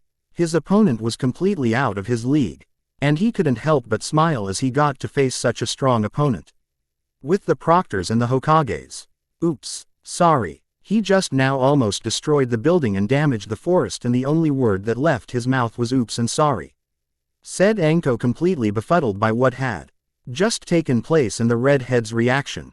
Well, he seems to be actually sorry about it, commented Ibiki. Had any of you ever heard of Raiden, Narukami no Hoko? Sensei, asked Jiraiya to the four people standing next to him, and the question was mostly directed towards his sensei, the Professor Shinobi no Kami, the Sandaime Hokage Sarutobi Hiruzen. No, answered the Sandaime, while the others simply shook their heads. Does it by any chance mean that it was Naruto-kun's own creation? Asked Kushina in a soft voice. She clearly thought it to be a possibility. Though it seemed that he acted more like her. He seemed to have inherited Minato's brains. It is a possibility, answered Minato with a small bit of awe in his voice. To think he is capable of creating or even using something that strong and destructive, he is easily at high Chunin or low Junin level, commented Tsunade, to which they couldn't help but agree. With the spectators, no words were leaving the mouths of the Konoha genins as they still were focused on the destruction caused by the redhead's jutsu. Only one thought ran through the minds of most of them. They had no wish to fight the redhead. It is over for Lee, said Kakashi as he slid his Hittite back down, covering his left Sharingan eye. The boy's bout with using the Omid Renge had failed, and it was clear to him that he was currently suffering from intense pain, which would cause him unable to move, along with the injuries from being hit by the backlash of being close to the redhead's jutsu. What do you mean, sensei? Asked Sakura. The Reng-e jutsu is a double-edged sword, Guy spoke up as he grind his teeth in frustration. Kakashi continued where Guy had left onto, it's a kinjutsu, all the high-speed movement causes a strain on the leg's and body. Right now he must be feeling so much pain, he can barely move, coupled with the injuries and paralysis from the backlash of Naruto's jutsu. No one could respond to that. It was already clear that Lee was completely outmatched. Meanwhile, Guy couldn't help but feel sad for Lee. The boy had never left hope in himself even with his handicap, and strived hard for being a respectable ninja. Air was his chance to prove himself, as he was pitted against the Ronin who had made a reputation for himself. During the fight he had surprised all present genins and junins and had certainly earned respect from them for his skills. But all his skills paled in front of his opponents, who always stayed 2 steps ahead of him. He wondered how this match was going to result on his life. Suddenly, eyes of Guy and everyone present as they watched Lee stand up and seemed ready to fight with a small smile on his face. What is going on? Lee-san is smiling, said Sakura, completely astonished at Lee's sudden change. Only Guy seemed to understand what that meant, and the next words he spoke shocked the one-eyed Junin next to him. The lotus of the leaf blooms twice. With Naruto, he watched with a bit of surprise as Lee was back to his feet and seemed ready to fight. All his fatigue washed away, and all the pain that he was enduring opening the Kaiman seemed to vanish away. It didn't make sense. Suddenly it clicked to him. In front of him was one of the few shinobis capable of opening the Hachiman, the 8 inner gates, as it explained his sudden recovery by opening the Kumin gate of healing. Unfortunately for him, his ears caught onto the words of the Konoha Junins about Lee's ability of opening the gates, and it didn't look good for him when he heard the boy to be capable of opening 5 of the 8 inner gates. He understood the need to prove oneself to someone, to stretch one's boundaries. He too felt the same, to prove himself worthy too. Had studied under the old M.N., the old man that had saved his life when it was on the brink of death god's grasp, the old man that had been his support to life as a child when he had no one to call his family or friends, the old man Senju Hashirama. It was evident from the face and eyes of bushy brows he was in the same boat, but at this moment he didn't care, because the damage he would receive from his attacks now would be very severe. There was only one way for him to stand against bushy brows now, and that was to use that jutsu. The jutsu which he had developed after 3 years of harsh training as he trained to Ko. Entral the abnormality his body developed due to the ability to draw in natural energy which stimulated his high affinity to the lightning element, something that had forced people to stay away from him and fear him as a child. With the Proctors and the Hokages, one thing was certain in the minds of all of them: the match had gone beyond the level of a fight between two genins. But now, watching L.E.E. ready to open the 8 inner gates, it had just jumped to another level. What was Guy thinking teaching his students to open the Hachiman? Those are suicide jutsus and not to be taught to the GE Nins. The Omit Renge was acceptable, but to go further and teach Ura Renge, Reverse Lotus, growled Tsunade, as she certainly didn't like the idea. It is up to the Junin sensei to decide what to ND not to teach their charges, stated the Sandame. But, Tsunade tried to say but was interrupted by Minato. Yes, it is indeed the job of the Junin sensei, but I will have a word with Guy later. Make him understand when such jutsus are to be used, said Minato in a serious tone. But you have to hand it to the boy. To be able to open the gates, it takes talent, commented Guy, which no one could disagree to. Suddenly they, along with everyone present, heard the crackling of lightning making there, and everyone's eyes turned towards the source of it. Their eyes widened when they watched the source to be Naruto, as pale white lightning shot outwards from his entire body. To most it would be a sight to behold as the lightning crackling outwards of Naruto slowly regress back towards him into his body, and slowly the red head started to glow white, but for those 5, especially 2 of the 5, there was more to it. While pale white lightning shot out of the body of the red head, in their minds an image of a small child barely older than a year with blonde hair, blue eyes and whisker-like marks on his cheeks overlapped the red head with lightning to crackling out of the infant's body. It was a problem with which Uzumaki Naruto was born with, as somehow when the young infant would be over-anxious, sad, happy, hungry or crying, his chakra would respond to his emotions. And being born with a high affinity to lightning element, his chakra would unconsciously on such occasions turn into lightning shooting out of his body. The stronger the emotion he would display, the stronger the lightning releasing out of his body would be. Tears started streaming down the eyes of Namikaze Uzumaki Kushina. This was another proof that the boy in front of them was her own flesh and blood, her son. With the spectators, it was surreal to watch the transformation of both the competitors. Lee was emitting a green glow while his skin had turned red. Meanwhile Naruto's entire body was glowing white with what could be said an armor of white lightning surrounding his body. Naruto's jutsu, so similar to that of the Yondaime Raikage's Raiden no Yoroi, lightning release armor, and at the same time so different. Such a surreal creation, but there has to be some very strong repercussion for such a jutsu, thought Kakashi, who had his Sharingan uncovered. In case of the Yondaime Raikage's jutsu, the man was surrounded by an armor of blue chakra and lightning while there seemed to be no change to his body. Then here was Naruto, whose entire body was glowing white with an armor of pale white lightning surrounding him. And the Sharingan was able to dissect the difference in the two jutsus, with Naruto's turning his chakra from the inside of his body into lightning. Kakashi-sensei, do you have any clue what is the jutsu Naruto is using? Asked Ran with awe-filled voice as she looked at the boy in question. Not exactly, but I have seen something similar, answered Kakashi. What jutsu? Asked Ran. The Yondaime Raikage's Raiden no Yoroi, answered Kakashi. Ran's eyes bugged out of her sockets. She had heard about the Yondaime Raikage from her father, a person whom her father considered to be the fastest shinobi with the use of the jutsu that Kakashi-sensei just mentioned. I don't know what is the jutsu that the bowl cut kid is using, but him using that jutsu, the match is over, commented Kenkiro. The lightning jutsu that Naruto was using was the same that he had used to fight Gaara in the desert after Gaara was ordered to capture the fellow red head by their father. With Naruto, he was ready for Lee and just was waiting for him to charge. If he wanted he could easily charge and end the match before Lee could make his move, but it just didn't feel right. He was here for competition and bushy brows was certainly giving him one. He watched with raised eyebrow as Lee opened the fourth gate, Shoman, Gate of Pain, and by the blood running down the boy's nose and his severe pained expression.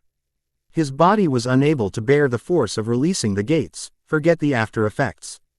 But before he could make a decision to either let bushy brows go further and let him open the fifth gate or stop him now before he damage himself more, bushy brows charged at him. The speed at which bushy brow moved would be something beyond any of the present genins could hope to follow and would be hard-pressed to see, and then there was the force behind his movement that shattered the ground beneath him, but Naruto was no ordinary genin. He wouldn't be hard-pressed to see the boy move at his current speed, but certainly wouldn't have the ability to react that fast. This certainly gave bushy brows the edge. Unfortunately for bushy brows, he was now using Shippu Jinrai lightning speed, a jutsu created from harnessing control over his unnatural ability of the pale white lightning born by his body able to draw in natural energy he was capable of using when he was on an emotional high, and his chakra responded to his state born by his body able to draw in natural energy. Using this jutsu, he forced the entire chakra running through his chakra system to transform into that of lightning chakra, and having the ability to use white lightning gave his body a white glow along with a shroud of white lightning surrounding his body. The jutsu electrically stimulated his nervous system to increase his reaction time and physical prowess to their absolute limit and granted him pure raw speed, and since the ability was born through his body's ability of drawing in natural energy, his perception and sensing abilities were further enhanced. So he was able to block the upward kick from bushy brows aimed at his jaw by bringing his hand in an X-shaped pattern to block the kick. Even if he was able to block the kick, he did feel the pain from the kick even after it had to first bypass the shroud of lightning around him. While he blocked bushy brows' kick, he felt the boy flinch as he was zapped a bit by the lightning shroud surrounding his body. For a split second he just stared at bushy brows, who just stared back at him with those white eyes, which was one of the characteristics one achieves after opening the third gate. Even in those blank white orbs he could feel the determination lurking in them. A large grin spread across his face as he once again clashed fists with bushy brows. Unlike last time where bushy brows tried to match him with kicks and punches, this time he tried his earnest to avoid his assault. It seemed that bushy brow learned that the lightning surrounding him had a stunning effect. But even then he didn't seem deterred from landing hits on him which really had some serious force behind them. His right punch connected directly to the face of bushy brow, while bushy brow's right punch was also able to make connection with his face. He had put enough force behind his punch which sent bushy brows skidding backwards about 10 to 12 feet. But for him, bushy brows had put enough force behind his punch sending him skidding backwards the same distance as his opponent. That punch from bushy brows seriously hurt, more than his previous few. It was as if he had put all the force behind it, and looking at bushy brows it seemed that he seriously did put all force behind the punch as he watched the muscles in his right hand snap from the force.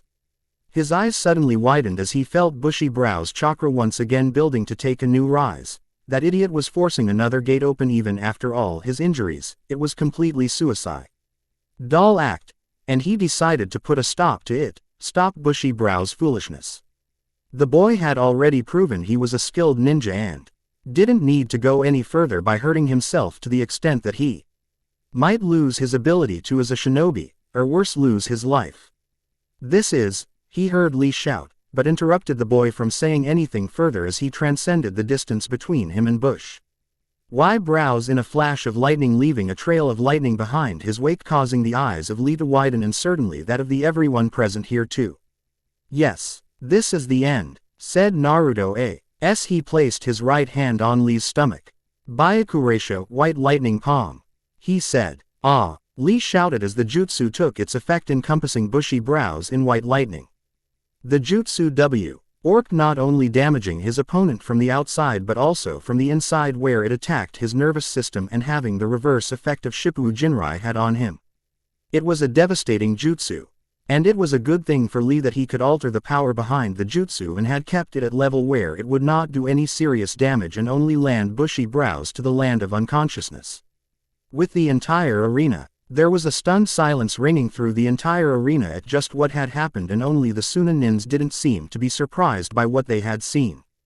They didn't react when the Proctor Hayate declared Naruto the winner, and neither did they react when they watched Senju Tsunade along with Maeda Guy rushed to the arena to check on the Konoha nin. All the Il the Ronin stood to the side with white lightning shroud as he stared on Tsunade use a diagnostic jutsu to check on the amount of injuries his opponent received. The lightning jutsu, so much similar R to that of the Yondaime Raikage's Raiden no Yoroi, but movement similar to that of the Yondaime Hokage's Hiraishin no Jutsu, Flying Thunder God technique, maybe not as fast as those two, but still. A lightning flash. To be continued. The mystery of the old man is revealed. Senju Hashirama, you all may wonder how. Do wonder. I will reveal how as the story progresses. For the 4 Kekkei Genkai Naruto possesses. Unnamed Kekkei Genkai has the ability to let the body draw in natural energy. Dash question mark. Dash question mark. Dash question mark. If you are capable of identifying the techniques used by Naruto, a brownie for you. Skill level. Naruto. Taijutsu High Chunin Ninjutsu Low Junin Genjutsu. Fuinjutsu Mid to High Junin. Kekkei Genkai. Hiden, Secret, Mid Junin Medical Ninjutsu. Weapons. Intelligence 159 IQ Stamina 9/10. Hand Seals 7.5/10. Speed 7/10 without Shippu Jinrai, Strength 6.5/10 without Shippu Jinrai, Overall Mid Junin without Shippu Jinrai, Ran. Taijutsu Low to Mid Chunin Ninjutsu. Low to Mid Chunin Genjutsu Non-existing Fuinjutsu High Chunin Kekkei Genkai. Hiden, Secret, High Genin Medical Ninjutsu. Weapons High Genin Intelligence 125 IQ. Stamina 9/10 Hand Seals 6/10. Speed 5.5/10 without the chakra of the Kyuubi, Strength 6/10 without the chakra of the Kyuubi. Overall Low to Mid Chunin without the chakra of the Kyuubi, Hinata. Taijutsu Mid Chunin Ninjutsu. High Genin Genjutsu Low Chunin Fuinjutsu High Genin Kekkei Genkai Mid Chunin Hiden, Secret, Mid Chunin. Medical Ninjutsu High Genin Weapons High Genin Intelligence 112 IQ. Stamina 4.5/10 Han. D Seals 4/10 Speed 5/10 Strength 4/10. Overall Low Chunin. Kuretsuchi. Taijutsu Low Chunin Ninjutsu Mid Chunin Genjutsu High Genin Fuinjutsu Mid Genin. Kekkei Genkai Mid Chunin Hiden, Secret. High Genin Medical Ninjutsu Low Genin Weapons Low Chunin Intelligence 118 IQ. Stamina 5/10 Hand Seals 5/10 Speed 4.5/10 Strength 4/10. Overall Low to Mid Chunin Akatsuchi. Taijutsu Low Chu. Unin Ninjutsu Mid Chunin Genjutsu Low Genin Fuinjutsu Low Genin. Kekkei Genkai Non-existing Hiden, Secret, High Genin Medical Ninjutsu Low Genin Weapons High Genin Intelligence 101 IQ. Stamina 6.5/10 Hand Seals 4/10 Speed 3/10 Strength 6/10. Overall Low Chunin. The stats of the other genins are similar as per the Naruto manga anime Chunin exam arc. Truth. Truth. Finally he was free. T of the tower in the middle of the forest of death. The second round of the Chunin selection exams finally ended with a preliminary round to boot, and now he had a month for himself before competing. In the third round, an entire month, there was so much to do, to train, to plan, to sneak around, to steal some vital knowledge, one of his primary goals, and if possible to find out what the snake was up to. The month up ahead was going to be truly hectic. He wasn't much worried though even with the aspect of seeking some vital knowledge from Konoha for himself, after all he had done at BEF. Or to Atsuna, and Kiri, it was one of the reasons of him being in the bingo books of those two villages, from Suna, their knowledge of Futon Ninjutsu, from Kiri, their knowledge on Sweden Ninjutsu. One would wonder why someone taught by the legendary Senju Hashirama would be snooping around villages stealing their secrets. The answer was quite simple. The old man had hardly taught him any ninjutsu and had intently focused the 4 years of harsh training on elemental manipulation of the 5 elements even if he didn't have an affinity to the element, reason he had too much chakra so it did. Nt matter if he didn't have an affinity to an element, he could still use it without wastage of too much of his chakra, and could also use the natural energy to empower his jutsus if he trained hard. At it, yin-yang manipulation, and above all the art of Fuinjutsu, he was an Uzumaki after all, and apparently the old man had learned the art from his wife, and of course he also learned Iryo medical ninjutsu. The old man was a legend. A fairy tale in the art of medical ninjutsu which surpassed the greatest medical nin alive, his own granddaughter Senju Tsunade, and the basics of the other ninja arts. As it was, all the jutsus that he had learned in that time period except for Fuinjutsu and Iryo ninjutsu were all his own works after hearing stories of the old man of the great wars, fights and other ninjas. Not that the old man didn't teach him any jutsu, he did, but only a few, and most of them were non-elementals, even after training him to harness all the 5 elements. But above all his training with Senju Hashirama was focused on controlling his ability over drawing the natural energy into his body. It was from the old man he learned of his affinity to nature, which over the years he trained to fine-tune. From the old man he had learned the art of senjutsu, though it was nowhere near the ability of people that learned the art of harnessing the natural energy and entering what they called to be the sage mode, which heightened their abilities to a new high and gave them the characteristics of the animals they learned the art from. In his case he could use the natural energy to enhance the power of his Nintai Genjutsu. His physical strength, speed, stamina, reflexes, durability and perception ability was increased to some extent. He knew over time as he continued to tune his ability with his ability to draw in natural energy, his abilities with it would grow too. But the greatest ability he achieved by being able to harness the natural energy was his sensing abilities. According to Senju Hashirama, his sensory abilities were comparable to the best sensors in the world, and Hashirama wasn't the one to lie. There were drawbacks too for something of that caliber.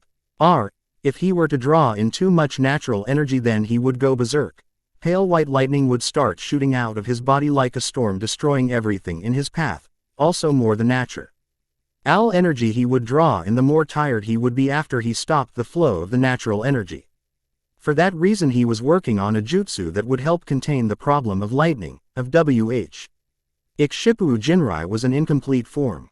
As his thoughts lingered on that ability, he remembered of using it during the Hinata Suzumaki match in the preliminary round. He had revealed to all present the unnatural ability with natural energy he possessed, though he knew no one could get a gist of his ability, but his glowing eyes would give them an idea that he might possess a peculiar ability. Or hopefully they would think of it as a genjutsu, hopefully the latter. Even though it seemed a bit stupid and hasty on his part, it was worth it. The jutsu the Hyuga girl used was truly amazing. With forcing his sensing abilities to the highest degree to gain the ability to see chakra, the arc-shaped chakra dome that surrounded her was a sight to behold. If giving the most present at the preliminaries the glimpse of his ability with natural energy wasn't enough, though he knew no one could get a gist of it, he had also gone and used Shippu Jinrai during his match against Bushi Bro. The jutsu developed to help with his problem of going berserk, the jutsu termed a kinjutsu by Senju Hashirama, a jutsu only he was capable of using as per the old man. He certainly hadn't expected that he would be using Shippu Jinrai against anyone other than Gaara. That had certainly been a surprise, but he had no choice, he had to use it to counter the Hachiman. He could have used another means to counter Bushi Bro's jutsu. He needed room to execute his alternate ideas, which he didn't have, and hence he was forced to use Shippu Jinrai. The chaos that had followed after his match was one he would forever remember.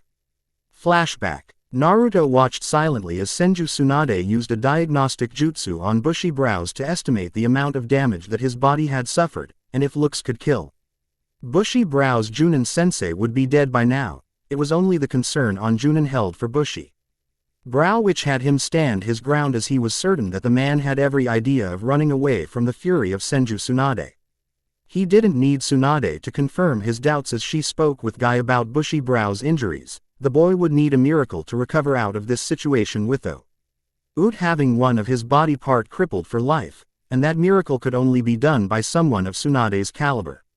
He could help too, seeing that he was taught Iryo medical ninjutsu by Senju Hashirama, but decided for the time being to stay out of the way, as even though he was taught by the old man, he was nowhere at the level of Tsunade. That didn't mean that he would completely stay out of this. Stop using the Raiden Jutsu and let me take a look at your injuries. The commanding voice of Tsunade broke him out of his thoughts as his eyes made contact with her annoyed light golden amber eyes with her palms glowing green. It was then he realized that he had yet to deactivate his jutsu. Sorry about that, Ibeo. He replied, scratching the back of his head as he deactivated the jutsu. While the lightning shroud around him along with the white glow that had graced his body started to phase out of existence, he continued speaking, "You don't need to check on me, I am completely fine." But it seemed that his words were not appropriate for this situation as he felt her eyes started to twitch in further annoyance. No you aren't, she retaliated. Yes I am. He wasn't one to back down. No you aren't. That Raiden jutsu you used is certain to cause some internal damage to your body, she retorted back. I know perfectly well what my Shippu Jinrai jutsu is capable of. After all it is my own creation. So if I say, I am fine, I am fine, he replied back. And I am the medic here, and when I say you need to get yourself checked, you get yourself checked. Retaliated Tsunade with a commanding dark look in her eyes which had sent many enemies and males cowering in fear. But Naruto being Naruto didn't care for the danger in front of him as he shouted back, heck no, old hag. The shinobis that were still present around, who till now were enjoying the bickering between the redhead and the blonde Sannin, a few of whom even knew that it wasn't right to question Tsunade when she is high-geared to look at someone's injuries and had decided to just have some fun. Everyone felt a chilling cold aura suddenly engulf the entire room, and it was clear as to who was the cause of the dreadful feeling which even had the Junins and Kages cowering in fear. The cause of the dreadful feeling, one of the Sannin, Konoha no Namakuji Tsunade Haim Konoha's slug princess Tsunade, Senju Tsunade. Did you just call me an old hag? Asked Tsunade in a low and chilling tone. Meanwhile at the back Jiraiya continued chanting, say no, continuously in hopes that his inner pervert would somehow communicate his thoughts to the redhead's inner pervert. The boy was Jiraiya's only hope of continuing his legacy of Ika, so he wished the boy to live a long life. That certainly wouldn't work if he would be dead by Tsunade's hands here and now. Indeed I did, I am talking to you after all, replied Naruto as it was something shouldn't even need to ask. Why you? Growled Tsunade as the temperature in the room dropped by a few more degrees. This isn't good, was the thought on each and everyone's minds as a few were worried for the redhead while a few pitied him. Meanwhile Minato, Jiraiya and Sarutobi decided to be on alert considering the love of Tsunade for causing collateral damage when something irked her, and by the look of Tsunade's face, Naruto had certainly succeeded in doing so. Completely disregarding the decreasing temperature around him and the tick marks on Tsunade's face, Naruto continued speaking, and it is so obvious I called you old hag. You are Senju Tsunade, one of the Sannin, a 50-year-old hag who was faking her youth. The three men and a woman at the sidelines who were the only ones capable of fighting Tsunade were surprised by the amount of restraint she was showing as she had yet to punch Naruto to oblivion. Though the falling temperature in the room indicated that his end was close. I bet these Eren, chi real too, just like your age, Naruto said, completely oblivious to the situation around him and the dark look on Tsunade's face as he went on to grope the gigantic mounds on her chest. A couple of opes of those magnificent mammary glands from above the gray kimono-style blouse, he froze. These are real, Naruto spoke a couple of seconds later in awe, but unfortunately for him, his inner pervert decided to surface as his hand further groped those gigantic, magnificent, soft, godly bosoms.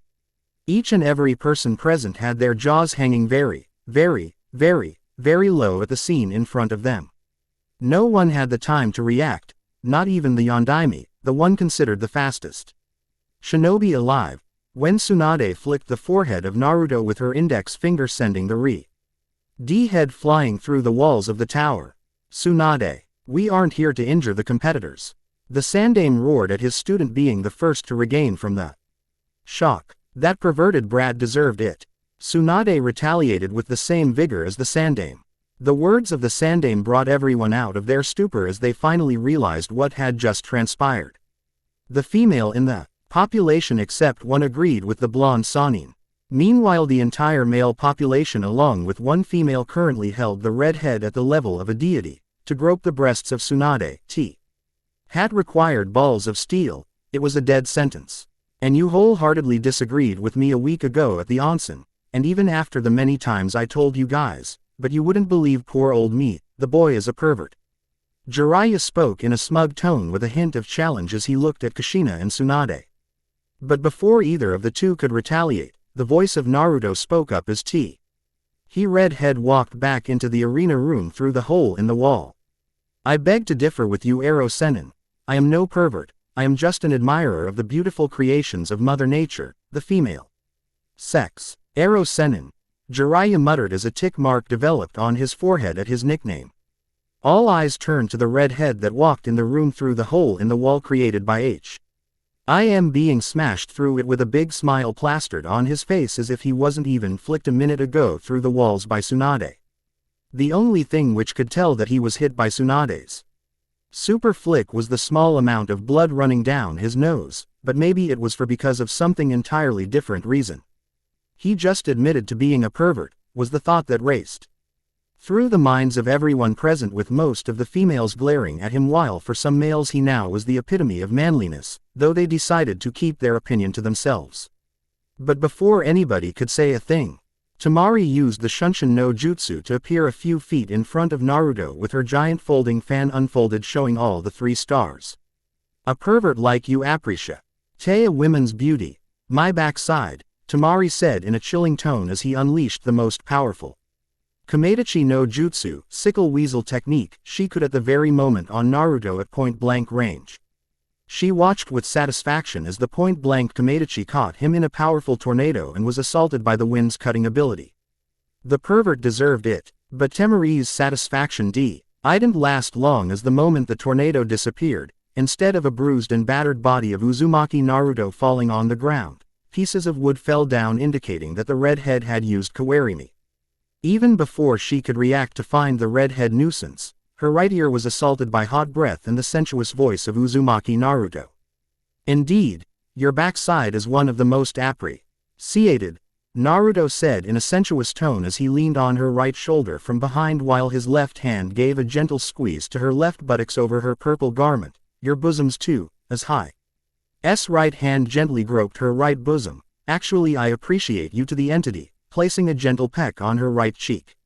The entire room stood stumped at what they were witnessing in front of them, while a white-haired pervert was furiously scribbling down some notes in a mini notepad for his future books while giggling perversely. Meanwhile, Temari too was stumped in her place with her completely different reason, as her body had turned crimson with the words of Naruto and his actions, especially the small peck on her right cheek. It took her a few seconds to regain her composure. Even the crimson full-body blush had yet to reside back. She charged at the redhead with a war cry. Die, you pervert, you flirt, you hentai. End flashback. He knew one thing, that small memory was going to be forever attached to his memory as the fondest. He truly did appreciate Temari's beauty. It also helped that he liked her too. But he shivered remembering the chaos that had initiated by his actions, with not only Temari, but Tsunade and couple of other women in the arena on his case trying to neuter him, and only by the help of the Yondaime and the Sandaime was he saved, and only because they had to continue the exams. He certainly wasn't much concerned with his opponent for the 3rd round of the exams, which was drawn by the lottery number system, as it would feel like him boasting of his skills. But the truth remained that only Gaara was the only one he would have to go all out to fight against, though this time he was going to be ready for any surprises, like the Hachiman used by Bushy Brows. But currently his mind was reeling in a fast pace, trying to make a decision from 2 choices he had: find a ground away from prying eyes to summon the old white tiger, or go visit the Yondaime. In normal circumstance the choice would be simple, to go visit the Yondaime to inform him the suspicion he had about Orochimaru, but the events after his match had made it difficult to see if by chance the old hag would be there, he would be skinned alive by her hands, and this time the Yondaime and the Sandaime would be unable to stop her. It took him about 10 minutes to consider his options with those 2 choices. 10 minutes of pondering did he finally make a decision. With the decision made, he made his way towards his destination.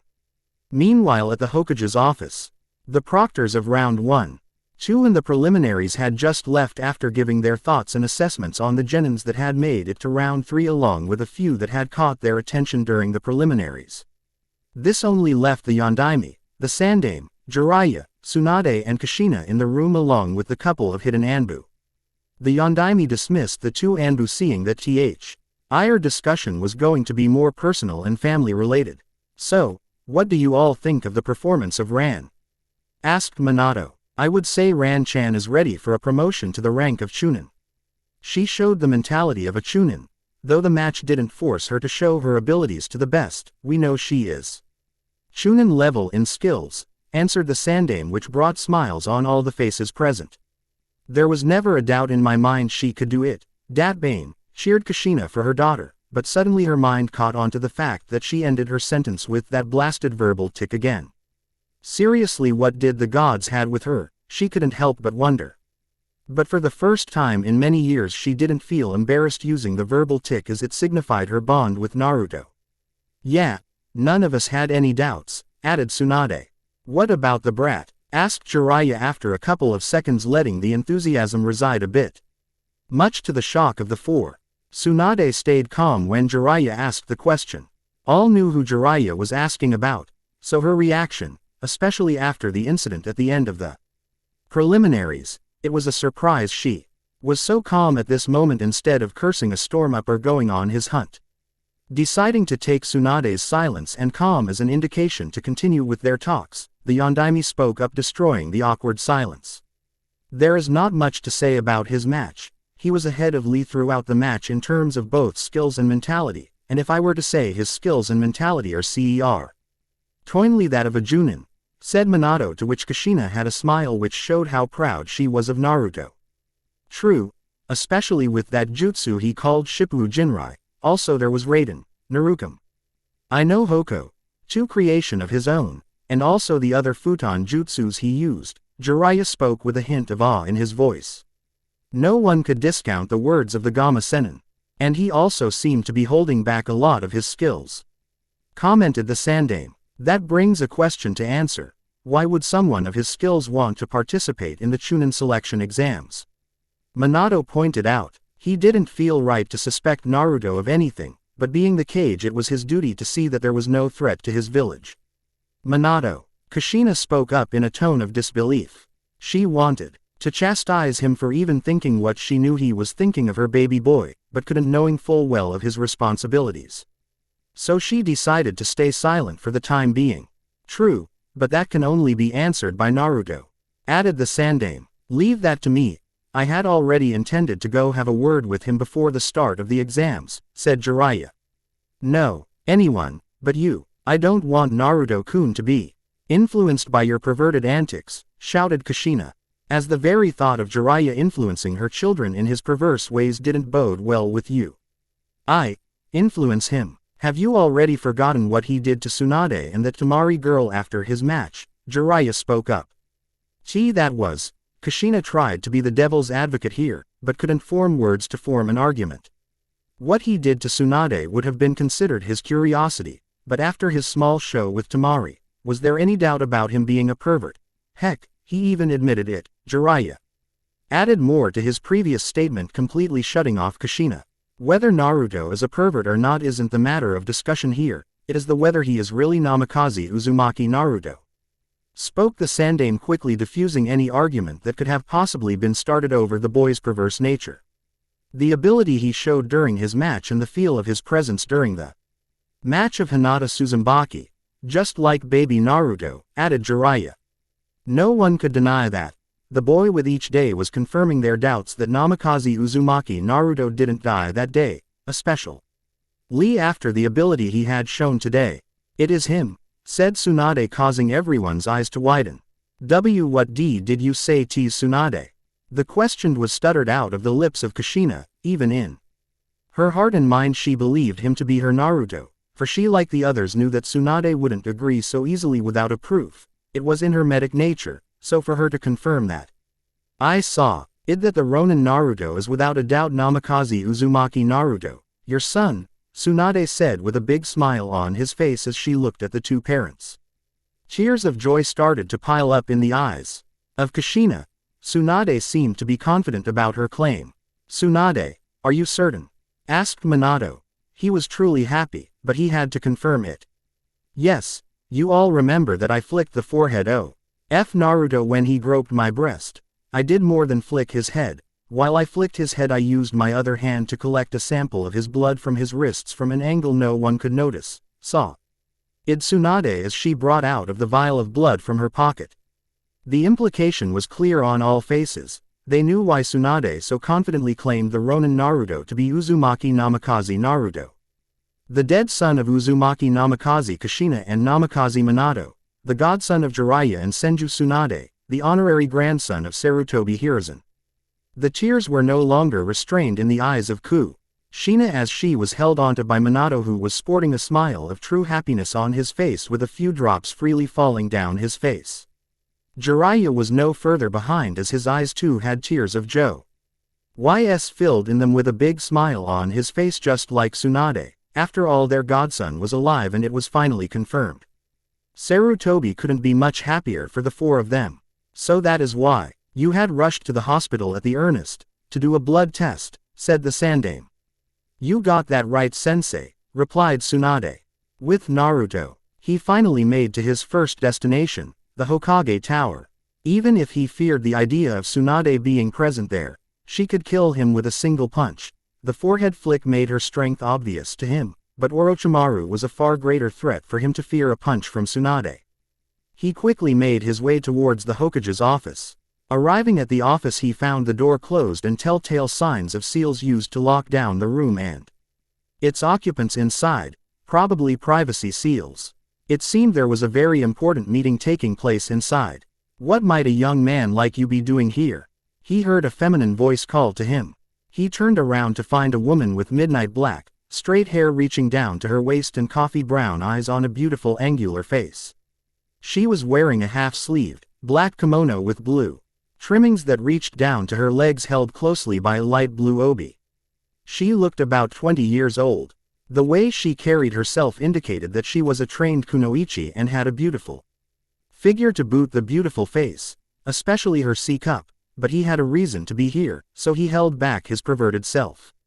To meet with Hokage-sama, he replied with all seriousness.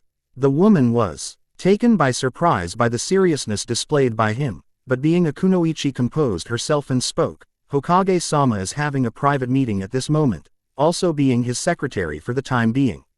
I don't remember seeing an appointment for Naruto. He gave his name. I don't remember the name Naruto in the appointment list. Naruto-san, she said. I don't have an appointment, Hisho-san. Secretary-san, but the matter I wish to talk with Hokage-sama is of utmost importance, he replied. Normally she would have just made young people like the boy to go away, seeing as many people like him came to visit Yondaime-sama just to tell tales to others about them meeting the legendary Konoha no Kiroi Senko, Konoha's yellow flash, the Yondaime Hokage. But Naruto's eyes clearly showed it was not anything of that sort. The seriousness those bright blue orbs held, something which reminded her of Yondaime-sama, told her that he was here for really what he spoke of. And what could be so important thing you wish to talk with Hokage-sama? She asked. Albeit she could tell that he was serious about his words, she had a job to do. But whatever she had expected certainly wasn't what she got, as the next word that left his mouth made her stiffen in her place and her face turn pale white. Orochimaru, he answered in a single word and watched her blood run dry and a hint of disbelief in her eyes. I am serious, he said a few seconds later with a completely serious tone, seeing her reluctant to move.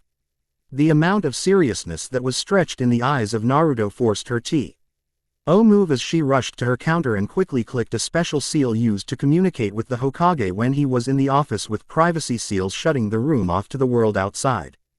Hokage-sama, she quickly spoke through the communicator.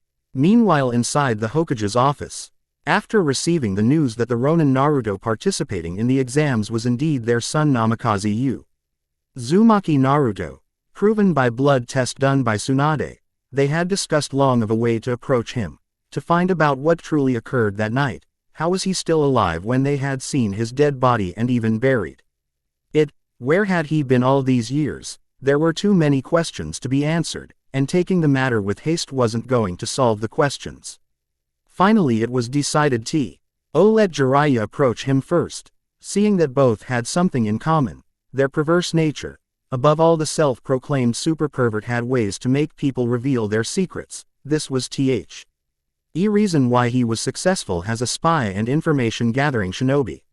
From Naruto their talks had moved to Ran. It was decided to keep the information about Naruto a secret from her until they found answers to a few questions.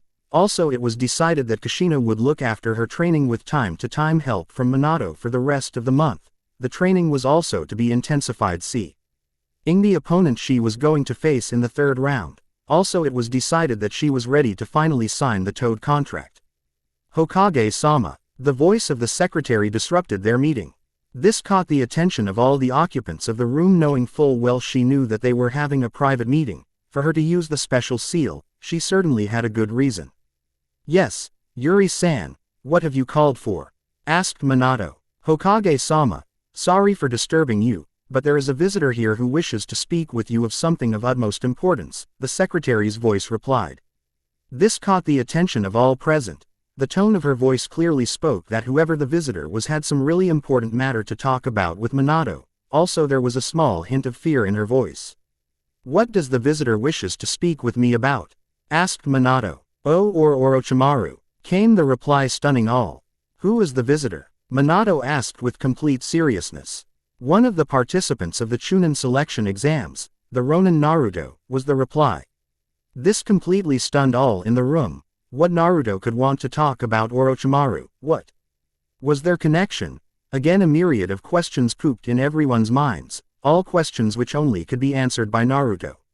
Send him in, Minato replied back as he unsealed the privacy seals around the room.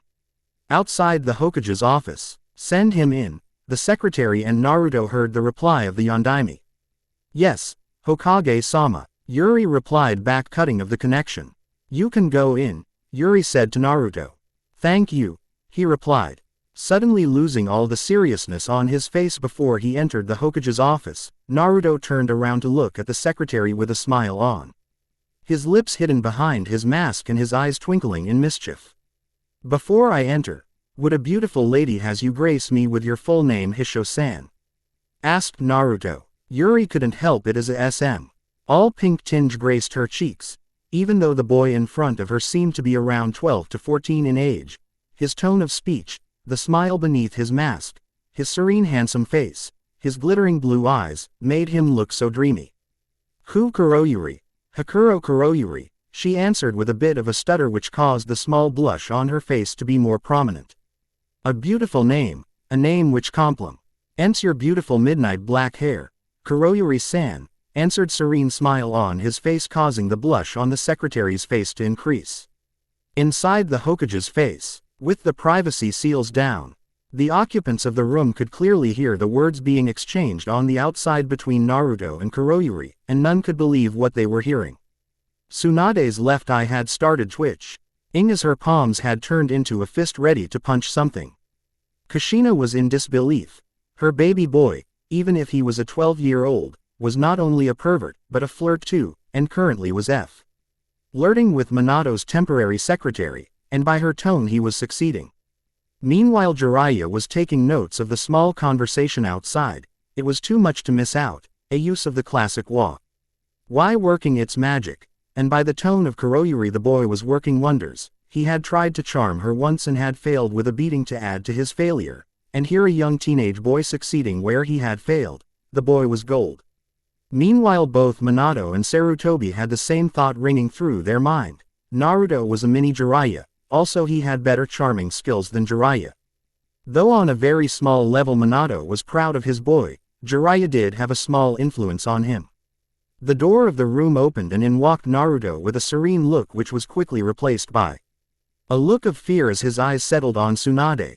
The blonde Sannin was giving him a death glare and at the same time cracking her knuckles ready to punch him into oblivion. In a flash which surprised all present, Naruto held a white flag.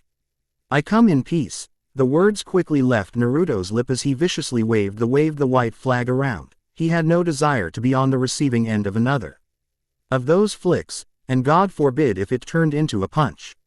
For a minute utter silence reigned the room, but Jiraiya being Jiraiya couldn't hold himself and fell of his chair laughing so loud that it was sure to be heard outside the Hokage tower. The others followed him, not as loud as the Gamma Sennin, but enough to annoy Naruto. Ha ha ha. Laugh all you like. I bet you would all do the same thing if you were on the end of one of those superhuman flicks. I hope to Kami I never am on the receiving ends of one of her punches, replied Naruto as he sent a mock glare at the five in the room. Somehow, their laughter didn't annoy him as much as it should. It rather felt much relieving, especially that of the redhead. Then give up on your perverted antics, Tsunade said to the boy in a chilling tone. But the laughter made it less threatening. Naruto didn't know what got into him as a response came to Tsunade's words infiltrated his mind. Probably the soul of fellow pervert as he spoke in a nonchalant tone. You say something. Old hag Tsunade. Somewhere in Konoha, a masked Konoha Junin with gravity-defying hair felt elated beyond belief, as if a movie of his favorite series Ika Ika was being made with him being the star. In another part of Konoha, a Konoha Junin wearing a green jumpsuit and having thick eyebrows and black hair cut in bowl-shaped suddenly felt unyouthful. He did the only thing he felt to regain his youthfulness as he shouted to the heavens above, "Curse you Kakashi. Curse your hip attitude." Back in the Hokage's office. The minute those words left Naruto's mouth he was forced to dodge something which seemed to be aimed for his head. It was only his training with the old man that helped him dodge the unknown assailant object. He turned around to look to find a stapler buried deep into the wall of the corridor as it had passed the wall of the room making a hole through it. That could have hurt really, really bad. What the heck, old hag? Are you trying to kill me? Shouted Naruto as he looked at the one who threw the stapler at him. Stop calling me an old hag, or the stapler would be the least of your worries. Tsunade retaliated as she glared at Naruto while she cracked her knuckles. You were 50-year-old, alive for more than half a century, in normal dictionary that's being old. Naruto retaliated back, not even flinching even after seeing her glare and the cracking of her knuckles. Why you insolent brat, Tsunade growled. It was a good thing that the people in the room had already anticipated such an occurrence and before it could develop into something fearsome. The Sandaime decided to speak up. Stop the childishness, you two, and aren't you here to speak of something of dire importance with us, Naruto-kun? The Sandaime spoke up. This instantly shut those two as they remembered the reason he was here for. Yes, I am here to speak of something of dire importance, Naruto said, and with that launched into the tale of his IOUS encounters with Oto Nin to his latest escapades with Kimimaro, one of Orochimaru's elite, them trying to recruit him and also learning that Orochimaru has something big planned for Konoha during the time of the Chunin selection exams. The news of Orochimaru planning something for Konoha during the time of the Chunin selection exams had already been known to them as Jiraiya loved to dig info. Mashing about his old friend. Also, it didn't come as a surprise to them that Orochimaru tried to recruit Naruto. He was skilled after all. I see, we are aware that Orochimaru is planning something for Konoha, said the Sandaime after hearing his tale. That's great, replied Naruto. It looked like he didn't need to take the trouble of being here. Though I must ask, how did you come across that piece of information? Asked Minato. I caught one of the Oto Nin that seemed to be at least of the Junin rank, if not a Junin in skills, a small torture session and then placing him under the STR. Honest genjutsu I am capable of. The man began to rat out about the reasons why Orochimaru so desperately wanted me within his ranks. From that man I learned that Orochimaru has something planned for Konoha. Something disastrous. I couldn't find out what, only found that it would be during the time frame of the Chunin selection exams. Also, Orochimaru was trying to recruit other skilled nuke ninja. ND Ronins out there for his plans, answered Naruto. Your strongest genjutsu? Questioned Jiraiya. Megan. Jikaninki demonic illusion. Human eating ghosts, answered Naruto. Megan. Jikaninki? Asked the Sandaime. By the name it gave them the suggestion what the jutsu was possibly capable of, but it was better to ask. Just like the legends, the jutsu creates of Jikaninki coming after you devour your corpse after creating an illusion of your death, answered Naruto. I see, the word left the lips of the Sandaime. He could tell there was more to the jutsu, but every person had the GHT to keep their knowledge a secret. Others had the same thought. To come inform us what you were able to get out of the Oto Nin, it will help us prepare better for any plans Orochimaru has set up or Konoha, and knowing he would is trying to recruit will help us a lot. Also knowing skills of the few of those that you encountered, albeit a little help. I am grateful for the information you shared, said Minato. He was truly thankful. He. No problem TT Ibeo. Naruto replied as he scratched the back of his head with a sheepish grin on his face. Something about the Yondaime looking happy with his decision and saying that he was grateful of him stirred an emotion within him, the one similar when Kushina had smiled at him. Now that Tsunade had proved the boy in front of him to be his he didn't mean to do this, but being the Yondaime he spoke, though being the Hokage I have to ask this Naruto-kun, it is my duty and responsibility, you who have no connections to Konoha, aren't you risking your life doing this, seeing that if Orochimaru got a wind of this, he will hunt you down, and what do you gain or wish to gain from this? The adults in the room could tell that Minato didn't want to ask what he just did. They had seen the conflicting emotions crossing his eyes for a split second, but being the Hokage he had to look at the interest of the village as a whole. It was his duty and responsibility. I gain nothing and I wish to gain nothing. Even if I haven't met Orochimaru before, I know of his reputation and of his hatred of Konoha. I despise people like him, and though I am neither a shinobi nor a citizen of Konoha, it is the village of the old man, answered Naruto.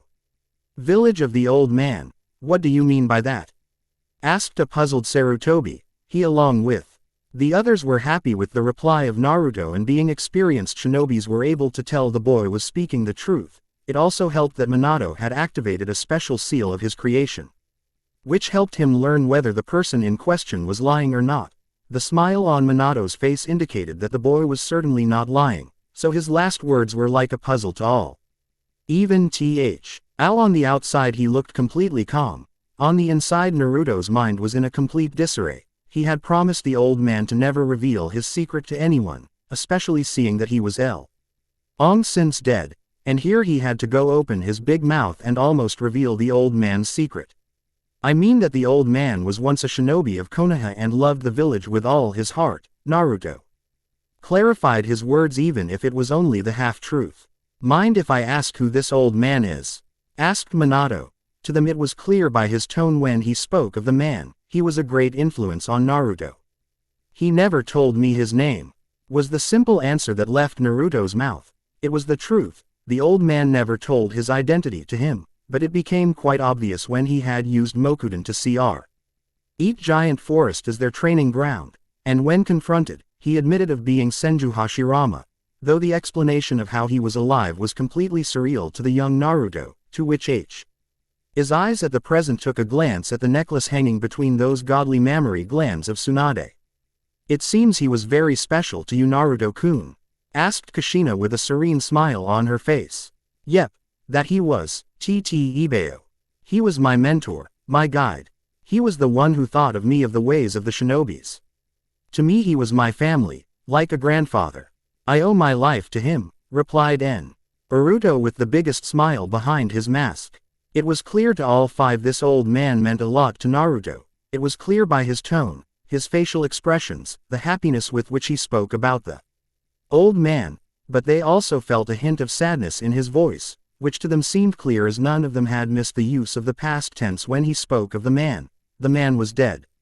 What about your parents? Asked Jiraiya. He wanted to know whether he knew about his heritage, or at least the boy had some adopted parents. I don't know about them.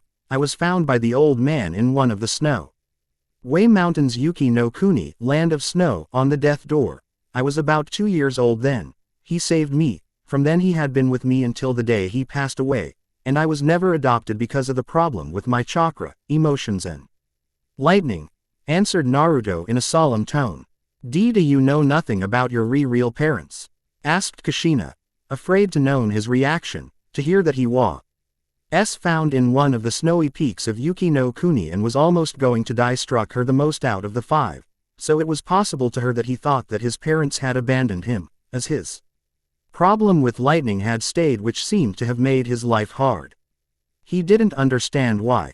He certainly didn't understand how. Years of solitude, years of loneliness, with the old man being his only companion, his reason for not succumbing to the darkness that accompanied loneliness. Like every child, he too had asked questions about his parents. Flashback. It had been only about 2 years since he had started his training under the guidance of Senju Hashirama, since they had moved from place to place, finding areas good for training and away from human civilization, from their prying eyes. As the old man had promised, he worked him to the ground. He had grown from a naive 6-year-old to an awesome 8-year-old, in his eyes. He had also managed to gain some control over his latent chi abilities, not mastered them, but had enough control to venture back into society without being afraid that they would fear and shun him for his abilities like when he was a child. Currently the duo of master and student were training in the snowy mountain ranges of Yuki no Kuni, the same place where the old man had found him on the brink of death. At the very moment the duo were resting inside a small warm the old man had created using his Mokuden ninjutsu and were currently sitting in front of small fire taking in its warmth after a hard day of training. How the hut made of wood didn't burn down was always a mystery to Naruto. But that was not the most important thing on his mind for the last week. It was his parents. The old man had showed him the place where he had found him when he was barely 2 years old. It brought forth so many questions that he had suppressed for so long. Did they want me? The question left his mouth out suddenly as he looked up towards the old man.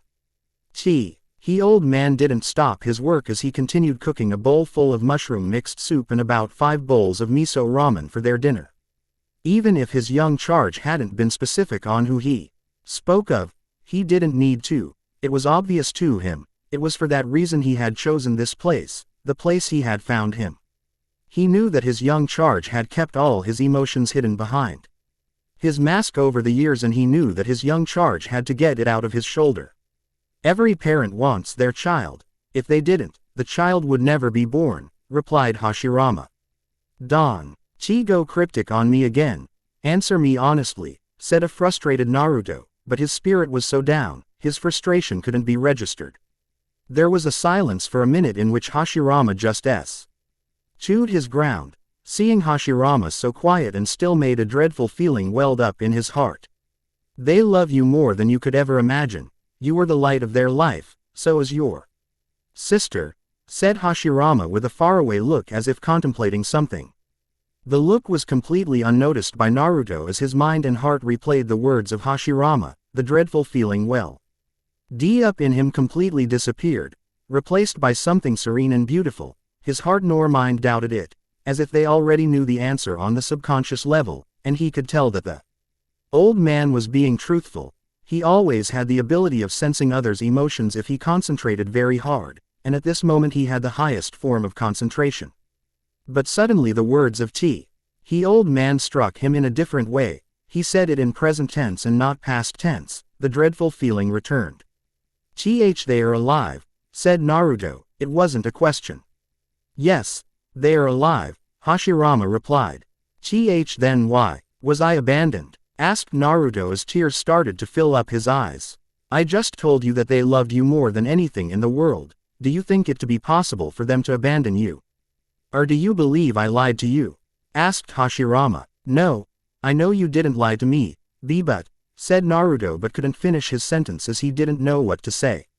No, they didn't abandon you. To them, and the entire world you are dead. They saw you die, buried your 2-year-old body, answered Hashirama.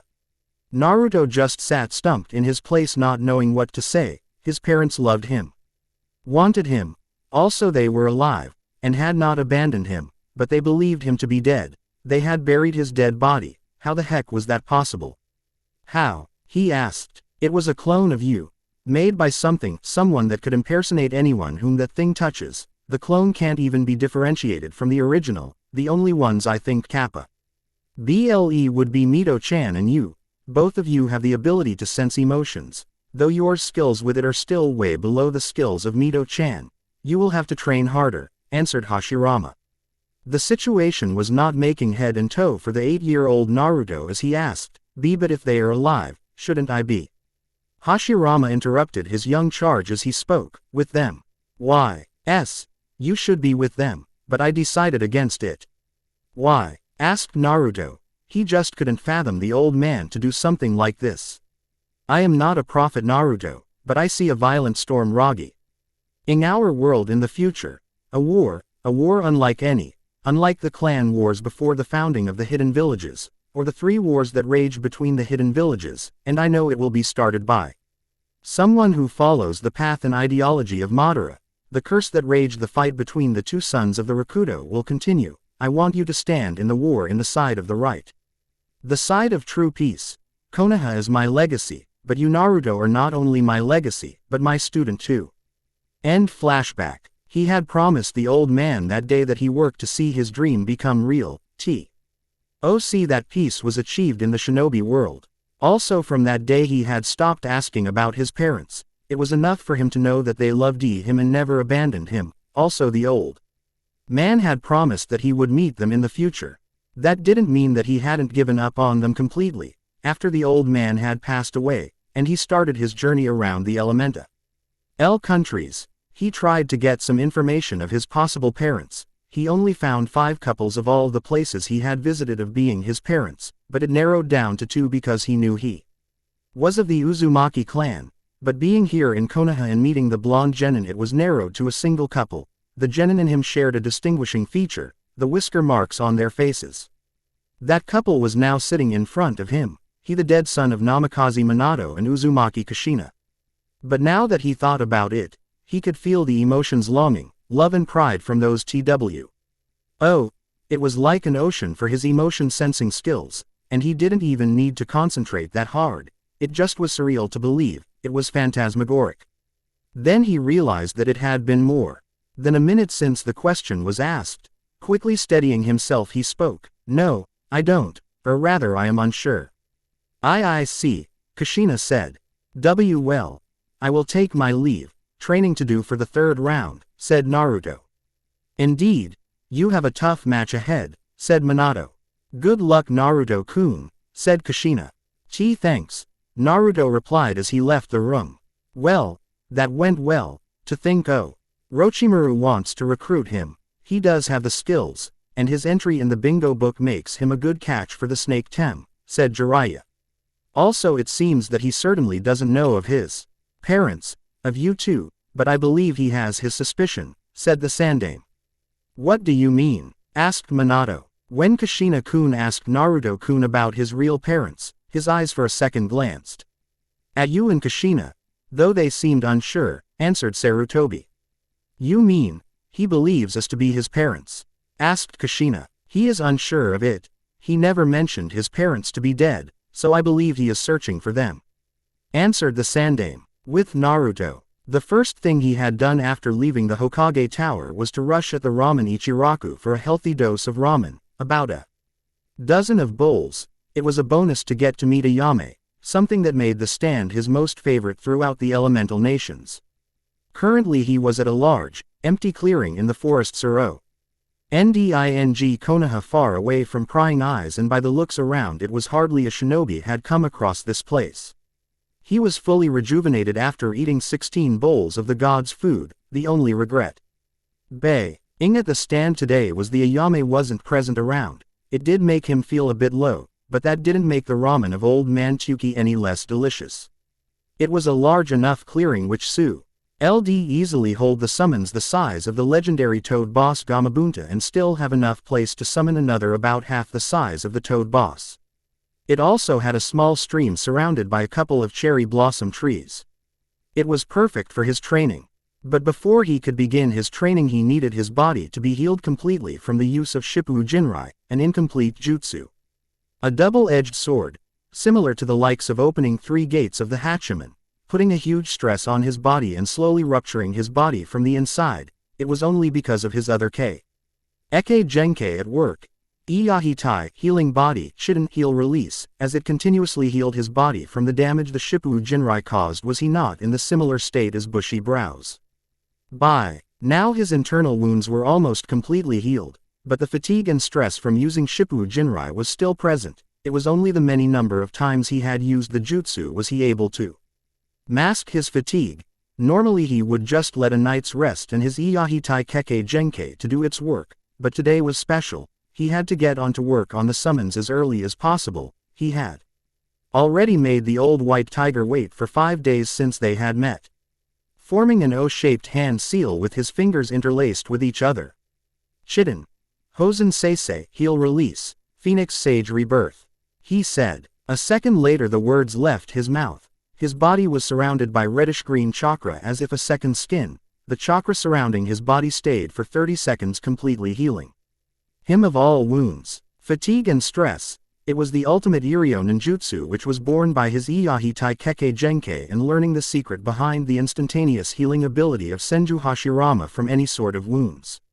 When he first created the jutsu, it took a full 5 minutes for him to completely heal his body with the specialized hand seal he created and 10 without use of any seals. Now he could heal any and all sorts of wounds, fatigue and stress within 30 seconds using the hand seal and 2 minutes without a seal. He had shortened the time considerable in the past 3 years, and was still working to use the jutsu at the level of the old man.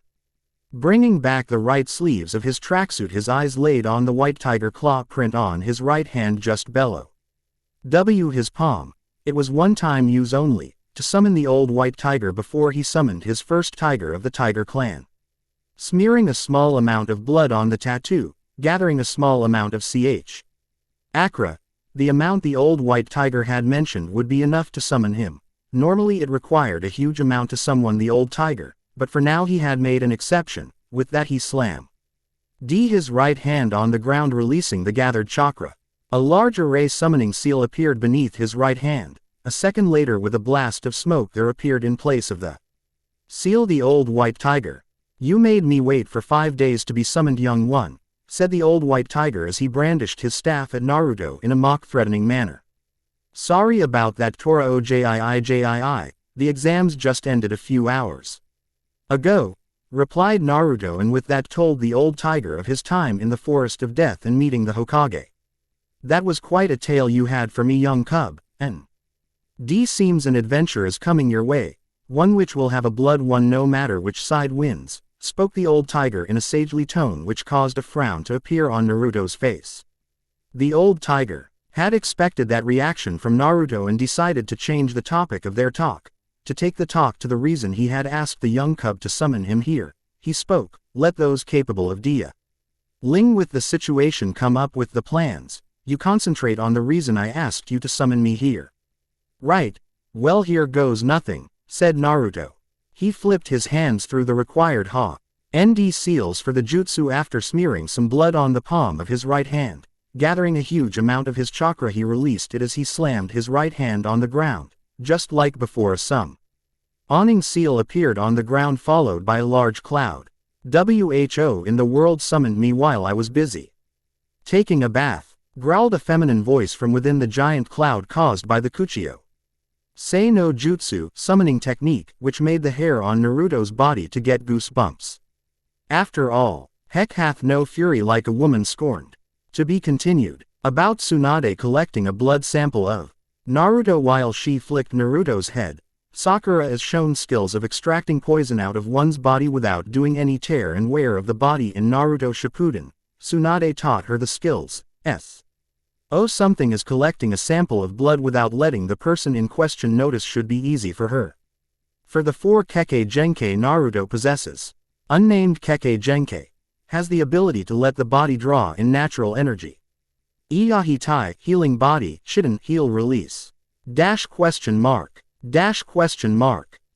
Kekkei Genkei sensory abilities helps to enhance the power of his Nintai Genjutsu, physical strength, speed, and stamina, reflexes, durability and perception ability. The ability is similar to those trained in the art of Senjutsu to achieve the Sage mode, though his current prowess over his Nada's grade is one whom have achieved the Sage mode, and has no additional ability gained like those trained by the animals. Iyahitai healing body, Shiden heal release. As the name suggests, Naruto's body has the ability to produce healing chakra on its own and heal any wound he receives instinctively, making him immune to most poisons, wounds, cuts, burns, etc., and by concentrating can heal major wounds too. Also helps in use of Iryo medical ninjutsu with relative use. Shiden written with the first kanji of the word Shiyu healing. Additional info. Only one of Naruto's Kekkei Genkei will be inheritable to his children. The other Kekkei Genkeis are special to Naruto, like Senju Hashirama's Mokuden Kekkei Genkei. This will be a harem like all of my stories, because I want it to be so. And for those that comment of not having a Naruto Hinata pairing, go see my profile. I am a fan of the Naruto Hinata pairing, so just taste it up. Your comments that you are bored with the pairing and don't like it means jack mess to me. Also Iyahitai, healing body, shouldn't heal release, doesn't mean eternal youth and immortality. Free time. Free time. It had been 2 weeks since the end of the sudden preliminary round of the Chunin selection exams, and all the finalists of the exams were busy training for their competition in the finals. From what Ran had heard, Hinata had been training under the tutelage of her father after Hiyashi learned of the skills his daughter had shown during the match. He was surprised knowing to find his eldest with such skills, and thus decided that he didn't need to wait more to start Hinata's advanced Juken training. The same was with Shikamaru and Shino. They were training with their respective clans for the preparations of the finals. As for Sasuke, she learned that Kakashi-sensei had decided to go give some personal training to the emo Uchiha. It irritated her to no end when she received that piece of news from her father, and then later learned that Sakura, just like her, had no clue as to where their sensei and Sasuke was until she informed her. That day she saw a look on her father's face that she hadn't seen in years. He was angry, and it was clear as to who the anger was going to be directed at. Then there was Neji. She never liked him and only tolerated him because of Hinata, who despite being looked down by that jerk still thought of HYPNOSIS as his brother. The boy currently was training with his sensei guy and also did some personal training with Tenten's help. The information she received about the training of the foreign genins of Nagakure and Iwagakure was that the two teams were given 2 private training grounds to train at, which would keep their secrets to them. It was a show of good faith by her father, by Konoha, one that he wished would help a bit to the alliance between the 2 villages and Konohagakure. As for her friends that had not reached the finals, she heard Ino had also given more importance to her training and was working with her father and her sensei to improve her skills. Kiba too trained more vigorously with his mother and sister. Tenten trained alongside Neji with Guy sensei, somehow to her surprise.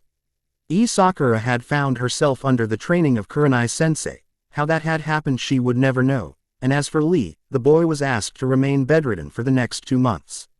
Her training had also come along smoothly, with her mother taking on the role of her sensei, and as one would expect from the Akai Chishio no Habanero, her mother had put her through one of the harshest training sessions she had till date, but she certainly wasn't complaining. She needed to improve herself to fight against her opponent at the 3rd round and also win against other opponents too, especially and there were opponents like the likes of Naruto. He had shown to all the difference in their levels, and for some reason she had no desire to stay behind him. Her training mostly consisted of improving her current skills along with sharpening her reflexes and reaction time. The latter part was mostly done by means of her mother shooting rubber balls and water balloons at her. Also she had signed He Toad summoning contract and had learned to summon the toads, though she didn't like the fact that she had to use the chakra of the Kyuubi to help summon Gamabunta. She never liked the feeling of using the Kyuubi's chakra. But her training under her mother, the former of Jinchuriki of the Kyuubi, and her father had helped her a lot, and now she was able to control up to 1 tail of the Kyuubi's chakra. In the first form of a Jinchuriki, she only hoped that she would never be forced to use the power of the Kyuubi. Today she was enjoying a free day from her training, a full day to enjoy for herself. Her very first stop had been the Hyuga clan house, where she had persuaded Hinata to join her, and then later visiting Ino's house to invite Ino to join her too. As the trio of girls made their way towards one of the restraints of Konoha, they were joined by Sakura and Tenten on the way. From there it had been a girls' day out. They had come across the boys of their teams, but had shooed them of saying it was a girls' day out.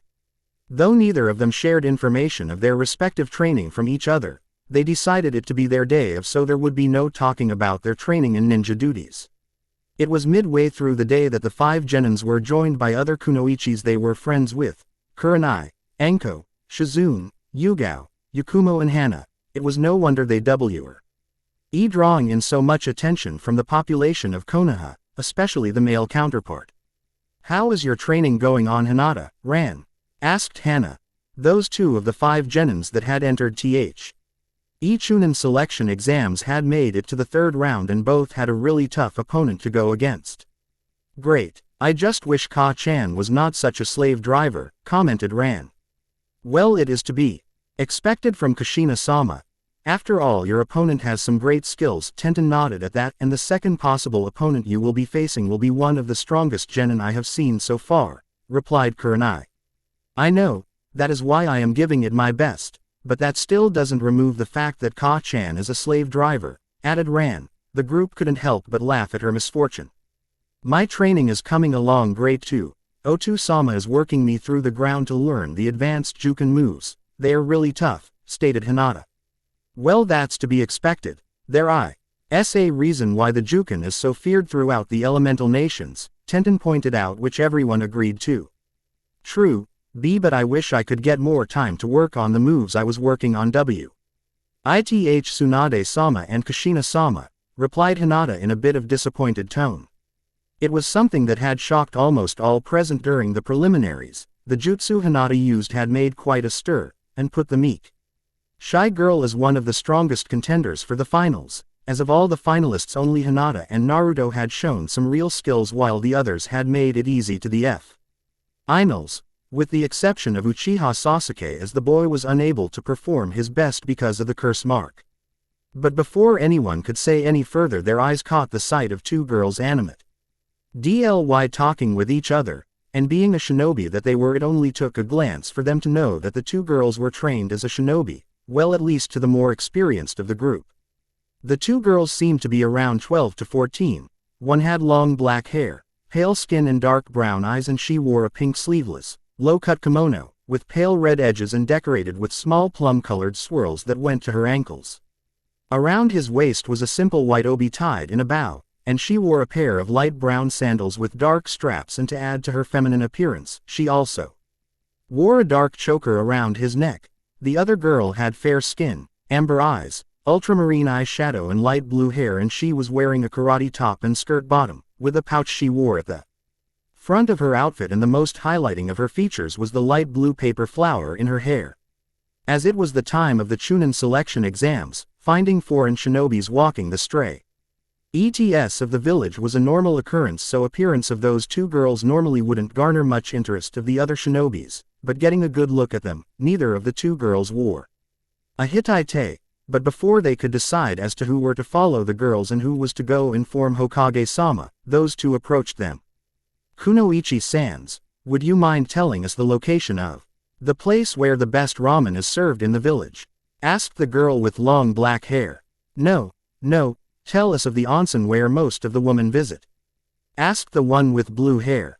The group of Kunoichis looked a bit surprised by those questions. According to them, the map detailing the tourist attractions of Konoha would certainly give these two girls information on the restaurants and onsen in the village, but their questions were more to the point, and so they de-iced to answer them. But before they could answer, they watched in amusement as those two started to bicker amongst them.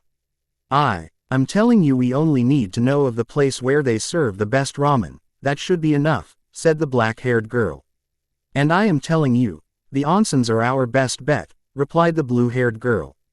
I don't think so. He will be too busy with his work to indulge in his habits, replied the black-haired girl. She believed it to be so. Come on. You know that's just impossible, EV. And in worst and serious times he would find a way to be at the onsens, said the blue-haired girl. She was completely confident in her belief. And the same goes for ramen, the black-haired girl replied back. The two girls to the group of Kunoichis seemed to be on a standstill, confident about their words. Are you two searching for someone? Asked a new voice familiar to the Konoha Kunoichis. All eyes turned to find Kushina and Tsunade walking towards them.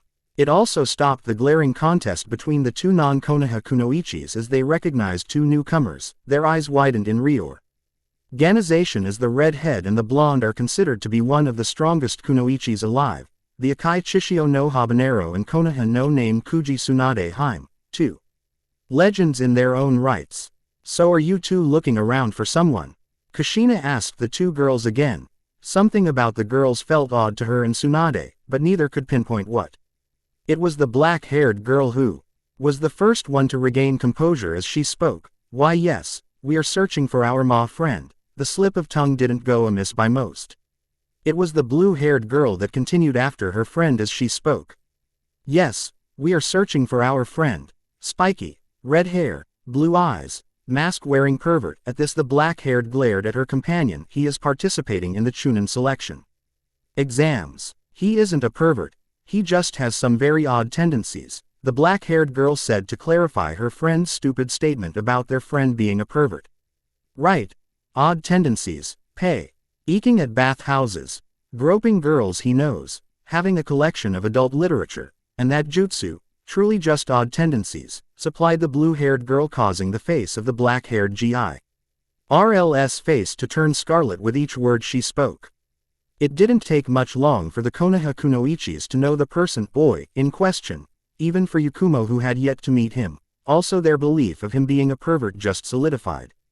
You were looking for Naruto-kun, said Kushina. It wasn't a question as there was no other participating in the exam matched the description given by the blue-haired girl.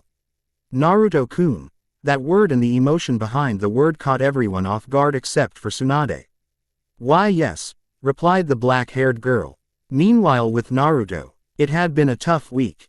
For him, for he dwelled into the ninja arts he had very little knowledge of, and so throughout the week he was worked to the ground learning about Tiger Clan and its members and their abilities, starting a new friendship with them, except with one, Momoka, the first of the Tiger Clan he summoned. And unfortunately for him, being his first summons she became his primary summon according to Old White Tiger. The two of them, he and Momoka, were not even on the same page of thoughts and there was hardly a moment when there wouldn't be a fight between them. Somehow that tigress had the ability to grate his nerves. It also didn't help that the first time he summoned her, she was having a relaxing bath at one of the natural hot springs in their land, and she seemed completely irritated with HYPNOSIS for summoning her from her relaxing bath, and from the very first day they were on the opposite sides of the coin. It also didn't help that she was asked by the Old White Tiger to help him make acquaintance with the others of the Tiger Clan he would summon. It was a wonder they came to like him, especially the boss Kansuki who happened to be the father of Momoka. Summoning Kansuki had drained him of all of his chakra. Now here he was enjoying some well-deserved rest after a week of rigorous training which had his depleted by the end of the day, and for that reason he was here to enjoy himself. An entire day at the onsen, it sure was relaxing. The onsens, the greatest gift to mankind. The old man believed it to be so and he agreed too. This was the best relaxing spot for all, and above all the best place to have a peek at the marvelous beauties of nature. Suddenly a chill ran down his spine forcing him to drop the binoculars. He quickly looked around to find him to be in no danger. Thus it confused him for that sudden chill running down his spine, bringing the binoculars back to his eyes and decided to enjoy the wonderful view that he was enjoying a moment ago, though something on his mind was nagging him that he was forgetting something. Hyoten. Hyosho Ro no Jutsu, Ice Release. Ice Crystal Prison Technique, he heard a familiar voice call out.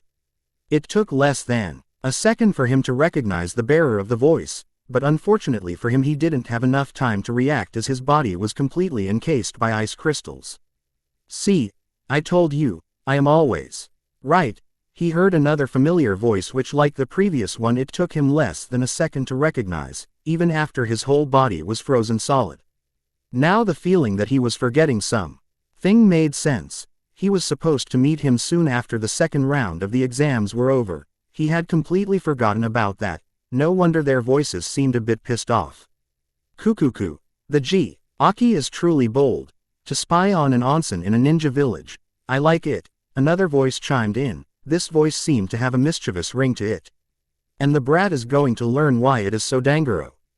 To spy on an onsen in a ninja village, said another voice in a bone-chilling tone. Both of the voices he recognized, and just to be certain he focused to get a sense of them. What he sensed made pale.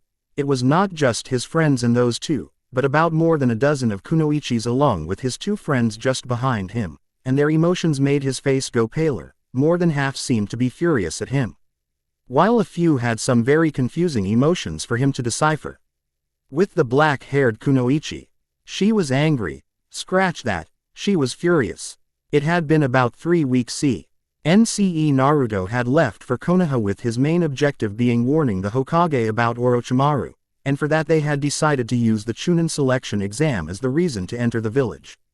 At first she had been worried about that plan, but also knew that he had already infiltrated Suna before and with both of their help had infiltrated Kiri. Also she had faith in his skills. After all he had given Zabuza-sama a run for the money and also had defeated Hizuka Mangetsu Kijin no Serai, second coming of the demon. It was those two battles of Naruto that had shown her the true extent of his powers, and it was his killing of Hizuka Mangetsu that had landed him in the Kurigakure Bingo book as an A-rank Ronin and was given the name Narukami no Naruto, Naruto of the Thundering Spirit. His abilities made her respect him and also they frightened her a bit. He was a couple of years younger than her and yet he possessed powers and abilities rivaling the strongest, maybe not the Kage's, close by. She always wondered how strong he would be in his prime, and then there was his dream to surpass that man. To learn of the abilities and powers of his sensei she couldn't help but be shocked. To think that such a power was not a fairy tale, but a reality and he wished to surpass it and she believed he could. But that was not her mind at the very moment, it was that the idiot had both. Her and her blue-haired companion worried as he didn't meet them after the second round of the exams when a break is given and it was what they had decided, but for some reason he hadn't met up with him even after a week and that worried her. After all he had ability to attract trouble, and the trouble was never the small kind. For that reason both of them had decided to make a trip to Konoha after waiting for him for a week, and arriving here they seemed to learn that he was in no form of trouble which irritated her the most. It also brought forth the question as to what had him go against H's own words. She needed answers and she was going to get them. Unfortunately for her, her companion seemed to have no worry of the situation. She had even gone to say that Naruto was probably spying on the onsens in Konoha the entire time, which she was certain was close to the truth but yet she had kept denying it even after knowing of his perverted antics and being a target of his antics. So on. Had to understand her state of mind as the first time she saw him in Konoha had been him spying on one of the onsens. She didn't find him at a ramen stand nor at a training ground preparing for the third round. Not caring that the ones that had followed her would know of her abilities her hands sped through a few hand seals. Hyoten. Hyosho ro no jutsu. She said as she finished the hand seals. And encased her target in ice crystals, and seeing that her jutsu worked an victorious smirk spread on her lips. That aside she could see the shock on the faces of the Konoha nins, especially the old ones. Hyoten is the advanced nature Keke. Genkei of the Yuki clan of Mizu no Kuni. The Yuki clan was said to be wiped out during the civil war that raged the country, so it would certainly be a surprise for many to find a wielder of Hyoten Keke Genkei. Luckily for her, her companion came to her help dissolving the shocked look on faces of the kunoichis. With the blue-haired girl. You or S.O. dead, she said to Naruto. They were alone as the others were discussing of his punishment. The boy in question was currently tied up after being captured red-handed for peeking at the woman's side of the onsen by not only Haku but also by about 13 Konoha kunoichis. He was so dead, especially considering that one of the Konoha kunoichis happened to be Senju Tsunade that was not only legendary for her medical ninjutsu, but also her cursed luck at gambling and her hatred for perverts, and then there was Uzumaki Kushina and also that red eyes. Aren't you going to help me? She heard him ask. Indeed, she replied with a slight mischievous smirk on her face and knowing Naruto as she did, she knew he would catch on to her, and that he did within a couple of seconds. And that would be when he asked her. She could see his eyebrows twitching in annoyance. Well, you did make us wait for a week, she replied in a sad tone which caused his eyebrows to twitch further in annoyance. She really loved his annoyed face, and just wished she could remove that darn mask of his face and see the entity of his face. His annoyed reactions were fun to watch. They'll kill me, he spoke. Indeed they will, she replied back. Wasn't that obvious and something he should have learned a long time ago? After all he was almost killed before a few times, and it was clear that he understood the meaning behind her words from his facial expressions. They are no ordinary kunoichis. Two of them are S-rank, Senju Tsunade and Uzumaki Kushina, and Yuhi Kurenai can also be dangerous in such situations and be as dangerous as an S-rank nin with her genjutsu. He tried to put forth his point which she was well aware of. So, she trailed the question. Please, help me, I'll do anything you ask, she heard him say. That was it, hook, line and sinker. This was what she was waiting for. Anything I ask, she asked. This was it. His answer would seal his fate. Yes, his reply came. she could feel the defeated tone behind it.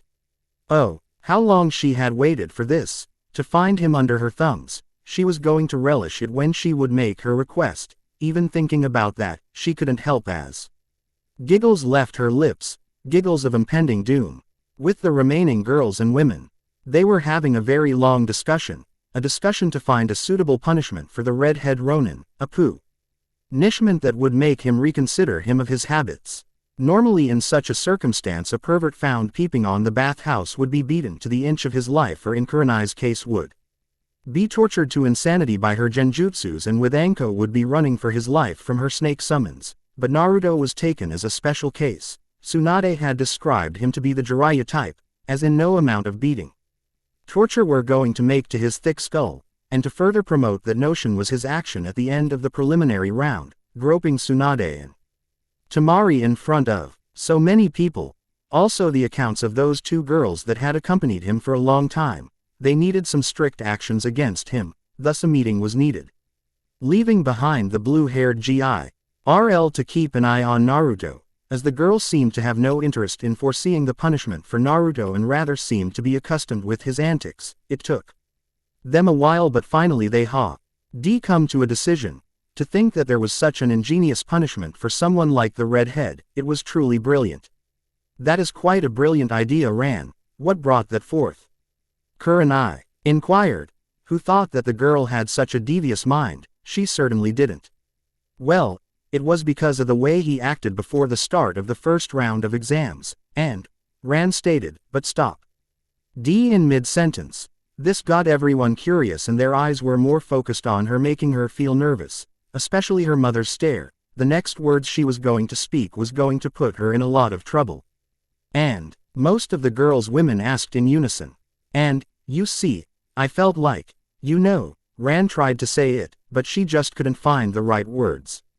Luckily for her Ion came in the form of laughter, evil laughter. At that, all eyes turned to see that the source of the laughter to be the blue-haired Ronin, who now sported a mischievous grin, and only her black hair.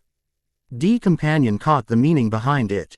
Deciding to not think much of it on the insistence of her companion, they made their way towards their captive, and just like they had anticipated, he didn't seem to have much fear of any kind of punishment. Oh, how wrong the boy was. They were going to enjoy seeing a pervert suffer. With Naruto, he looked at the girls and women in horror as they announced his punishment, a punishment which according to them was befitting his crime, a punishment he never even dreamed in his dreams. Actually he did, and it turned out to be a nightmare. Now a couple of hours later, since his punishment had started, his right hand had gone numb. How can the world be so cruel? As he glared at everyone around him, that smiles on their face, he was going to find a way to wipe them away. Finished. He groaned out. Good job, brat. Hope this teaches you a lesson. I will never peek on girls, women. I will never grope a female, said Tsunade in a haughty tone. He could say the haughty smirk on most of the faces. I hope so too, he muttered. What did you say, Naruto-kun? Asked Kushina with a glare which made him sweat. Nothing, he replied. Seriously, something about Namikaze. Uzumaki. Kushina made him acknowledge her words more than the words of the others. I hope you have learned your lesson, Naruto-sama, the black-haired girl spoke, making his eye twitch. I did, he said, making it as convincing as possible, and it seemed like most seemed convinced, except two. One was his blue-haired companion and the other being Namikaze Uzumaki Ran. He understood that she, the blue-haired girl, would catch on to him. After all, she knew him the longest apart from the old man, but how the daughter of the Yondaime caught on to him he would never understand. But he knew that his right hand was going to remain sore from all the work for a long time, and the memory of this punishment was forever going to be etched in his memories and would give him nightmares in the future. Normal point of view. It had been 2 weeks since that incident, since Naruto had faced a punishment that was giving him nightmares. Somehow, some way that he didn't understand, both Haku and Konan had become good friends with the girls that had been in the group that had delivered punishment on him. How he would never come to know, but since then they spent any time they could with those girls. Today was not such a day, for both of them had decided that they would join him in training, as it had been quite some time since they trained with each other. Because of that, the three were currently at a private training ground provided by Konoha, and its privacy was further increased by Naruto's privacy seals, which could only be breached by those who knew of Uzumaki sealing methods. Currently the three were engaged in a handicap spar, with Haku and Konan going against Naruto, and if the destruction of the ground was any indication, the three had been in one heck of a fight. As it was, the three were going on for the past couple of hours, sparring amongst each other, and by now their chakra reserves and stamina was severely low. They just had exerted themselves to their limit, and yet a winner was to be decided, and the only reason one of them was not killed or out of commission was because some of their jutsus were restricted from use. "It's time we end this," Konan said to Haku. He was at her limit and knew well enough that the next attack from her would be the last, and to her it seemed that neither Haku nor Naruto could go any further, though he seemed much better than the two of them. "Yes," replied Haku. She too had similar thoughts in her mind. Quickly throwing a few paper pieces towards Naruto, which formed the shape of shurikens as they sped towards the red head, and clapped her hands together, which resulted in compressing the wind and transformed into a powerful gale. The gale worked to speed up the shurikens and increase their power and also their ability to wound. The combination of Kami Shuriken, Paper Shuriken, and Futon, Repusho, Wind Release, Gale Palm was one deadly combo. Meanwhile Haku sped through a few hand seals as the air around her turned old, ending her hand seals on the Tora, Tiger, hand seal. Hyoten, Sabama Fubuki, Ice Release, Swallow Snow Storm. Haku called out. The water around her froze and formed cluster of ice needles in the form of miniature swallows, which then made their way towards their target. Mess was the only word that left Naruto's lips as he looked at the two jutsus heading his way. Both of them were UNAV. I dabble, considering the speed they were moving at and taking into account that Shippu Jinrai was one of the forbidden jutsus. There remained only one option, so his hands flipped through four-hand say. ALS, ending at the Tatsu Dragon hand seal. Ranton. Reiza Sakasu, Storm Release, Laser Circus. Naruto called out. As he called the name, a halo of bright energy spreads around his hands as the jutsu was activated. Then the jutsu encircled his hands, and from it energy beams were shot out towards the incoming jutsu. The beams of energy collided in mid-air with the shurikens of paper enhanced by wind ninjutsu of Konan and the cluster of ice needles shaped in the form of miniature swallows of Haku. The jutsus destroyed each other in an elegant display of fireworks. "It's over," the voice of Naruto spoke from behind Haku and Konan, making their eyes widen. There, standing behind the two of them, were clones of Naruto holding a kunai to their throats, which made them groan out loud. A few hours later, the trio of the Ronins was currently at one of the restaurant of Konoha. Not an expensive one, but a nice and comfortable one, and also not the Ichiraku ramen stand, much to the annoyance of Naruto. "That Ranton Reiza Sakasu jutsu of yours is seriously annoying, do you know that?" Konan commented as the three of them waited for the arrival of their food. "And isn't your paper ninjutsu an annoyance too?" Naruto countered.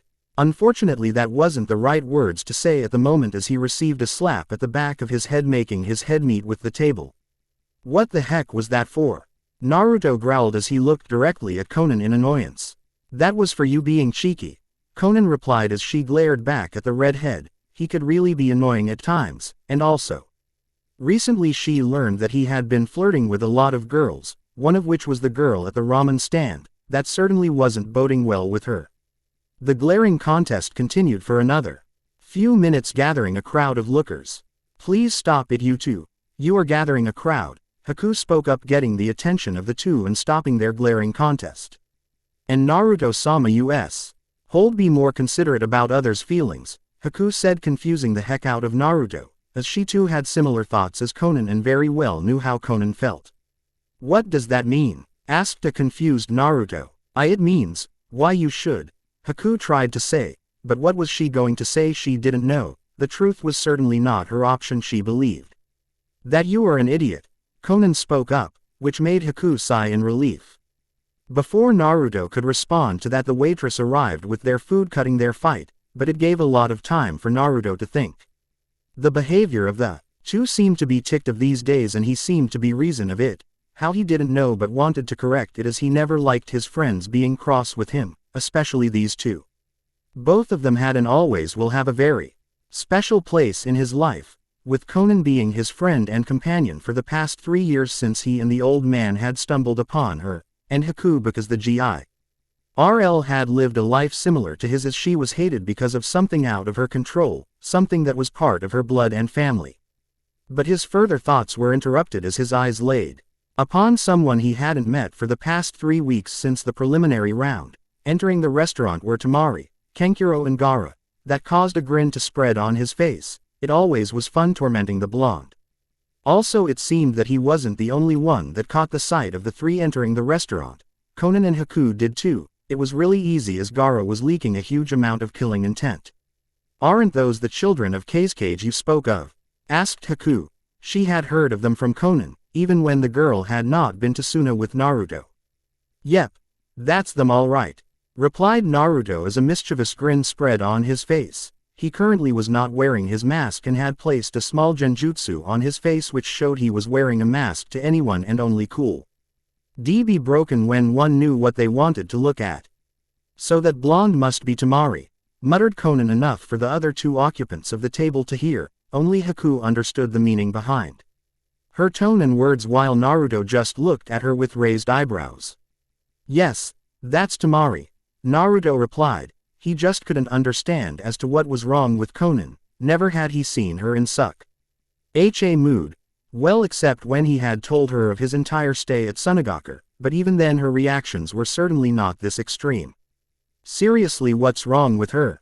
Naruto couldn't help but think as he looked at Conan. But before anyone Naruto could think further on the situation with Conan, he felt a strong dose of killing intent focused completely on him. It didn't even need a genius to K. Now who the killing intent was coming from if the looks of that person was any indication. Blue eyes met green eyes, one as cold as the freezing poles and one glimmering with mischief. The tension in the very atmosphere could be felt by all those in the restaurant, but everyone decided to ignore even with the tension kept on growing. It was finally good thing for all when the blonde companion if he won with gourd spoke something in his ears and he stopped the staring contest and walked away. "Something with those three isn't right," muttered Naruto as he watched the Sand siblings go to their table. Elsewhere, a meeting of the Konoha Junins had just finished with the priority being the security of the village during the finals of the Chunin selection exams. With information given by Naruto and that gathered by Jiraiya, it was now confirmed to them that Orochimaru was going to launch a full-scale attack on Konoha during the finals.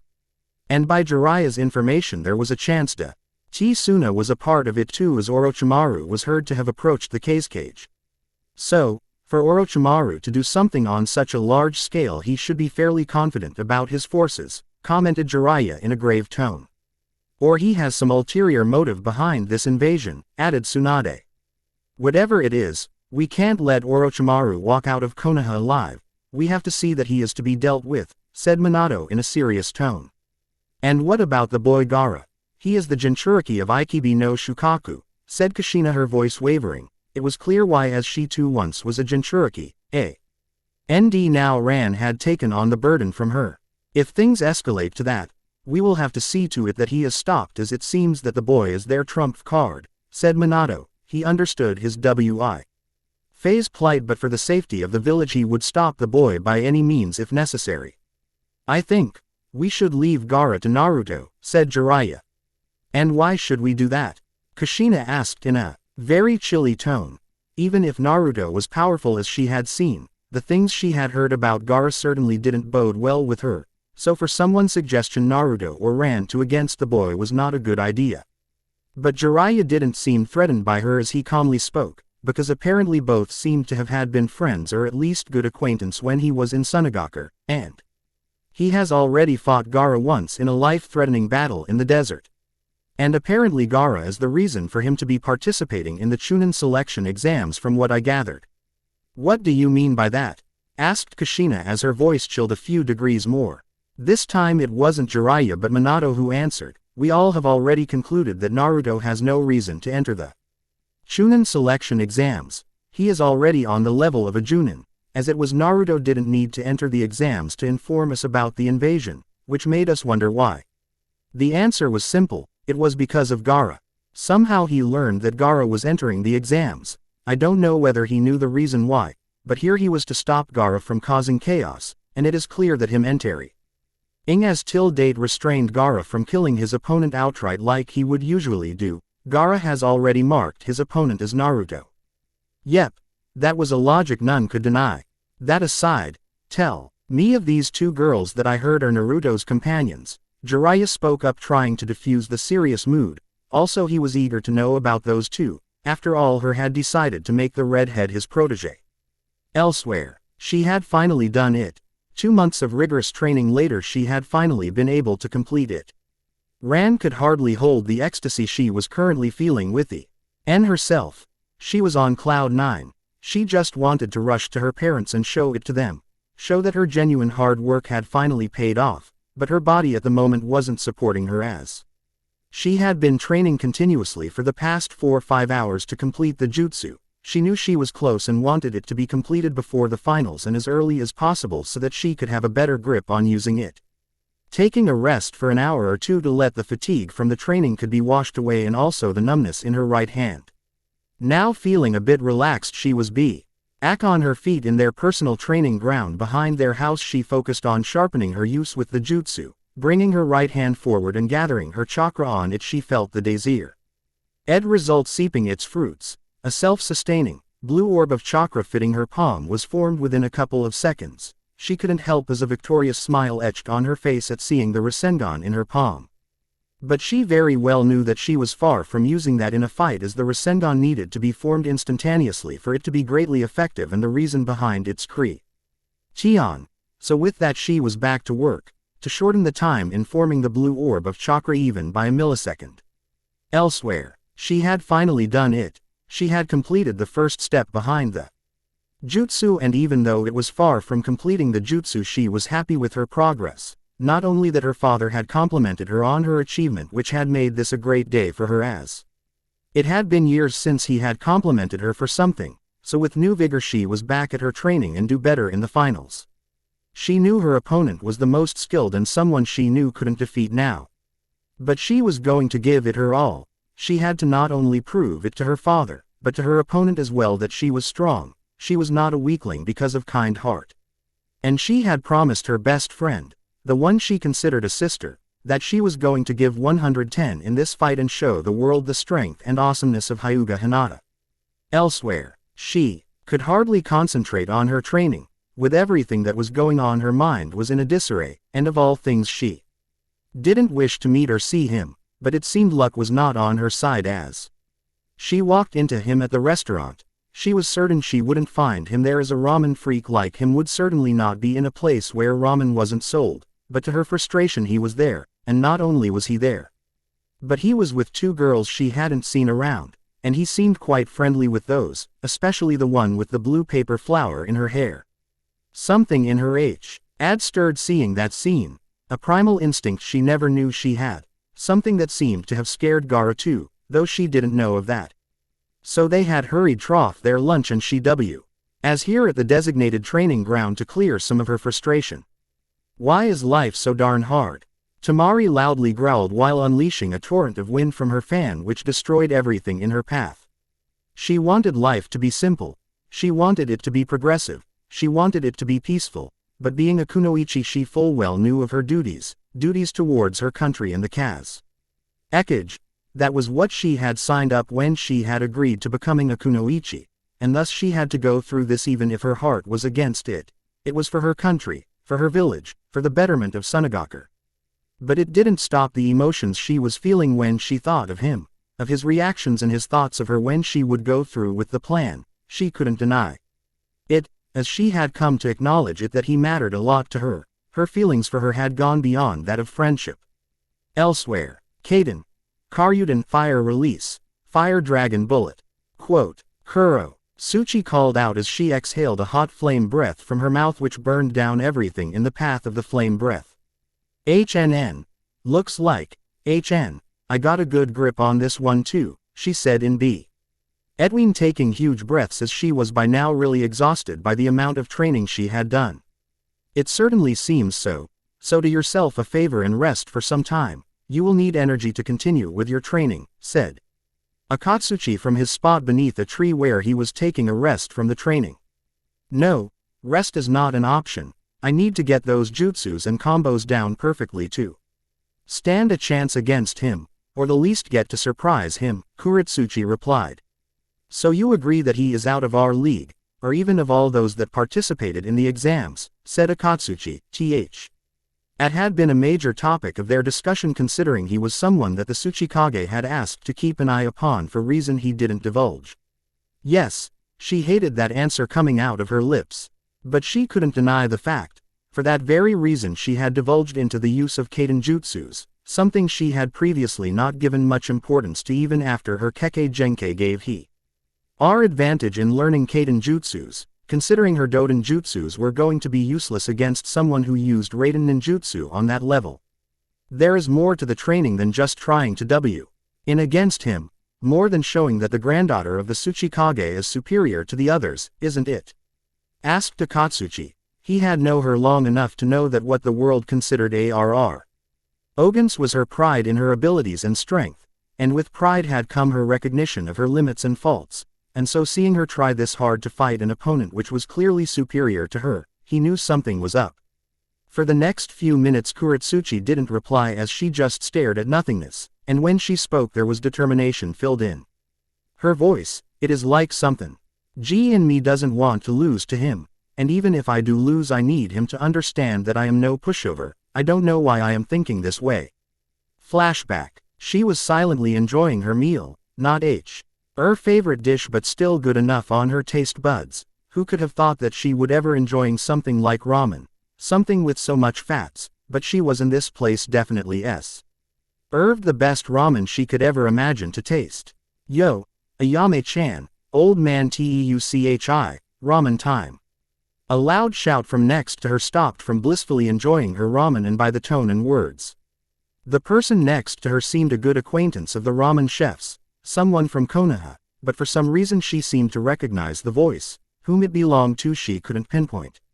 Coming up Naruto-san. The soft voice of the waitress collided with her ears which stopped her from eating any further. Naruto was certainly not a common name. Actually she had only once heard it in her life. Time and the other time being just recently. The first time she heard of someone of the name Naruto was the dead son of the Yondaime Hokage, and the other one she recently heard was the Ronin party suppatting in this Chunin selection exams. So imagine her surprise when she turned around to find that the person sitting next to her was the same Ronin from the exams, and to her annoyance he noticed her. Yo, fancy seeing the granddaughter of the Tsuchikage here, he said as it looked at her with a cheeky grin. Something about that grin just irritated her. And pray tell me why the granddaughter of the Tsuchikage can't enjoy a normal, peaceful meal, she asked to him in annoyed tone. Indeed she can, but I don't think you are the type who normally eats and enjoys her ramen, he replied back with that same cheeky grin still plastered on his face. At first she wanted nothing of this conversation and go on to enjoy this wonderfully made ramen, especially after knowing of his character to be that of an open pervert and the stunt he pulled at the end of the preliminary on the Sunakunoichi, but she at the same time also remembered that they were to gather information on the Ronin. So with a heavy heart she spoke. Yes, I am not a huge fan of ramen and normally don't bother with it, but the ramen served here is certainly good and I am enjoying it. Blasphemy. You call that enjoying ramen? His shout made her jump of her seat in shock and horror. What the heck had she done to make him respond in such a way? But before she could say anything he stood in front of her with what LDB only called a genjutsu. His entire body seemed to be glowing with an ethereal glow, and there were hundreds of hands on him, one hand holding a pair of chopsticks and the other a bowl of ramen. Such was the sequence with the 100 hands. You girl, you know not of the way of enjoying your ramen. There also was an ethereal edge to his voice. For that reason I Uzumaki Naruto, the Tetsujin philosopher, sage, wise man of the ramen kingdom, has descended to earth to teach a beautiful maiden like you of the ways of enjoying the food of the gods. For the first time in life she was embarrassed. A crowd onlookers had gathered looking at the scene and some seemed to worshipping him too. Try she might she couldn't leave, and thus begin her never-ending journey to the world of ramen. End flashback. I just do. She completed her sentence after some time as she reviewed that day in her mind. It would be a lie for her to say that she had not enjoyed that time.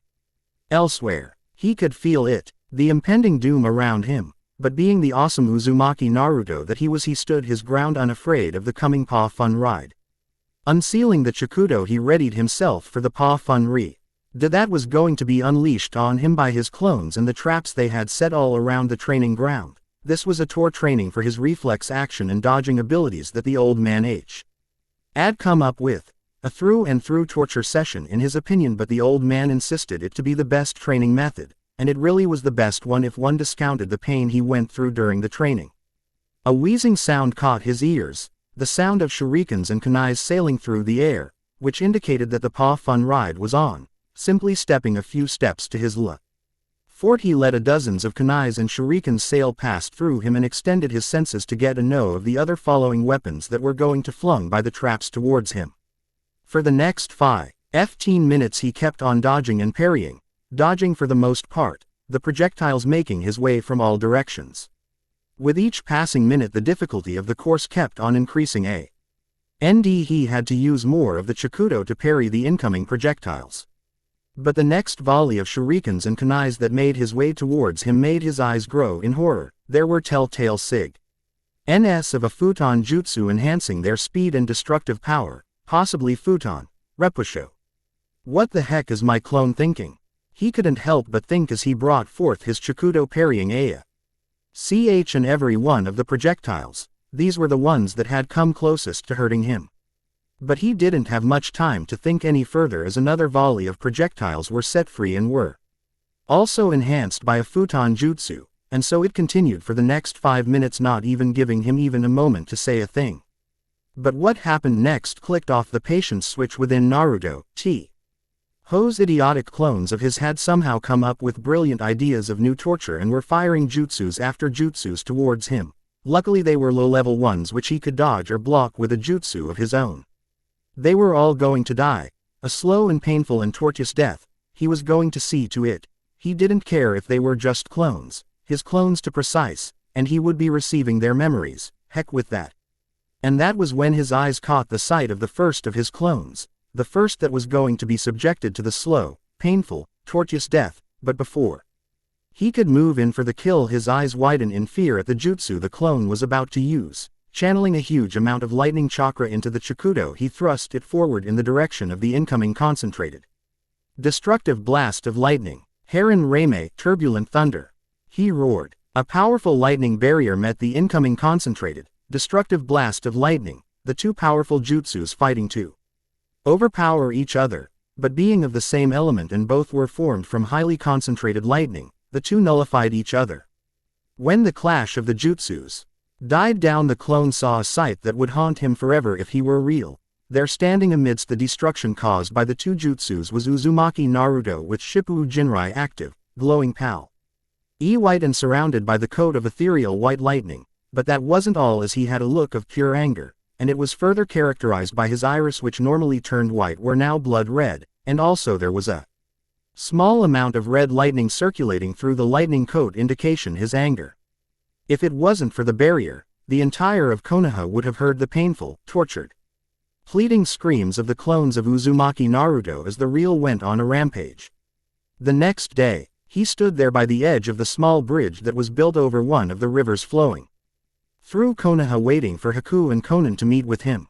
Somehow, someway that he just couldn't figure out, Haku and Konan had become good friends with the Konoha kunoichis that had participated the Chunin selection exams, are more specific, with the ones that had caught him red-handed at the onsen. Was it girl thing, or, as the old man said, a small link or an incident that brought them together? It seemed more leaning to the latter one.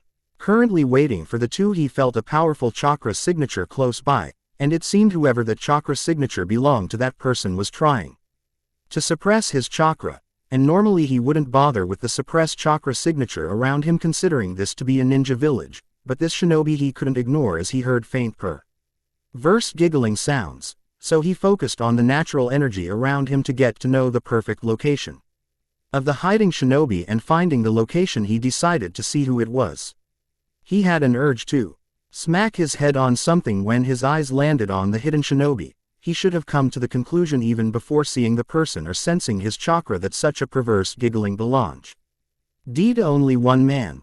The man being Jiraiya of the Sannin, and it seemed he was currently enjoying some beautiful view through his telescope which was causing those perverse giggles. Well, he certainly wasn't going to miss a chance like this, and by the looks of it neither Conan nor Haku were close by, though he decided to keep his senses on high alert so he could react in moment of incoming danger. His eyes then locked onto the direction that the pervert was looking through his telescope with the help of his binoculars. No wonder he is the writer of HYPNOSIS. Naruto couldn't help but think. The sight that he was seeing through the binocular was something that was forever going to be etched in his memories. There beneath a waterfall were dozens of girls around the age of 18 to 24, all enjoying a fun bath beneath the waterfalls, and almost all of them were beauties to watch out. Loving the show Gaki, Jiraiya spoke up after a while. He had already sensed Naruto next to him for a while. "You rock, Ero Sennin," Naruto exclaimed. A tick mark grew on Jiraiya's words, or rather that single last word, a nickname of sorts to him, so he spoke. "Stop calling me Ero Sennin, Gaki." "Why?" asked a completely confused Naruto. He believed that to be an awesome name to the man, the legend. "Why? Because brat, that feels like an insult," Jiraiya said, but the words died in his mouth when the word insult left his mouth as Naruto suddenly spoke up as if he was insulted. "Insult. The nickname Ero Sennin is not an insult to you, rather it is a title to your awesomeness, to you manliness," Naruto proclaimed. "How so?" Jiraiya couldn't help but ask. The way the boy spoke it, he knew that he meant it. "Ero Sennin means the sage of perverts, and you the writer of HYPNOSIS series are the god to tea. He perverts who cannot be as daring as us," answered Naruto. For the first time in his life Jiraiya felt honored. He felt like his years of hard work had finally paid off. Not even being called the Sannin had this much effect on him. Also, it further clarified any doubts he had for making the boy his successor of HYPNOSIS, though he shuddered to think what would happen to him when Kushina, Tsunade and Minato would learn of this. But before their conversation could go any further, Jiraiya saw a look of alarm cross Naruto's features as if his death was close. "Got to go, Ero Sennin," Naruto said, as he sensed the chakra signatures of the two coming close to the designated meeting spot. "Okay, but meet me tomorrow at Training Ground 3, Jiraiya said. He too sensed the coming of some familiar people close by. Sure," Naruto said, and with a shunshin disappeared of his place. Appearing back at the meeting spot before they could arrive, Naruto breathed a sigh of relief, but the next sight again caught his breath. Seriously, what was with those two as they had decided to bring along with them Ran, Hinata, Ino and Tenten? All were wearing kimonos as if ready to go to a party, festival, and add to it that they all looked quite stunning in the kimonos. "What's with all of you in kimonos? And it's not like I mind. On the contrary, I love it. You all are looking quite stunning and beautiful," Naruto couldn't help but say as his eyes traveled from one girl to another. He just couldn't help it until a paper shurikens impacted on him. "Stop staring, you pervert," Conan shouted with her face being red. It was not just her face that was red, the faces of the other girls were red too. "You really should start behaving yourself, Naruto-sama, or would you love to have us reinforce the punishment from that day?" said Haku in a sing-song voice, sending shivers down the spine of Naruto. That punishment was still giving him nightmares. "And we would be happy to reinforce more punishment, Becca.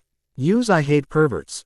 Also Tsunade Ba-chan and Ka-chan have taught me some effective ways of dealing with perverts," said Ran as she brought out a kunai from within her sleeves. That action was follow wed by Tenten, as the girl now had a horde of weapons for her to use from one of the scrolls she had carried on her. Oi, what's with them? Did they really love to see a tortured, beaten Naruto? Naruto couldn't help but think.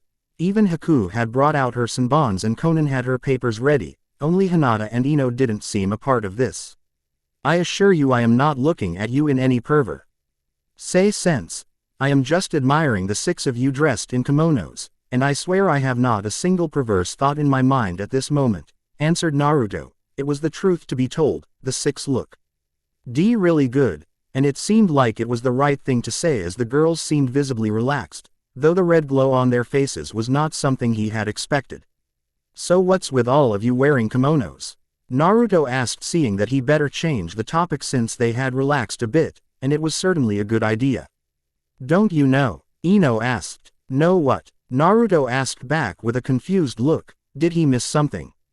You don't know what today is? Asked Haku. No. Naruto replied, still confused. What was he supposed to know? You seriously don't? Asked Konan in a tone of innocence. Naruto shook his head in a negative response. He seriously didn't have a clue, but for some reason the twinkling in the eyes of Haku and Konan was starting to grate on his nerves. It was as if the two were looking down on him. Anyo Naruto-san. Today is the festival of the founding day of Konoha, said Hinata. The 75th year to be precise, added Ran.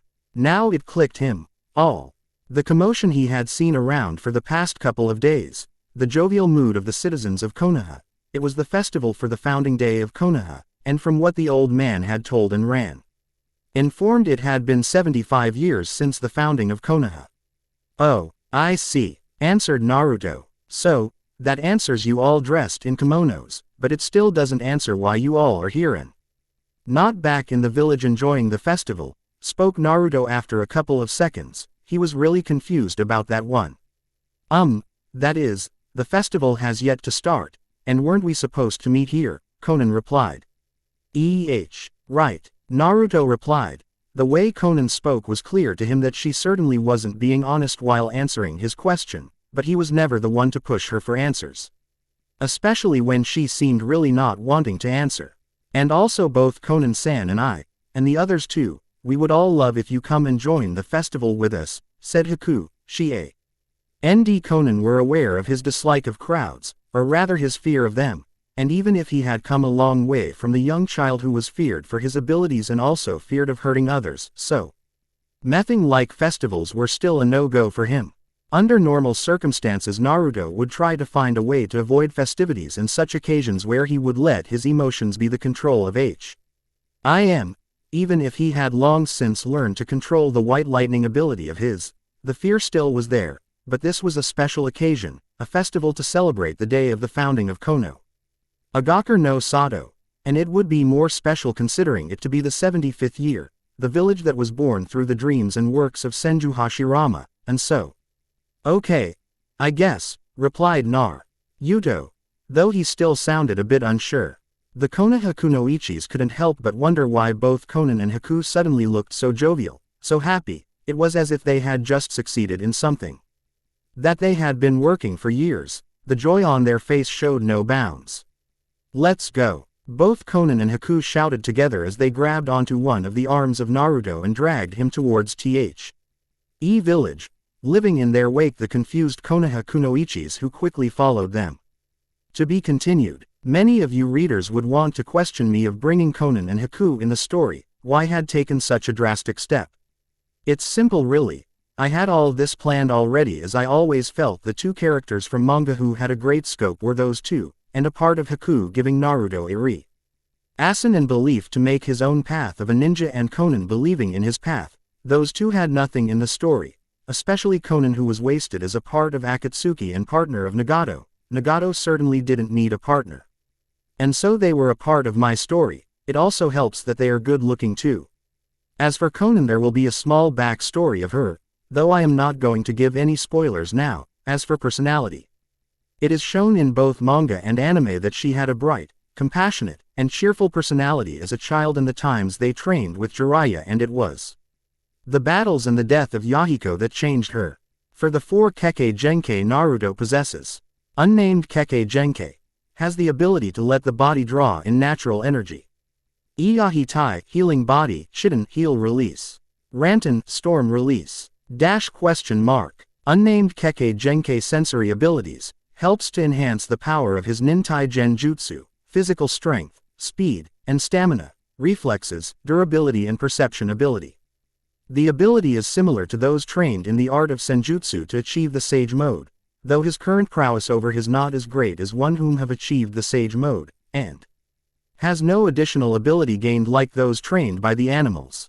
Iyahitai, healing body, Shiden, heal release. As the name suggests, Naruto's body has the ability to produce healing chakra on its own and heal any wound he receives instinctively, making him immune to most poisons, wounds, cuts, burns, etc., and by concentrating can heal major wounds too. Also helps in use of Iryo Ethical ninjutsu with relative use, Chiden written with the first kanji of the word Chiyu healing.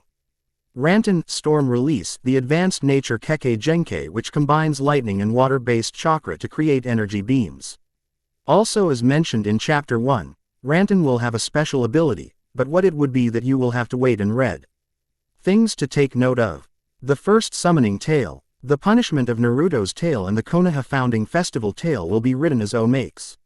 Later on, either at the end of some chapter or as a whole new chapter, so don't be surprised if it won't be a part of the next chapter.